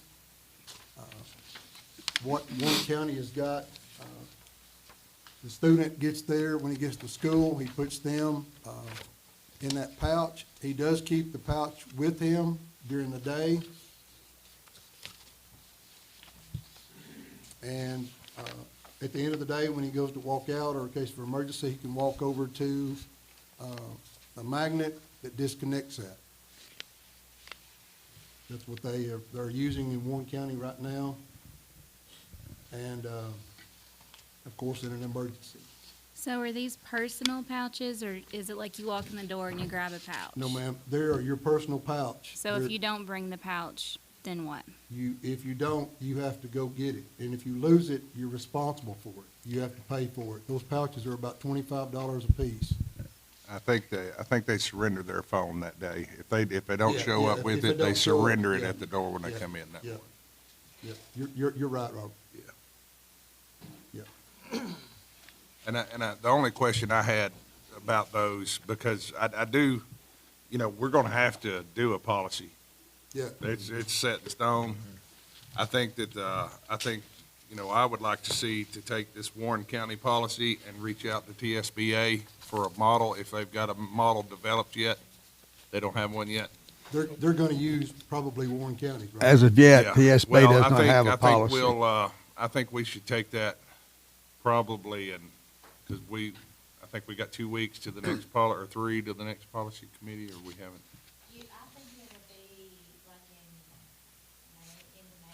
But we won't have enough time to get 3 readings before July 1st, but as long as we have a policy established and it is rolling, we can do it in 2. Two You readings. could do a one and only. Yeah, We can do a one and only, okay, so if we can get Warren counties into that committee, the very next committee meeting. Yeah, I mean, you can see on the back, if you turn over on the back side, the first offense, second offense, third offense, and fourth offense. Yeah. If you want to look at that, first offense, the device is collected, and on the first offense, the parent is notified, must pick up the device from the office. Warning student, device collected, offense, first on the offense, parents is notified, and so on and so forth across there. If you'll see on the first offense, second offense, collected again, parents are notified, pick up the device. On the second one, if you'll see that the student is assigned to either 2 days of ASD or 1 week of lunch detention. Device is, and it just continuously, I mean, I think this is serious enough that it's, Mr. get the Chair. point across. So. Yes, sir. With this, definitely has to be done. I think the Warren County has a good policy and so forth. I really, truly think that especially our secondary principals needs to be in part on, pulling this together, reading through it, making adjustments, and being part of the process completely on this, making this policy, because they're the ones that's gonna be enforcing, and they're the ones that deal with the students on a regular basis. But I think they really need to be part of the process of making the policy. What about this? We have- We We have those, except for some of the most of the elementary principals, and I think Raider Academy is not on the policy committee. Well, you have one elementary and then Yeah. 2 secondary, but and truly So, secondary needs to be part of it, but I would entertain. your number one, I wouldn't say, the problem areas, you're gonna have the problematic areas is your secondary, which Yeah. is Right. all of them. And And from what middle school has a setup that they are doing that works pretty good for middle school. And they've been doing it for, I think, 2 or 3 years now. Raider Academy has one as well. High school needs to work on theirs, I think, some, with some things with it. But they could bring in some people and really give some information that is pertinent on a policy for Coffee County schools. Well, why don't we do this? Why don't we distribute this information that Scott has provided us here out to all the principals, and we invite them to come to, not just the representatives, but as Mr. Gilly suggests, invite them to come to the policy committee. We put this on the policy committee meeting for the next. Every one of them there. Yeah, The very every one next of them there. They can provide, and we can hash this out there because it needs to be done, and there's I think not a that's a real long smart time move. frame here. Yeah. 2 comments, I think, Mr. Chairman. Mr. Parsley and 1 or 2 of his assistant principals, I think, went to Warren County 3 or 4 weeks ago and spent the day up there, so he's fairly familiar with this, Okay. with what they've got. So that policy. Question I have Yeah. on the second offense, when it says ASD, now that would be after-school detention, which means you're going to have to pay somebody to stay after school if that be the case, and I'm not sure what EL6 means. Do you know, Scott, right offhand? I'm not familiar with that. We'll have to acronym. blend this, and that's what the policy committee, I'm sure, will get into. as Yeah, of well. course, We'll we- have to you blend know, it into our terms and our. Yeah. Right, and I terminology. think Dr. Powell's correct. Yeah. That's actually terms for Warren County. Right. We need to get our people involved, our principals, our secondary, and in the elementary as well. Yeah. And change it to be Coffee County. To fit and- ours, right. And what we have. I know we've got this- in-school, we've this got, is we've just- got a in-school detention, I know that. Yeah. But I'm not sure about I don't think we don't have any after-school detention at this point in time, I don't believe, so. And this is just from 6th grade up to K. This is not, they don't have it in any of the elementary schools up there. This I mean, is this just is- from 6 up. Yeah, Sixth grade. yeah. Okay. This what is I'm no- saying no is- elementary schools are involved in this. But what I'm saying is, we don't have any after-school detention program at the high school right now, or the middle school. You- Right. You'd have to That I'm hash aware that out in the of. Sure. policy committee Yeah. meeting, and I think that's probably, I think probably, and see if you agree, and, if everybody else agrees, is to bounce this over to policy committee, Sure. hash this out, get it on policy, and then get it to the board. We can suspend policy and do it in one reading. Yeah, I mean, everybody. And normally it's 2 readings. Yeah, I've talked to, let's see, 6 different schools here, and everybody's they're gonna tweak it however they wanna do it. Yeah. And of course, we're gonna have to tweak it the way that, Yeah. there's some things in here about disability. I've had some calls, on some disability issues that, and that's stuff that we'll have to work out. And Sure. the pouches with the magnets, that's the only thing I didn't say a while ago, was finding out if those, obviously you put them at the door and that was the goal. And the way he explained it is when you come through the door, you seal them up. When you go out the door, you can unlock them, they'll be powered up. Right. But having the magnets throughout the school system or school building, so that in the event you do have an emergency, they can energize them to actually work. And Right. anywhere, any one of these are, you can unlock them, That's correct. an emergency. That's Who- just making who- sure that it's a possibility. Who would pay for these? We have to. Yeah, It's, that's where the Warren County guy, when he come in here, he said they paid for theirs. Right. It cost- 'Cause I was Their saying a middle lot of people schools and couldn't high afford school that. cost like $125,000. About $100,000 is what. Yeah. we- And see, I right passed now, that along. the middle school is doing it without the pouches, and it's working well. So you might not be having to buy pouches for middle, For there. middle We're school. just looking 9 through 12. And you might even be working it okay with your 9th grade because they have lockers set up at the 9th grade. The problem you run into at the high school is we removed the lockers to put in the classrooms, and so you don't have enough lockers in the old part of the building. Now, if this board chose to put in lockers, then you could do that, but that creates another set of problems you could have. But, so that's the reason why you need those principals. They can actually, I end up saving the system a whole lot of money Right. from not buying Right. pouches. You just need it for the high school maybe. He also Scott, I may said- have missed this answer. I'm sorry, Jennifer, go No, ahead. you're fine. I was just gonna say, he did say that production was slow on those. Do we know how long it would take to get them? With all of the stuff that's going on now, I asked that question this past week, and I don't, right now, it seems like they just got theirs, and Yeah. but now they seem like, if they were to order them now, that the production has gotten fixed on them, so they would be quicker. Because I would They hate for think. us to say, let's do this and let's go for it. Oh, you can't have them for a year. Yeah, yeah.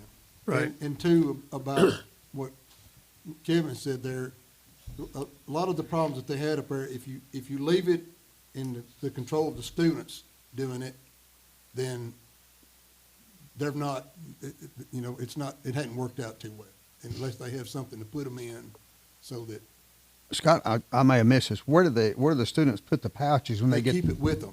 They carry it with them? Yes, Okay. sir. But it's Okay. locked. Yes, Yeah. sir. So they have the pouches with them. Yes, sir, but Yeah. it's locked, so they're not able to. Okay, now, And we need to have how do they out. get them unlocked? They have to take it to that magnet, and they'll hold it on that magnet, as if you I got look you, on the okay. back there, on the second page, they'll Yeah. hold it up to that magnet, and it'll disconnect it. And is it located in various parts of the building? Yes, sir, it can be, wherever like Robert pointed out, it could be put out pretty much anywhere that we want. Okay. But most of the time, it's put at the entryways of the schools. I'm sorry I missed that. No, it's okay. And You the know, law- one of the things that was just brought up to me was that we understand, look, we might be able to figure out a way that we don't have to have a pouch for every student.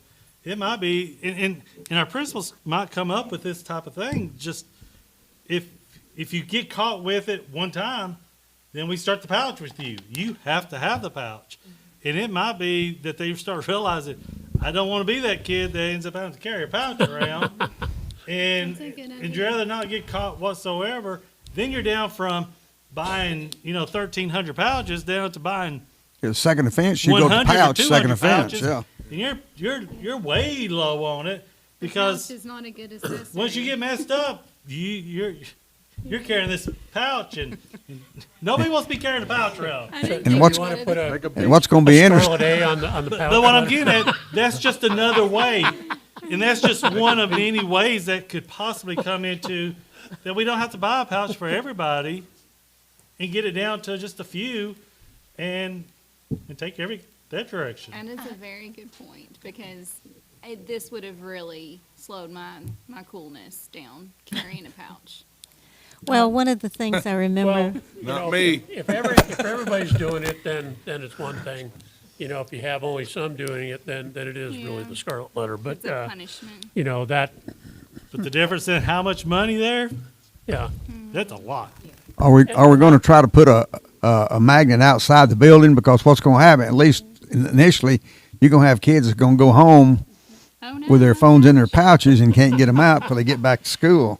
oh, they'll learn Maybe fast. their parents will appreciate that. Be a quiet night at home. Yeah. Dr. Powell Mother made a and daddy good may point. like There that. was a bunch But- of things I did growing up that Think about learned it. my lesson the next day. If you have kids, think about them with their cell phone. Will they leave that school with it still being in a pouch?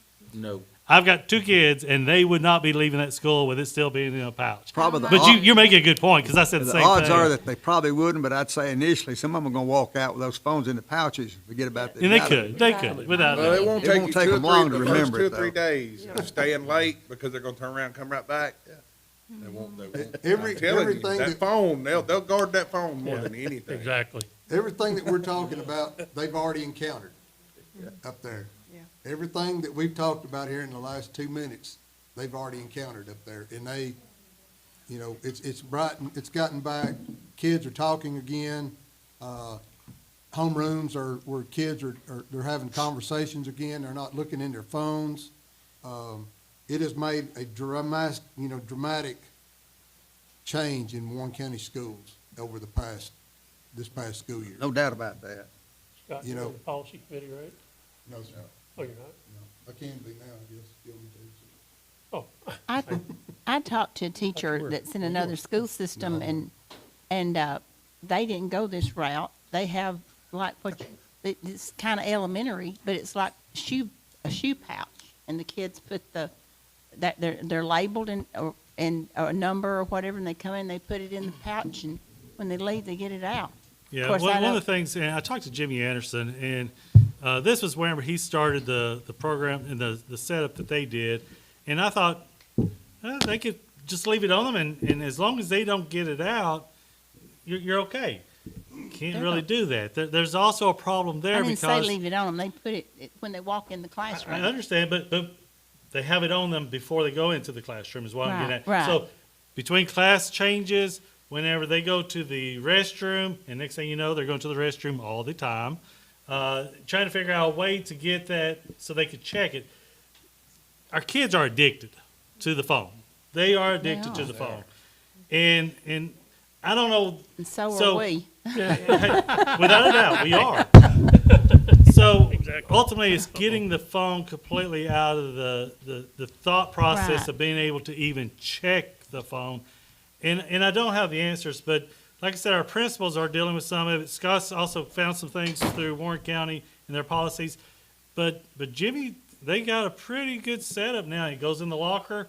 They can't get to it whatsoever. It doesn't come out.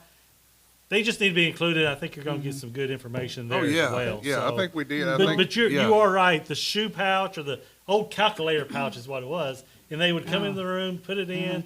It's just really comes down to then how much is it monitored? You know, Well, they said they were going to try this and Yeah. see, and if it didn't, they were having a lot of issues with it, it wouldn't work, and they was going to next step up, and they had told the parents and the kids that. and that might very well do it then. Mm-hmm. What It might. system was that? What school system was that? Rutherford. Rutherford. I'd, like I say, I'd like for all of them to be there at that policy committee. I don't know that anybody's got, no, I'm just picking on you. Come on. I think originally, I think parents are like us. They'd like for the kid not to even have the phone, but it's almost unrealistic because there's so many times, particularly in high school, that kids have to text, especially if they're not driving. There are several kids that do not drive, and they're in programs after school and all that sort of thing, of course. And it's during the day that they don't have access to, to tell a parent, I've got to stay late or I got to do this. And I know it doesn't sound, that sounds kind of minor, but it's really not to parents because their schedule is all messed up and they don't know what to do. It's like and of course, years ago, we didn't have phones and still worked it out. And Ms. Jones, Right. you're right. And I understand what you're saying, but you have to be careful making excuses. Yeah. And what I mean, and I'm not, I hope you don't take that the wrong way. I Oh, don't I'm mean it the wrong way. I'm not. No, I know We've got to exactly be what you're careful saying. not to make an excuse Yep. in a way to give it to them. Right. And it's so easy to do. And like you also mentioned, 20 years ago, nobody had a cell phone in school, and somehow they survived. Yeah, and 20 years ago, we weren't having There school was differences. shootings. I'm with you. I'm with you. And I think agree. I think that's the only thing that parents are going to be concerned about is the safety issue, that if something happened, they could not get in contact with their child. But I'm that- just being the devil's advocate because I've talked to a lot of parents and they've heard this and they're concerned. But they don't understand what the teachers and principals and everybody's going through either when you get every child that's got a phone. That was one thing when they came from Warren County and talked to us about it. They said that they have found safety-wise that if the kids have the cell phones and there's an emergency, they're trying to get on their cell phone. They're not paying attention to what they need to do to go for safety. So that's another area we could give excuse, but we also need to tell the parents, this is not the safest thing for your child, is that they are trying to get to a cell phone when they need to be listening to their teacher and what they need to do to get to safety. So that was one of the things I thought was a valid point that he brought up. And if we make it too easy with where we put those magnet releases, they're going to be getting out of class to try to get to one of those magnet releases. And I taught middle school. I know how how wily these kids are, One of the things that one of the parents up in Warren County was telling me about too, that the kids have actually enjoyed it. Because the parents is like, I can go to school and not get away from my parents. I've got a helicopter. I was the other way dad, around. a I've called the helicopter high mom, school. and- Mine's gonna text me one more time. Yeah, it's, some of the parents, quite a few of the parents have really enjoyed the peace and quiet from their parents, the kids have enjoyed it. So it works both ways. We're gonna have some pushback, no doubt, but from everybody that you talk to, in Warren County, it is, really, really changed that district up there and for the better. It's taken away, like I said, it's a lot of the animosity and going to the bathrooms and fights, the bullying. The bullying is the biggest thing that has really changed that district up there. It's taken a lot of that away. Rita, as I recall, the way they used to handle it, the way when we were growing up they handled it, was they would call the main office, and the office had a group of students that they could send down to a classroom. Here, your mom sent this note to you. She'll meet you out front at so-and-so. It would make it busier for our office people, but it's the way we always used to do it. We also had those pay phones in the cafeteria. I don't know if those are still there, but those helped a lot. Used to smoke right outside the cafeteria. All right, so why don't we pass this along to the policy committee? We'll get, all the principal, I would say we send out the information to them ahead of time, and so that they got it, and they can come and make constructive comments, because that may be the only thing on the policy committee. Mr. Ballard, at this time, do not have a meeting for a policy committee. You want to try to set one of those today when everyone's here? We don't have It's a up to policy you. meeting set up right now. It's up to whatever we have open around the, let's see here, around the first, second week of May is when it needs to be anyway. Around the first, second week of May, ain't it? It's gonna be, What about May 5th? It's a Monday. I don't think we have anything going on anywhere else around that time. What have you got, Melissa? I'm fine. May 5th, that Monday. It's free day. May 5th's fine with me. That's on a Monday. I'm not on policy You're committee. not on the policy. Ms. Bass That looks fine. and Mr. Porter. There, I'll get it in there. All right, so we'll set it for May 5th at 4 o'clock. Yeah, that's normally when we go. Hey, Mr. Westmoreland, when you was in Grundy County, did you not set up, Yeah, I supported, I was part of the policy committee that developed the cell phone policy there. And we essentially did what you read in the Warren County policy. Yes, sir. We just did it without the pouches, and we instituted an after-school detention program to where that was the consequence, first offense, second offense, third offense. And it made a difference. Now, a couple of things that happen is kids have dummy phones. They will get caught, you'll get the dummy phone, but their actual phone will still be on their person. That happens periodically. Wow. But you gotta remember, you've got two different animals here. You've got an elementary and you've got a secondary. You gotta kinda handle both of those a little bit different when it comes to cell phones. With the high school, with kids driving and things like that, it makes a difference with their consequence versus a consequence of a third grader or a second grader. Essentially, the students came in, cell phones were out of sight. First offense, they come to the office, the phone will be confiscated, they pick it up at the end of the day. Second offense, they would be confiscated, parent would come pick the phone up, and then they would get 1 hour after school attention. And then third offense, it would be 2 hours after school attention, and they would be banned, cell phone would be banned for so many days. But you didn't take them up of the morning. They weren't taken up. The They rule still was had them with them. Turn off, on silent, out of sight. And then, of course, you've gotta have hallway monitors, you've gotta have bathroom monitors, you've gotta, cafeteria, the rules are the same in the cafeteria, out of sight. You see a kid in the hallway on their phone, that's about it. I didn't mean to put you on the spot. I forgot about that you was on that, Scott, sir. Yes, sir. that information you got from Warren County, Yes, sir. where you had the poll showing those statistics and whatever, Yes, do we sir. have, did you send? I've got them, yes, sir. Okay, I think I could send it could to we get everybody. that Yeah, too? I can send them to You you. should have it in your email. Yeah, I've got it, but could you send that out to our principals and whatever? Yes, sir. So they could be reviewing that before the sir. meeting? Are I you think okay we with that, sent Mr. that Chairman? whole presentation to them, did we not? Yeah. Yeah, they've already, They got it, okay. But we can send it again, whatever we need to Okay. do, we'll do it. Yeah. Because those statistics were concerning Yes, sir. and eye-opening. Dr. Westmoreland. Mr. Westmoreland. Oh. I work for a living. Ouch. Yes, ma'am. Now, one thing about the policy, the thing that came down from the state was that if a child had an IEP that included a phone in it. How many students do we have with an IEP? 0. Okay, that helps. Now, I have a couple that have 504s and, because of diabetes, and they will. Right, that would be they the will health. monitor their blood sugars with their phone, so Right. that would be included in a 504. Okay. And it would, it would be a team decision. 99.99% of the time in our school district, there's an adult within immediate proximity of a student who may have those needs. Okay. But in that case, that would be one of those special cases. But as far as IEP students in our district that have that in an IEP, we have 0 out. Okay. All right. Just from a high school standpoint. Yes, sir. we've dealt with this. So before a lot of you were in board members, we had something policy passed. It was not to be seen, used, or heard. That was the rule. And so and we fought it hard.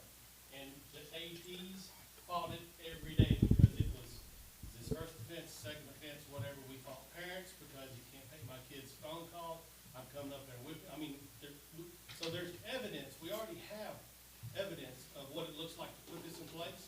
And I can tell you conversations that we've had with our teachers. Right now, our teachers have the power. We give that to them. We have some teachers that say, when you come in, they hang their phones on the board. That's their teacher's policy. Hey, when you come in, I don't want to see you playing with your phone, put your phone in the pouch. There's some teachers that say, I don't want that responsibility. What if the phone gets broke? Who's paying for the phone? The whole 9 yards and like that. But for the most part, when we meet with our advisory group for the teachers, they just need a strong policy. If there's a strong policy put in place, then the teachers are free of it. Does that make sense? And so, Absolutely. that's what I'm saying, like, this is not new. This Yeah. is, Sure. but what you run into is, we know when you put this in govern, the first year, and we've talked to Warren County, we know, the first year is when you're gonna have to pay all the prices. Your admin team is gonna be inundated with issues to just put this in place. But we've also had conversations of, man, the middle school's already created this behavior. What if it just naturally follows 9th, 10th, 11th, 12th? It's not that difficult, we've got a cycle of kids, we've gotta get out of the old pattern, and then it's just created the expectations of our system. So much conversation has been had with this, with our teachers, and so there is a ton of feedback that's available for you guys, of the things that we've already tried to do. And any policy is only gonna be as strong as our ability to enforce that policy. With cell phone, one thing I learned with the cell phone policy, you can't really have that favoritism, the athletes, the gifted students, whoever, it's gotta be a rock-ribbed policy that every administrator in our district is following, so that cohort, as they get to you, is already kind of been trained to do But the that. dummy phones, all those teachers that have to do the pouch thing, kids put dummy phones in there every day. That was the biggest problem, was the dummy phones. I just can't believe it. Absolutely. I had probably $10,000 worth of phones in my desk. And they were just iPhones you can imagine, and you'd catch them, you'd search them, that'd be the phone you'd get, there you are, and they'd never come back and get them. $1,000 iPhone, they'd never come and get. And they'd lay in my desk, and about every 2 or 3 weeks, an alert would come through, and if I forgot to turn them off, that desk would just jump across the room. All the phones. Oh, another thing My Randy God. wanted me to mention is this includes any smart watches and any electronic devices they can get text or messages through. So that has to go in the pouch or whatever we decide to. All of that has to go in, so.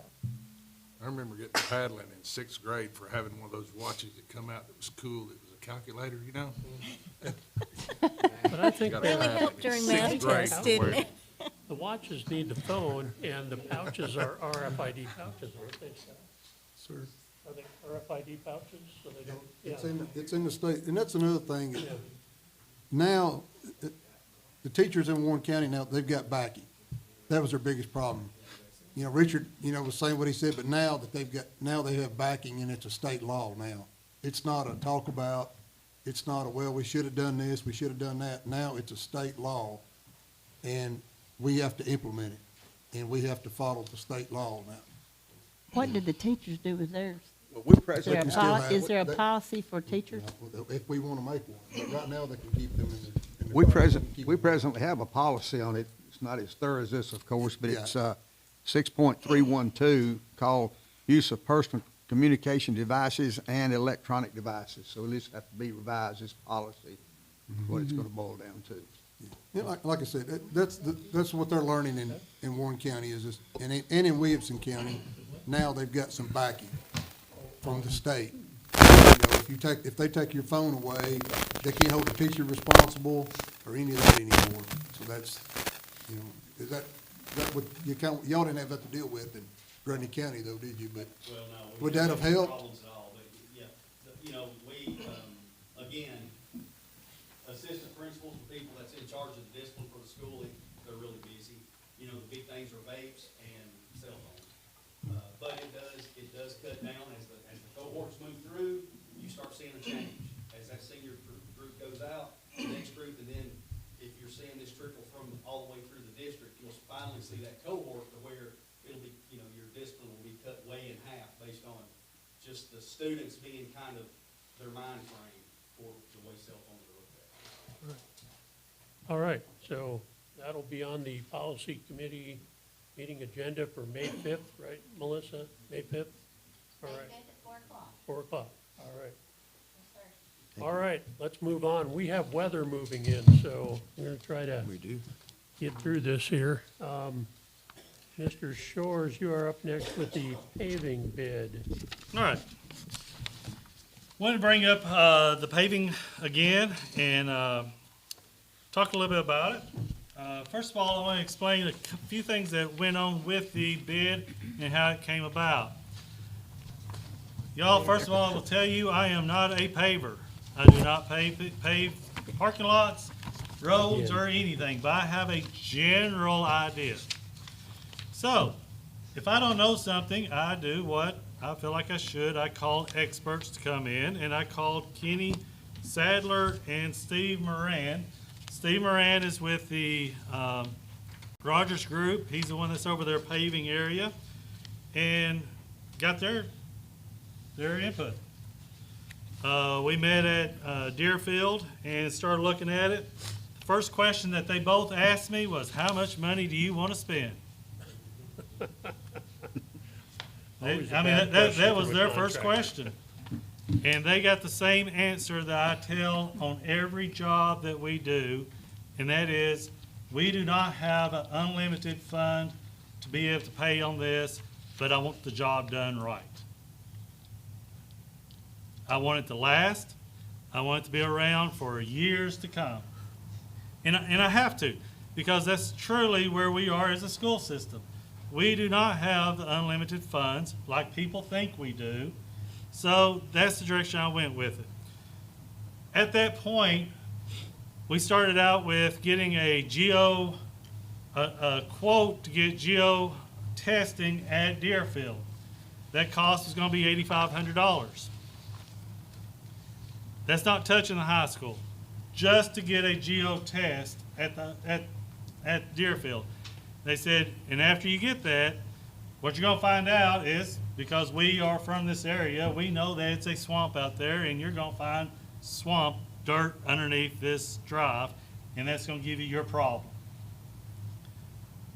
My first thought is, why do we need to get a geo test to tell us that if we know it?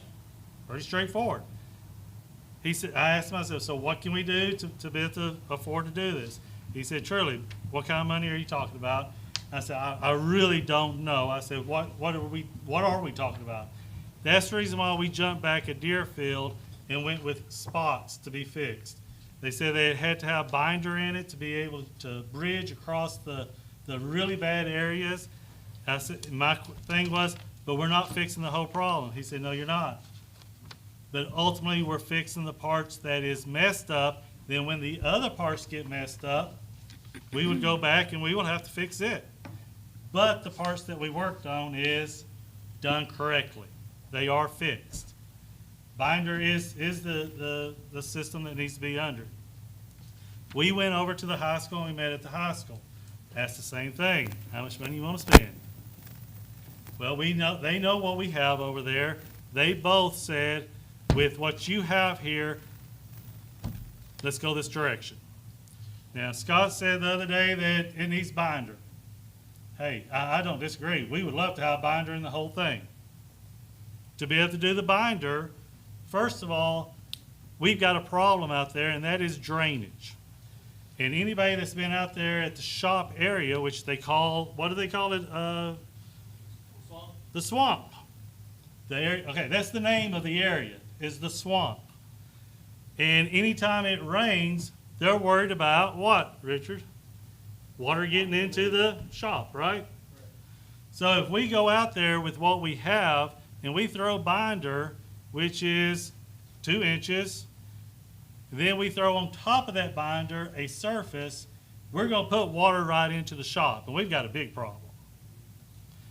But before we even do that, once again, how much money do you want to spend? They both said, we have compacted crushed gravel that is approximately 6 inches deep out here. You will be fine. If you put binder in, we're going to have to dig every bit of that out. We've got to put a bunch of yellow equipment back here and carry it out, get it down deep enough, and then we turn around, once we get deep enough, put in our drainage, then we've got to do what? Bring it back in. So not only are we hauling it all out, we've turned around, now we have to haul it back in. Then we put the binder down, and then we put the top coating on it, and we have it fixed really good. Now, if we wanted to, we can make the place like it's an interstate, and we can make it so we can land a jet airplane back there. But it's going to cost us. We can do it, but it's going to cost us. So, through that discussion, Kenny Sadler, which is a engineer with a stamped ability that has been through college, that knows what he's talking about, did drawings. I'm going to pass out the drawings to you because they could have been picked up by anybody. I want to let you know this was not haphazard done. This is the project that we were looking at. If you open it up and look at it, it's got the full drawing. There's 2 pages. The first page shows you where everything is and what is expected to be done. The second page actually shows the full drainage for the entire thing, because we have to get the water out of there. Otherwise, what's going to happen is going to go into the shop. And it does show wherever you put the drainage in, what do you replace it with? Crushed gravel, as Scott said. And it does say it on the plans. There are other problems with the what is out there already. It's been called contaminated. It is understood it will have to be clipped. To be clipped means you have to go in and you have to take off the top layer, which takes away the contaminated area. Then they will go in, put in the drainage, and it's taken care of. Instead of what is a custom is putting in 1.5 inches of surface top, we put down that we wanted 2 inches because we're not putting a binder down. What we have already is a drive that buses are running on, garbage trucks are running on, and that was brought up the other night. It's not failing, it's holding up, and when we throw more asphalt on top of it, all it's going to do is what? Make it stronger. It's not failing now, why would it fail then? On top of that, it was brought up that we need a pad for our dumpsters. That's not part of the project. If we want to add that as a project, we can throw in concrete somewhere to put the dumpsters on. That's not part of this project. Are there any questions? Where are you gonna put the dumpster? I really don't care about the dumpsters still, Scott, just like I told you the other night. Wait, I stop. did go out there the other day, and right beside the new CTE building, there's a place we could put the dumpsters. I am perfectly fine with the dumpsters staying where they are. It's been working where they are. It's holding up for them. So it really doesn't matter. That's not part of this project. Can I talk now? Yes, sir, you can talk.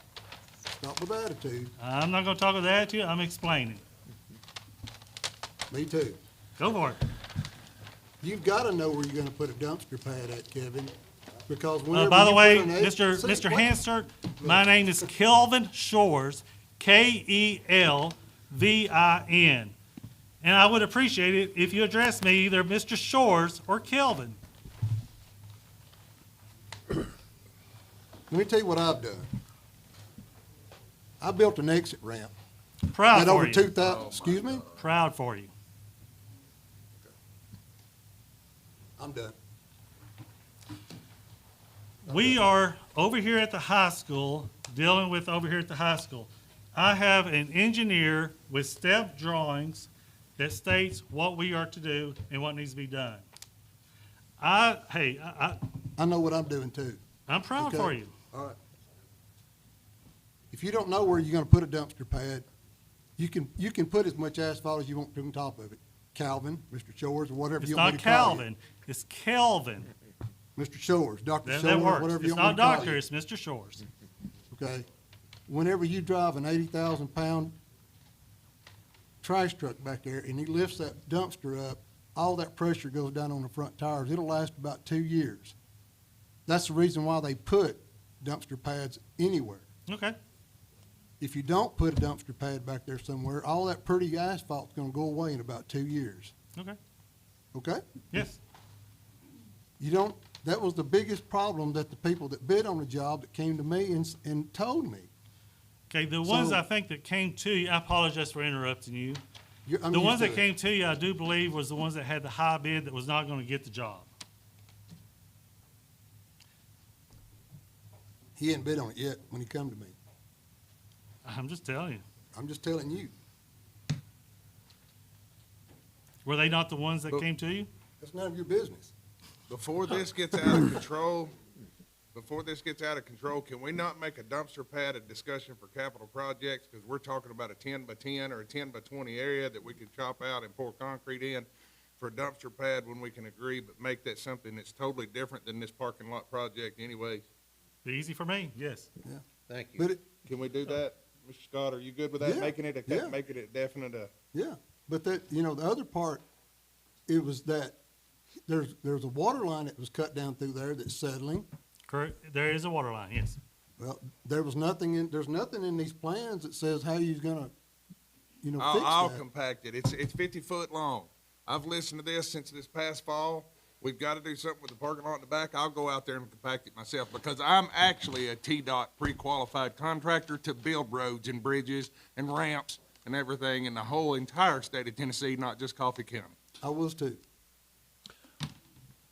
So I'm just, hey, this is my La- opinion. So, Last time this came before the board, I believe it failed on a 4-4 tie, no, well, I think there was an abstention actually, so correct me if I'm wrong, but it failed by like one vote, I think, or something. We didn't have a quorum, so, because I think people were unsure, they didn't feel like they had enough information to. They were made vote. unsure by somebody, Yeah. yes. I Yeah. agree with that. Yeah, so I think that's what happened last time, so if this is, and I believe, is this on the agenda for? Yes. Okay, we were gonna put that on the agenda for the 15th, as we explained it here. And so, we know what Mr. Hansard says and Mr. Gilly says. Does anybody else have any questions of Mr. Shores? She can put my name, Miss Melissa can put my name on it as the request because it only takes one board member to request something for the executive committee to consider to be on the agenda. Okay. And please, board members, please do ask if you have a question. This was not done haphazard. It was researched out. It has been looked at. Experts have been brought in. Discussions have been there. Yes, there are better ways of doing it as far as, and I did. I called and talked to the one that would have had the winning bid, and I asked, do you have any concerns with any of this that was in the drawings? He said no. He said there's no worries. He's willing for me to call him right now. You can ask him questions. can you guarantee that? It is not, okay, if anybody has ever done road work and really understands road work with asphalt, you cannot guarantee the possibility of a breakage of road. You just Wrong can't answer. do it. Wrong You just answer. can't do it. Wrong answer. No, Good. right answer. No, right answer. Drive down I-24, they pave every year right now. You can ask Drive for, down I-24 to Nashville right now. you can ask for a guarantee. You can ask for them to warrant it. No, you can't. Golly. Golly, no, you can't. Hold up. And I mean- What would it take to, I'm get supposed to be get the a one bid being on quiet a, here. on a dumpster pad? Do what? What would it take to get a bid on a Capital pro- dumpster pad? Okay, dumpster pad would be very simple. I'd give credit to Mr. Hanser. We have to know where to put it. And then we ultimately need to spec out what we need. And then we would just bid it out and take care of it from there. And there's a Okay. good chance it wouldn't even need to be bidded. It'd be quoted because it'd be less than 25,000. Okay. I mean, really, it'd be that simple. So Mr. Gilly compacts the drainage line at his expense, and we bid out we There's talked. no expense. Oh, well, I'm assuming there's some expense, but whatever. But, Well, no, not really, not whatever. But Okay, yeah. I apologize, and I do want to apologize that I inserted myself into this ridiculous mess that started a while ago. Well- And I apologize to everybody for getting in the middle of it. well, I'm sure you got some expense to do it, but but Mr. Gilly has volunteered to compact that line, so, and I think that's, a good solution for that, but, what else do we need to resolve then? To take it Once back again, to if anybody's got a board. question, please ask. If I did come across harsh, my apology. Trust me, as Robert has said, this has been coming up and coming up and coming up. Yeah. And wherever it comes across that things are being done haphazard, that goes against my character of the way I handle things. And I want to make sure that everybody here knows in hearing this, that's not the way I work. I make sure that the job is being done correctly.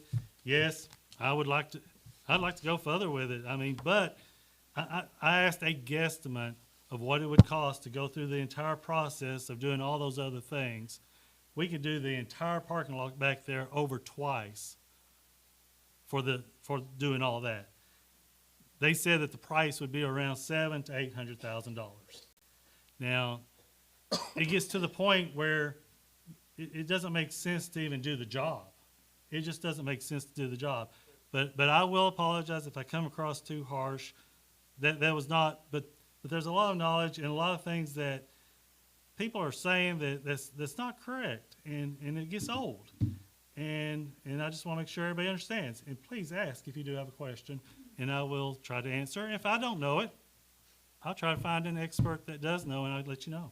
Well, and I think, the reason some of the people voted against it last time is they didn't feel like they had enough information. And granted, you hear a couple different things on compacting asphalt and stuff. It's, unless you've done that, it's, it's hard to understand. I don't think people felt like they had the information. So hopefully this is the opportunity to, get that information out that they need to make a, educated vote. Okay. Kevin, if we did proceed with this, when would they get the work done? I called and talked to the one that would have had the winning bid, which is Tinsley's. Jacob Lund is the one that's over that project. He would still be planning on, because there's a date on it for it to be done through the summer. So they would be working on it during the summertime and finishing during the summer. I asked him if he would hold the bid that he had given. He said that he would honor the bid that was given to us for the last board meeting. So that would be the same bid. Now, that would be both schools? Deerfield has already been passed. Oh, it has. So yeah, it's that's already right, we done. did pass. This is just talking about the high school. But Deerfield would get done by the summer, because I was out there. the Deerfield's other supposed to be day. done by the summertime. I think it was June the 30th or something that they had through. The date was actually put on the specs. That is a gorgeous school. I went through it the other day. Absolutely beautiful. I mean, that's probably our gym in our county. And then I had to go through all these potholes to get out to it. So I thought, oh, we Yeah, the need to get potholes this are- done. That'll be getting fixed by the end of summer. All right, so any other questions for Mr. Shores on this? And, you know, because we're gonna put it on the agenda, and Dr. Powell was fine with that. So Sir, we'll have an executive committee meeting right here. I'm getting them down. Okay. Are you gonna call the capital projects meeting? Wow. That's all I mentioned a while ago, was capital projects, to break that out, if everybody was okay with that on the. We can if capital you want to. project. But what? For the dumpster no, pad, I I'm not guess. inserting myself back in that. Not at this time. So we can't do all this.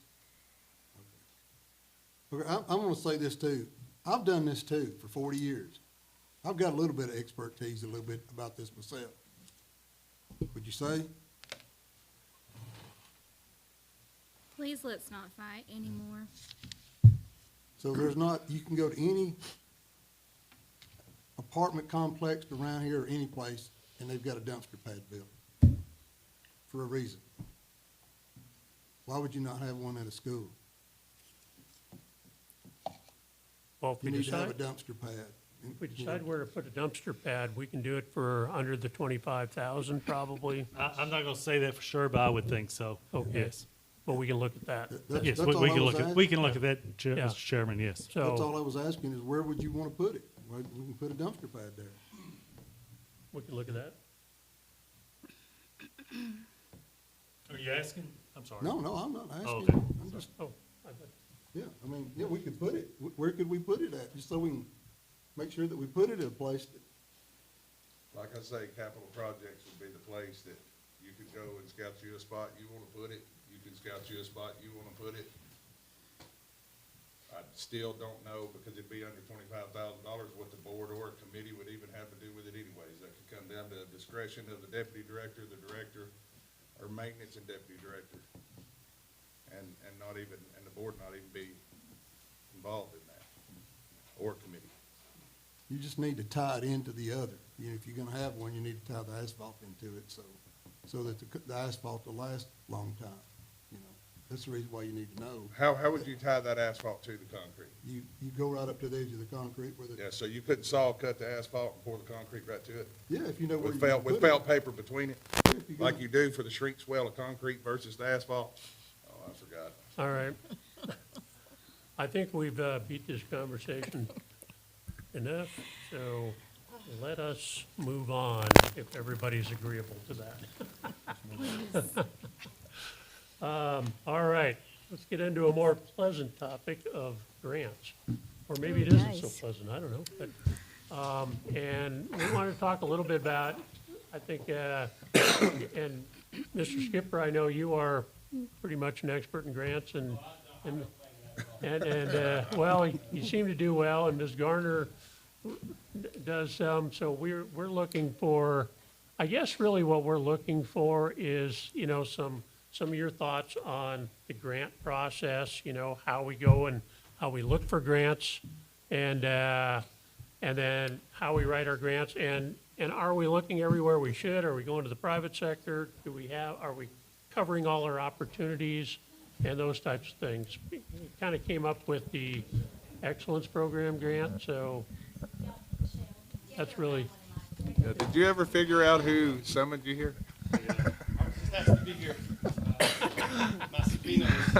thank you for being here. Besides the grant team. It's always a pleasure seeing you. No, I appreciate it. No, I think, and I can only speak on behalf of the CTE. You know, CTE grants, they come in a lot of different forms. There's you know, state grants, like with our ISM that we completed probably 5 or 6 years ago. There was another 500 million that we had to write a grant for to get pieces of it from the State Department. And then there's federal grants. And like, I promise you, I hate writing grants because it's a bunch of flowery words. But once you figure out how you've got to just tell them what they're looking for you to say, because I'm a bullet point guy. This is the reason that I want to do it. But grants, I will say this. I think, and this just Skip's opinion, but I think the state that we're in right now, as far as statewide grants, I think they're going to be fewer and fewer. I mean, just to be quite honest with you, TISA's at a deficit right now, and so there are a lot of things CTE-wise that are getting pulled sideways from us, just because they know they can't fund them. And so I think in reality, you know, that's all I can speak on is CTE. But yeah, everything that's available CTE-wise, I apply for. I don't get all of them. I get quite a few of them, but it's also because I have pretty good relationships with different organizations that are. I know you do doing some that. stuff with the private sector, though. Do you do private Yeah, sector? That too is all about relationships. I Okay. mean, that's really what that is. I mean, that's why I'm on the chamber. That's why I'm with the industrial board. As far as being an educational liaison, is we have conversations about what they need.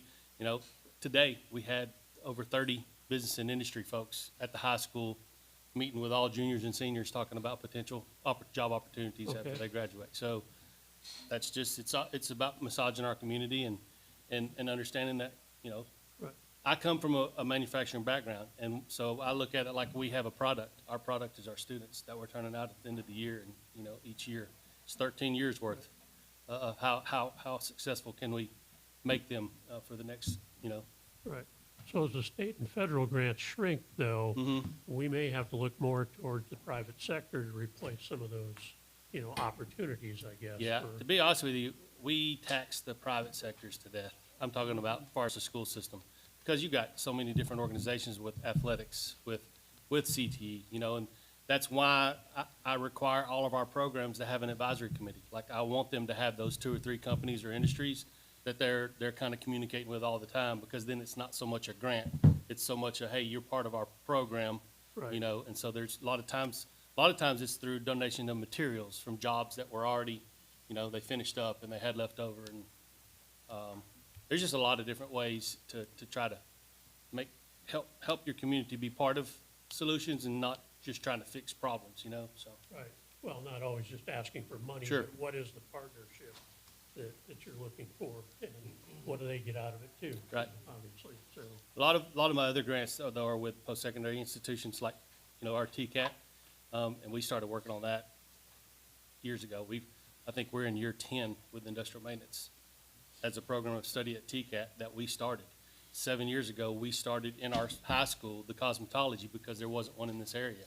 And now they've got 2 shifts worth of, or 2 morning and evening sessions of cosmetology kids that are able to use their Tennessee Promise, because we were willing to work with them and help them start their program, knowing that it was going to benefit our kids later on down the road. So it's kind of where we're at now, paying dividends. How will the new TCAT college out there, would that be helpful to your program, or are you going to be working together with them? Oh, yes, ma'am. I mean, and that's the thing a lot of people don't realize is the reason that we've got that TCAT program is because we've already been putting the things in place. Right. We've had industrial maintenance for, I'm pretty sure it's 10 years, cosmetology for 7. Yeah, CNA. So we put the programs in place, and we've had them in different places to prove to the state we can fulfill them, we can sustain those. So that's really why we have the facility going up, is because we've already proved that we have a need. And plus, it didn't hurt whenever the new mega site come in and the governor thought he could put his name on that. I mean, I'm just being honest, that really helped. But there are also other, for whatever reason, the governor approved. Basically what happens is there's a top 10 every year of TCAT programs that they get approved financially. And so if you make it in the top 7, you're usually going to get funded. Well, we had made it to number 6, and then he funded the whole thing. He funded every one of them. So we were just it was a benefactor of that. Nice. Yeah. But what that one's going to do is that's going to offer us additional dual enrollment opportunities that we may not have had, because there may be a program or something that they bring in that, because of proximity now, I can let these 4 kids go over there during 6th and 7th period instead of having to house it having to have a teacher on our building. So that's where it's going to really pay dividends. Questions? I know Mr. Cordell, I believe it was Mr. Cordell, talked one time about a grant writer. Yep. And would something like that, and I don't know if we could do a full-time one, but, you know, would something like that this is for all of you, I guess, is would Or a something like stipend. that- What's that? Or a stipend. Or a stipend. No, it's my understanding that our county has a part-time grant writer. I don't know if it's our county or our Yes, region. Yeah. David. Yeah, Yes, we they do go have one. part-time. And so that's probably something that we could, I don't know what the process is. Well, of I using them. actually worked with him a couple weeks ago on writing one. His future didn't seem very clear to him, so I don't know how that is right now. But yes, we have had a part-time one for a couple years now. And I'll speak on grants. I'm coordinated school health, so under that comes safety, mental health services, physical education, community. And really, it's the partnerships, like you said. We host the Coffee County Health Council here every month, and with that comes all kinds of partners. So we are a 501c3, so there are several times that we will write or apply for grants and then utilize some of those funding to put in the schools as far as like just supplemental stuff. We also have newsletters. Everybody up here, whatever department you are in, you get newsletters from the state. And those always have all of the available grants that are available or coming up. And also an e-plan that Krista had talked about before, grants become available in there as well. There are some grants that are easier to get than others. The competitive grants, I've seen, because I started in Grundy County, and out there, it's like I could write out 5 sentences and I could get, $1 million because of our data and stuff out there. In Coffee County, it was a little more difficult. So definitely the worse you are like with your socioeconomics, it's a lot easier to get funding. And I do find it a lot harder these days to get funding. And like I do not apply for every grant that comes out. I mean, that would be a full-time job if I applied for everything. So you have to consider what's the likelihood that I'm going to actually get this grant. If it's a nationwide grant and they're giving, 50 out and it's going to take me 2 days to write, I'm not going to go after that grant. But some things where, maybe I know someone that's over that funding opportunity, something like that, I'm going to go after. So we do have to pick and choose, or I have to pick and choose of what I'm going to write for, because it's not just writing the grant. It's whenever it comes in, it's the management. I mean, we've all seen that with the ESSER funding and with everything, and it's the management of those funds that's even that much more difficult too. So, but that's how I go about getting grants. I don't feel like I'm very good at it now. I mean, I didn't get the excellence redone, and I just got denied another one the other day, but I'm gonna keep trying. But it's not as easy as it used to be, I don't think. Well, it's I will been- say that, I just wanted to insert, there's every one of us supervisors. Right, that's what I was fixing to say. I write grants, she writes grants, Right. Trevor writes grants, we all write grants. We just didn't have enough microphones to go Yeah. around. Yeah, it. but I want to say, it's just a constant process of us writing grants and deciding which ones are right and which ones aren't, and it's Yeah. just, and then connections, I just know through people I know Sportsman gives a lot of money to FRC, they also give to the teachers, it's a lot of local people that, Dusty Elam, Rotary, I'm partnering there with them now for one, so we're very fortunate in our community that we have a lot of support. When you start And looking at that's- the state and the federal grants, though, there's always a measurement of what you bring to the table. Because there's always, Right. you've got to show that you're covering part of whatever expense of your master project is. And so that's where you got to really get creative, and things that you're already paying for, making sure you're drawing attention to that, that we already budgeted in our teachers, but I'm going to call them out in this, whether it's STEM or whatever, whether it's, especially with STEM, with them, the way they do things.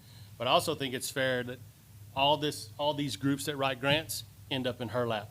Yeah. Everybody needs to know that it all ends up in her lap. And so she's awesome. She really is. I mean, Yes. as far as It's been my experience to writing grants when I was in the school system that it depends on your category. For instance, you know what you're talking about, and you can get a grant, but it's gonna be difficult just to say, okay, I'm gonna appoint you as a grant writer. That's hard to do if you're not in that category or in that line. And, it's just hard to do. And I know there's grants that we don't even know about, that all these people in here have written, and get, and it's never even talked about. And like you said, though, some of them are very difficult to get if they're nationwide.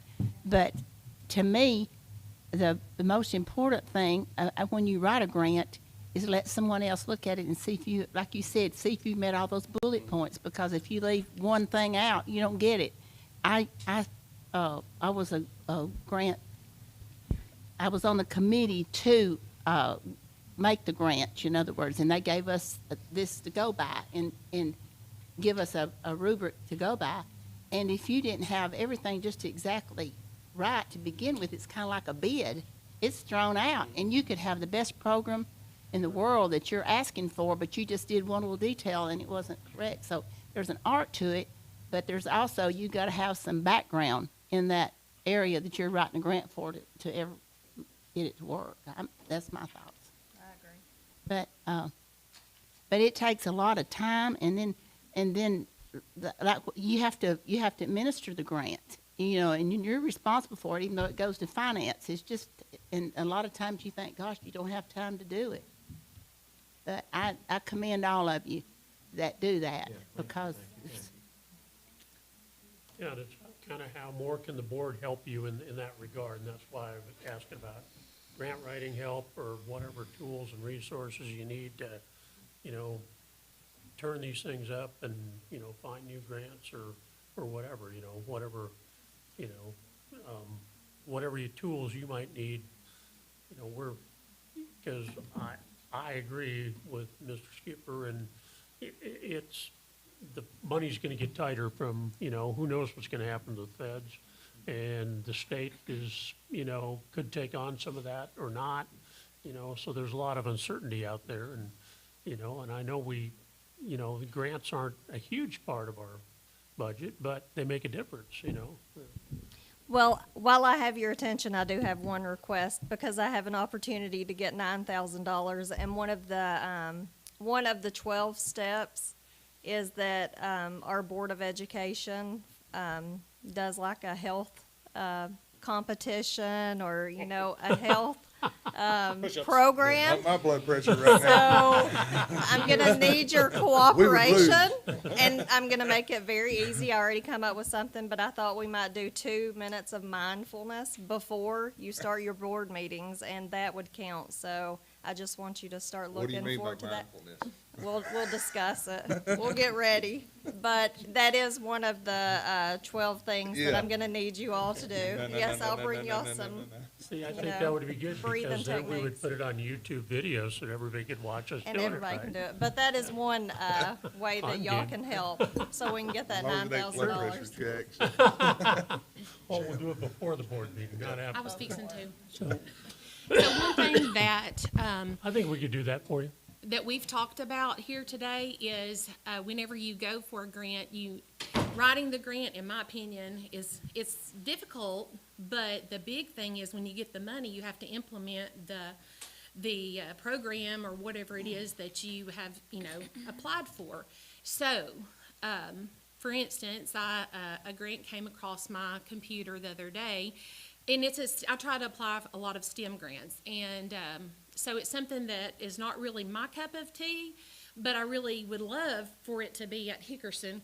And so I've been trying to kind of look around to some different teachers. Would you be interested in this? Would you be interested in this? And so something that, if you guys wanted to help with that, is we really need a STEM coordinator for elementary education. We need somebody that can jump in there and take on some of these roles that's not teaching in a classroom.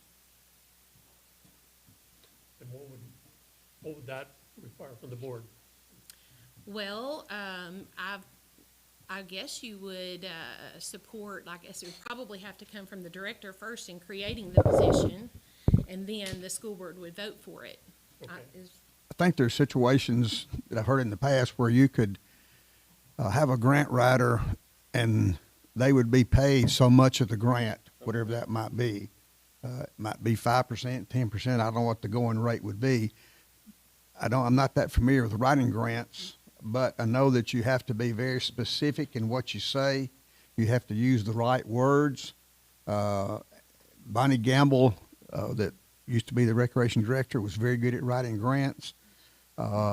First of all, it's like Skip said, she knew folks that she was trying to get information from and trying to get it from, so that helps. But you've got to be very specific and use the right language. And it may just be a matter of one word that you put in there that might throw you completely off. But I know there's situations where you can probably hire people that can write grants, and they would take a percentage out of that grant if they would work like that, that would be their pay, so to speak. May not be full-time, I don't know. Would it be conducive to have a full-time grant writer or not? It just depends, I guess. I think we have an amazing secondary CTE program, and so one of my goals was to help lay the foundation for that through STEM, and I think it would be great if we could do more. I wonder if we could combine that, because it seems like to me both of those positions to start off with could be part-time grant writer and a STEM, someone to oversee the STEM. So I wonder if we could bring someone in to do both, oversee STEM in the elementaries and be in charge of looking for grants and writing grants. Can I add It's just a something thought. just for food for thought? So 3 years ago, Krista, 3 years ago, the state made a major move as far as STEM. There's another one coming this next year. But they basically incorporated STEM objectives in every grade level of SPIs or standards or whatever you want to call them. And so they felt like, maybe some of y'all remember, so we had to address that from a district standpoint, right? And so I got Krista and the elementary supervisor, and I don't remember who else. And so I was like, this is kind of in my world, but I don't want it to be in my world. Like, this is elementary. But nonetheless, we had to have elementary, we had to have middle school and high school representations, right? And so we actually appointed some folks. Okay, you're going to be the elementary representative because you had to go to this training. It's just state stuff. Not that the STEM implementation is bad. It's not that it's bad. It just can come across as more, right? And so we wanted to make sure that the way we were approaching the STEM aspect, because it's in every grade level and it's in every contact, is that we really want to just focus on the computational thinking aspect. Like, nobody can argue that we want our kids thinking more. Just stop giving them all the answers. Let's make them keep them struggling a little bit, right? Because that's something that we kind of got away with. So that's really, from a district standpoint, that's how we really wanted to address that. And so, in saying that, now, where STEM and CTE used to be its own focus area, it's gone away. There is no more STEM focus area because it's been moved into everything program, right? And so now all the other standards have been modified, highlighting the STEM computational thinking aspects. Problem-based learning is the new big thing that they're throwing around. There's nothing wrong. I mean, they're great initiatives. They're great thought processes. But like what she says is that there's the STEM school because they've gone through all the paperwork and it's a big deal getting qualified to be considered a STEM school. It's a lot of work Mr. Anderson went in originally to do, and that they do, is it how many years? Every 5 years they have to renew it, right? And so I've been out there, I've worked with some of the kids in their STEM stuff. So it is something that system-wide, elementary, could definitely be expanded into all of our elementary schools. I'm not the one to say that that's what needs to happen. I'm just saying that it's supported by the state, and it's a major initiative for our LEA and the whole 9 yards. So to say that, could there be a person there could be a person that needs to be responsible for, because they've rewritten standards and calling out, here's the STEM aspects in third grade reading. You know what I mean? So it's like, it's that detailed now, so just from the education side. Do you track the students that come through the CTE program, see what they're doing later in life? Yeah, I do a follow-up every year. It's a huge chore. I bet, Yeah. Yeah, I usually have that, so I usually wait until February of the following year to see did they ended up going to college or where are they working. And so I have to do a huge federal report or state report. I have to upload one at a time where the kid, you know, and if I can't find them, that's part of a grading rubric that we have, Right. our system has. So yeah, I have to track those kids down. And those numbers should obviously speak for themselves and, you know, when you're talking about grants and things like that Oh, too. this is our CI, so those build our, what's called CIPs, they're performance indicators. And yes, that's total percentages. Anytime you're writing a grant, when you can pull specific system or county or whatever data and use percentages, that's make or breaks is what those are, really. Interesting. So how many of the CTE kids go on to trade school or college? Well, I'd have to pull it up and look at it, but we have Motlow's our biggest. I mean, Yeah. by far, we have so many kids that Yeah, I'm are sure, yeah. gonna be psychology majors. You know, that's. They come out of the CTE program to be Yeah. psychology majors? But we also Okay. have a ton that enter straight into the workforce. Okay. How many go straight into the workforce? Just out of curiosity. I would say at least 25%.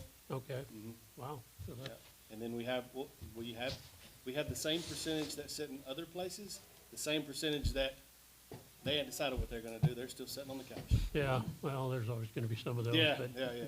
you know, sometimes it takes them a while to get there, you know, figure out what they wanna do in life, so. Yes, sir. But, no, that would, I think those numbers would be awesome when you're looking for a grant and things like that, to be able to point to those numbers, so. All right. Any questions for the folks on, and, you know, I know we can't fit everybody up there, but on grants and funding these things? No? All right. I think thank you very much for the information. That was great. We're winding down here, so the last thing on the agenda is our 2023-28 5-year plan, and we have to look at this. What's that? Mr. Chair, I think that we wait till we bring on a director, I and would, then we sit down and we work this out. yeah. We may want to make changes at his recommendation right off the bat. We Or don't. her. No, I think it's just. Or her. Or her. Sorry, it's been a long day. Or her, okay. Just as long as it's not they or them. Yeah. Or whatever. Don't say that, Tom. I say this, Mr. Ballard, if you don't mind, on the 5-year plan, this was something that the state initiated several years ago before we started having the TISA plan and the state plan and so forth. This plan is, if you look at it close enough, there's only a couple of goals, so to speak, in there. The rest of it is that we pledge to do this, we're going to do this, do this, do this. It's just a matter of, the state still requires this, but Mr. Shores and I were talking about this afternoon. It's not useless, but it kind of keeps you on track of where you need to be as far as what you need to be doing in the system. But there's very few specific things in here in terms of goals and those type things like the state plan is doing now. But it's something to have, but it's not as, I hate to use the word not as important because it is important too, but it doesn't serve its purpose like the other plans that we have with the data and all that. This doesn't have any data much with it. It Yeah. can be more practical. It's more of a practical document than Yes. all that other, you know.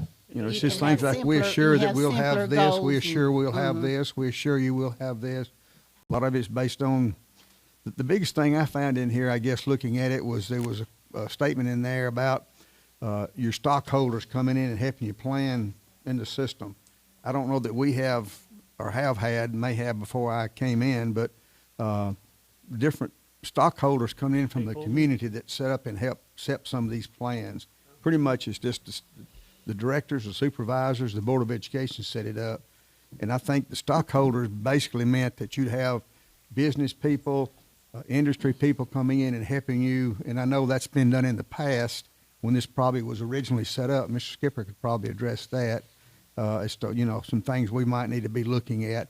But just look over it and it's something needs to be in there, but there's nothing really specific about it as far as any It's not data really. has to be contributed. And I was, and I had talked with a few board members during the meeting here, is that, it's something that we might want to put together a committee and start converting some of these Sure. things to, smart goals like we have in the district improvement plan and really making it more of a useful document.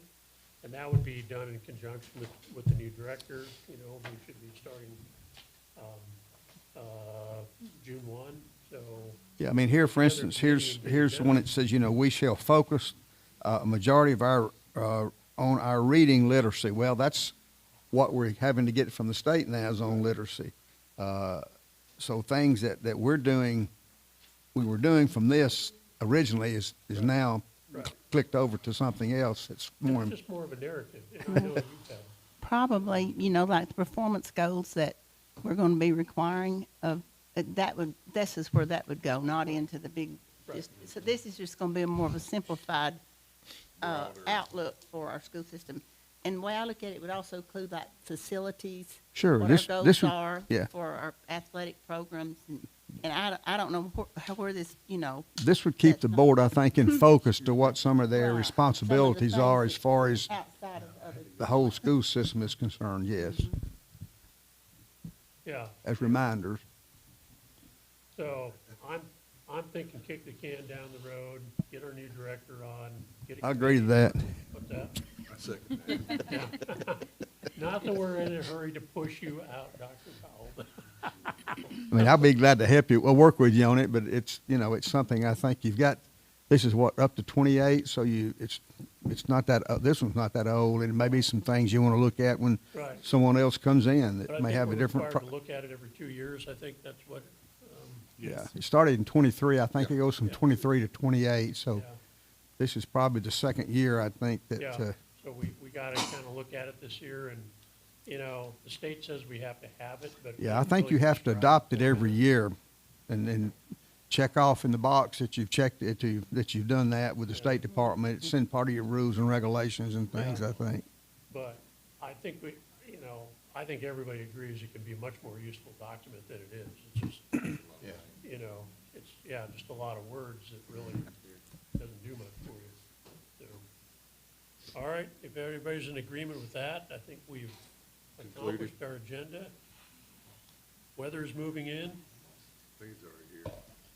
It's already here. For us to move out. I'd like to thank, I'll walk each individual. I'd like to thank Melissa. She was in charge of getting our lunch together. Thank you, She had a Melissa. lot of help. Yes, thank you. Most of the support staff up here and the Thank you, Melissa. classified staff and certified staff help her get things together. So I think she did a very good job. Yep, and I want to thank everybody that presented, even, that today, and April and Dr. Powell for doing all that hard work on the budget, and Melissa for getting, I sound like an Academy Award show, but, Oh, that's beautiful. but it was a great job, and I think everybody appreciated it. So with that, we can be adjourned. All right.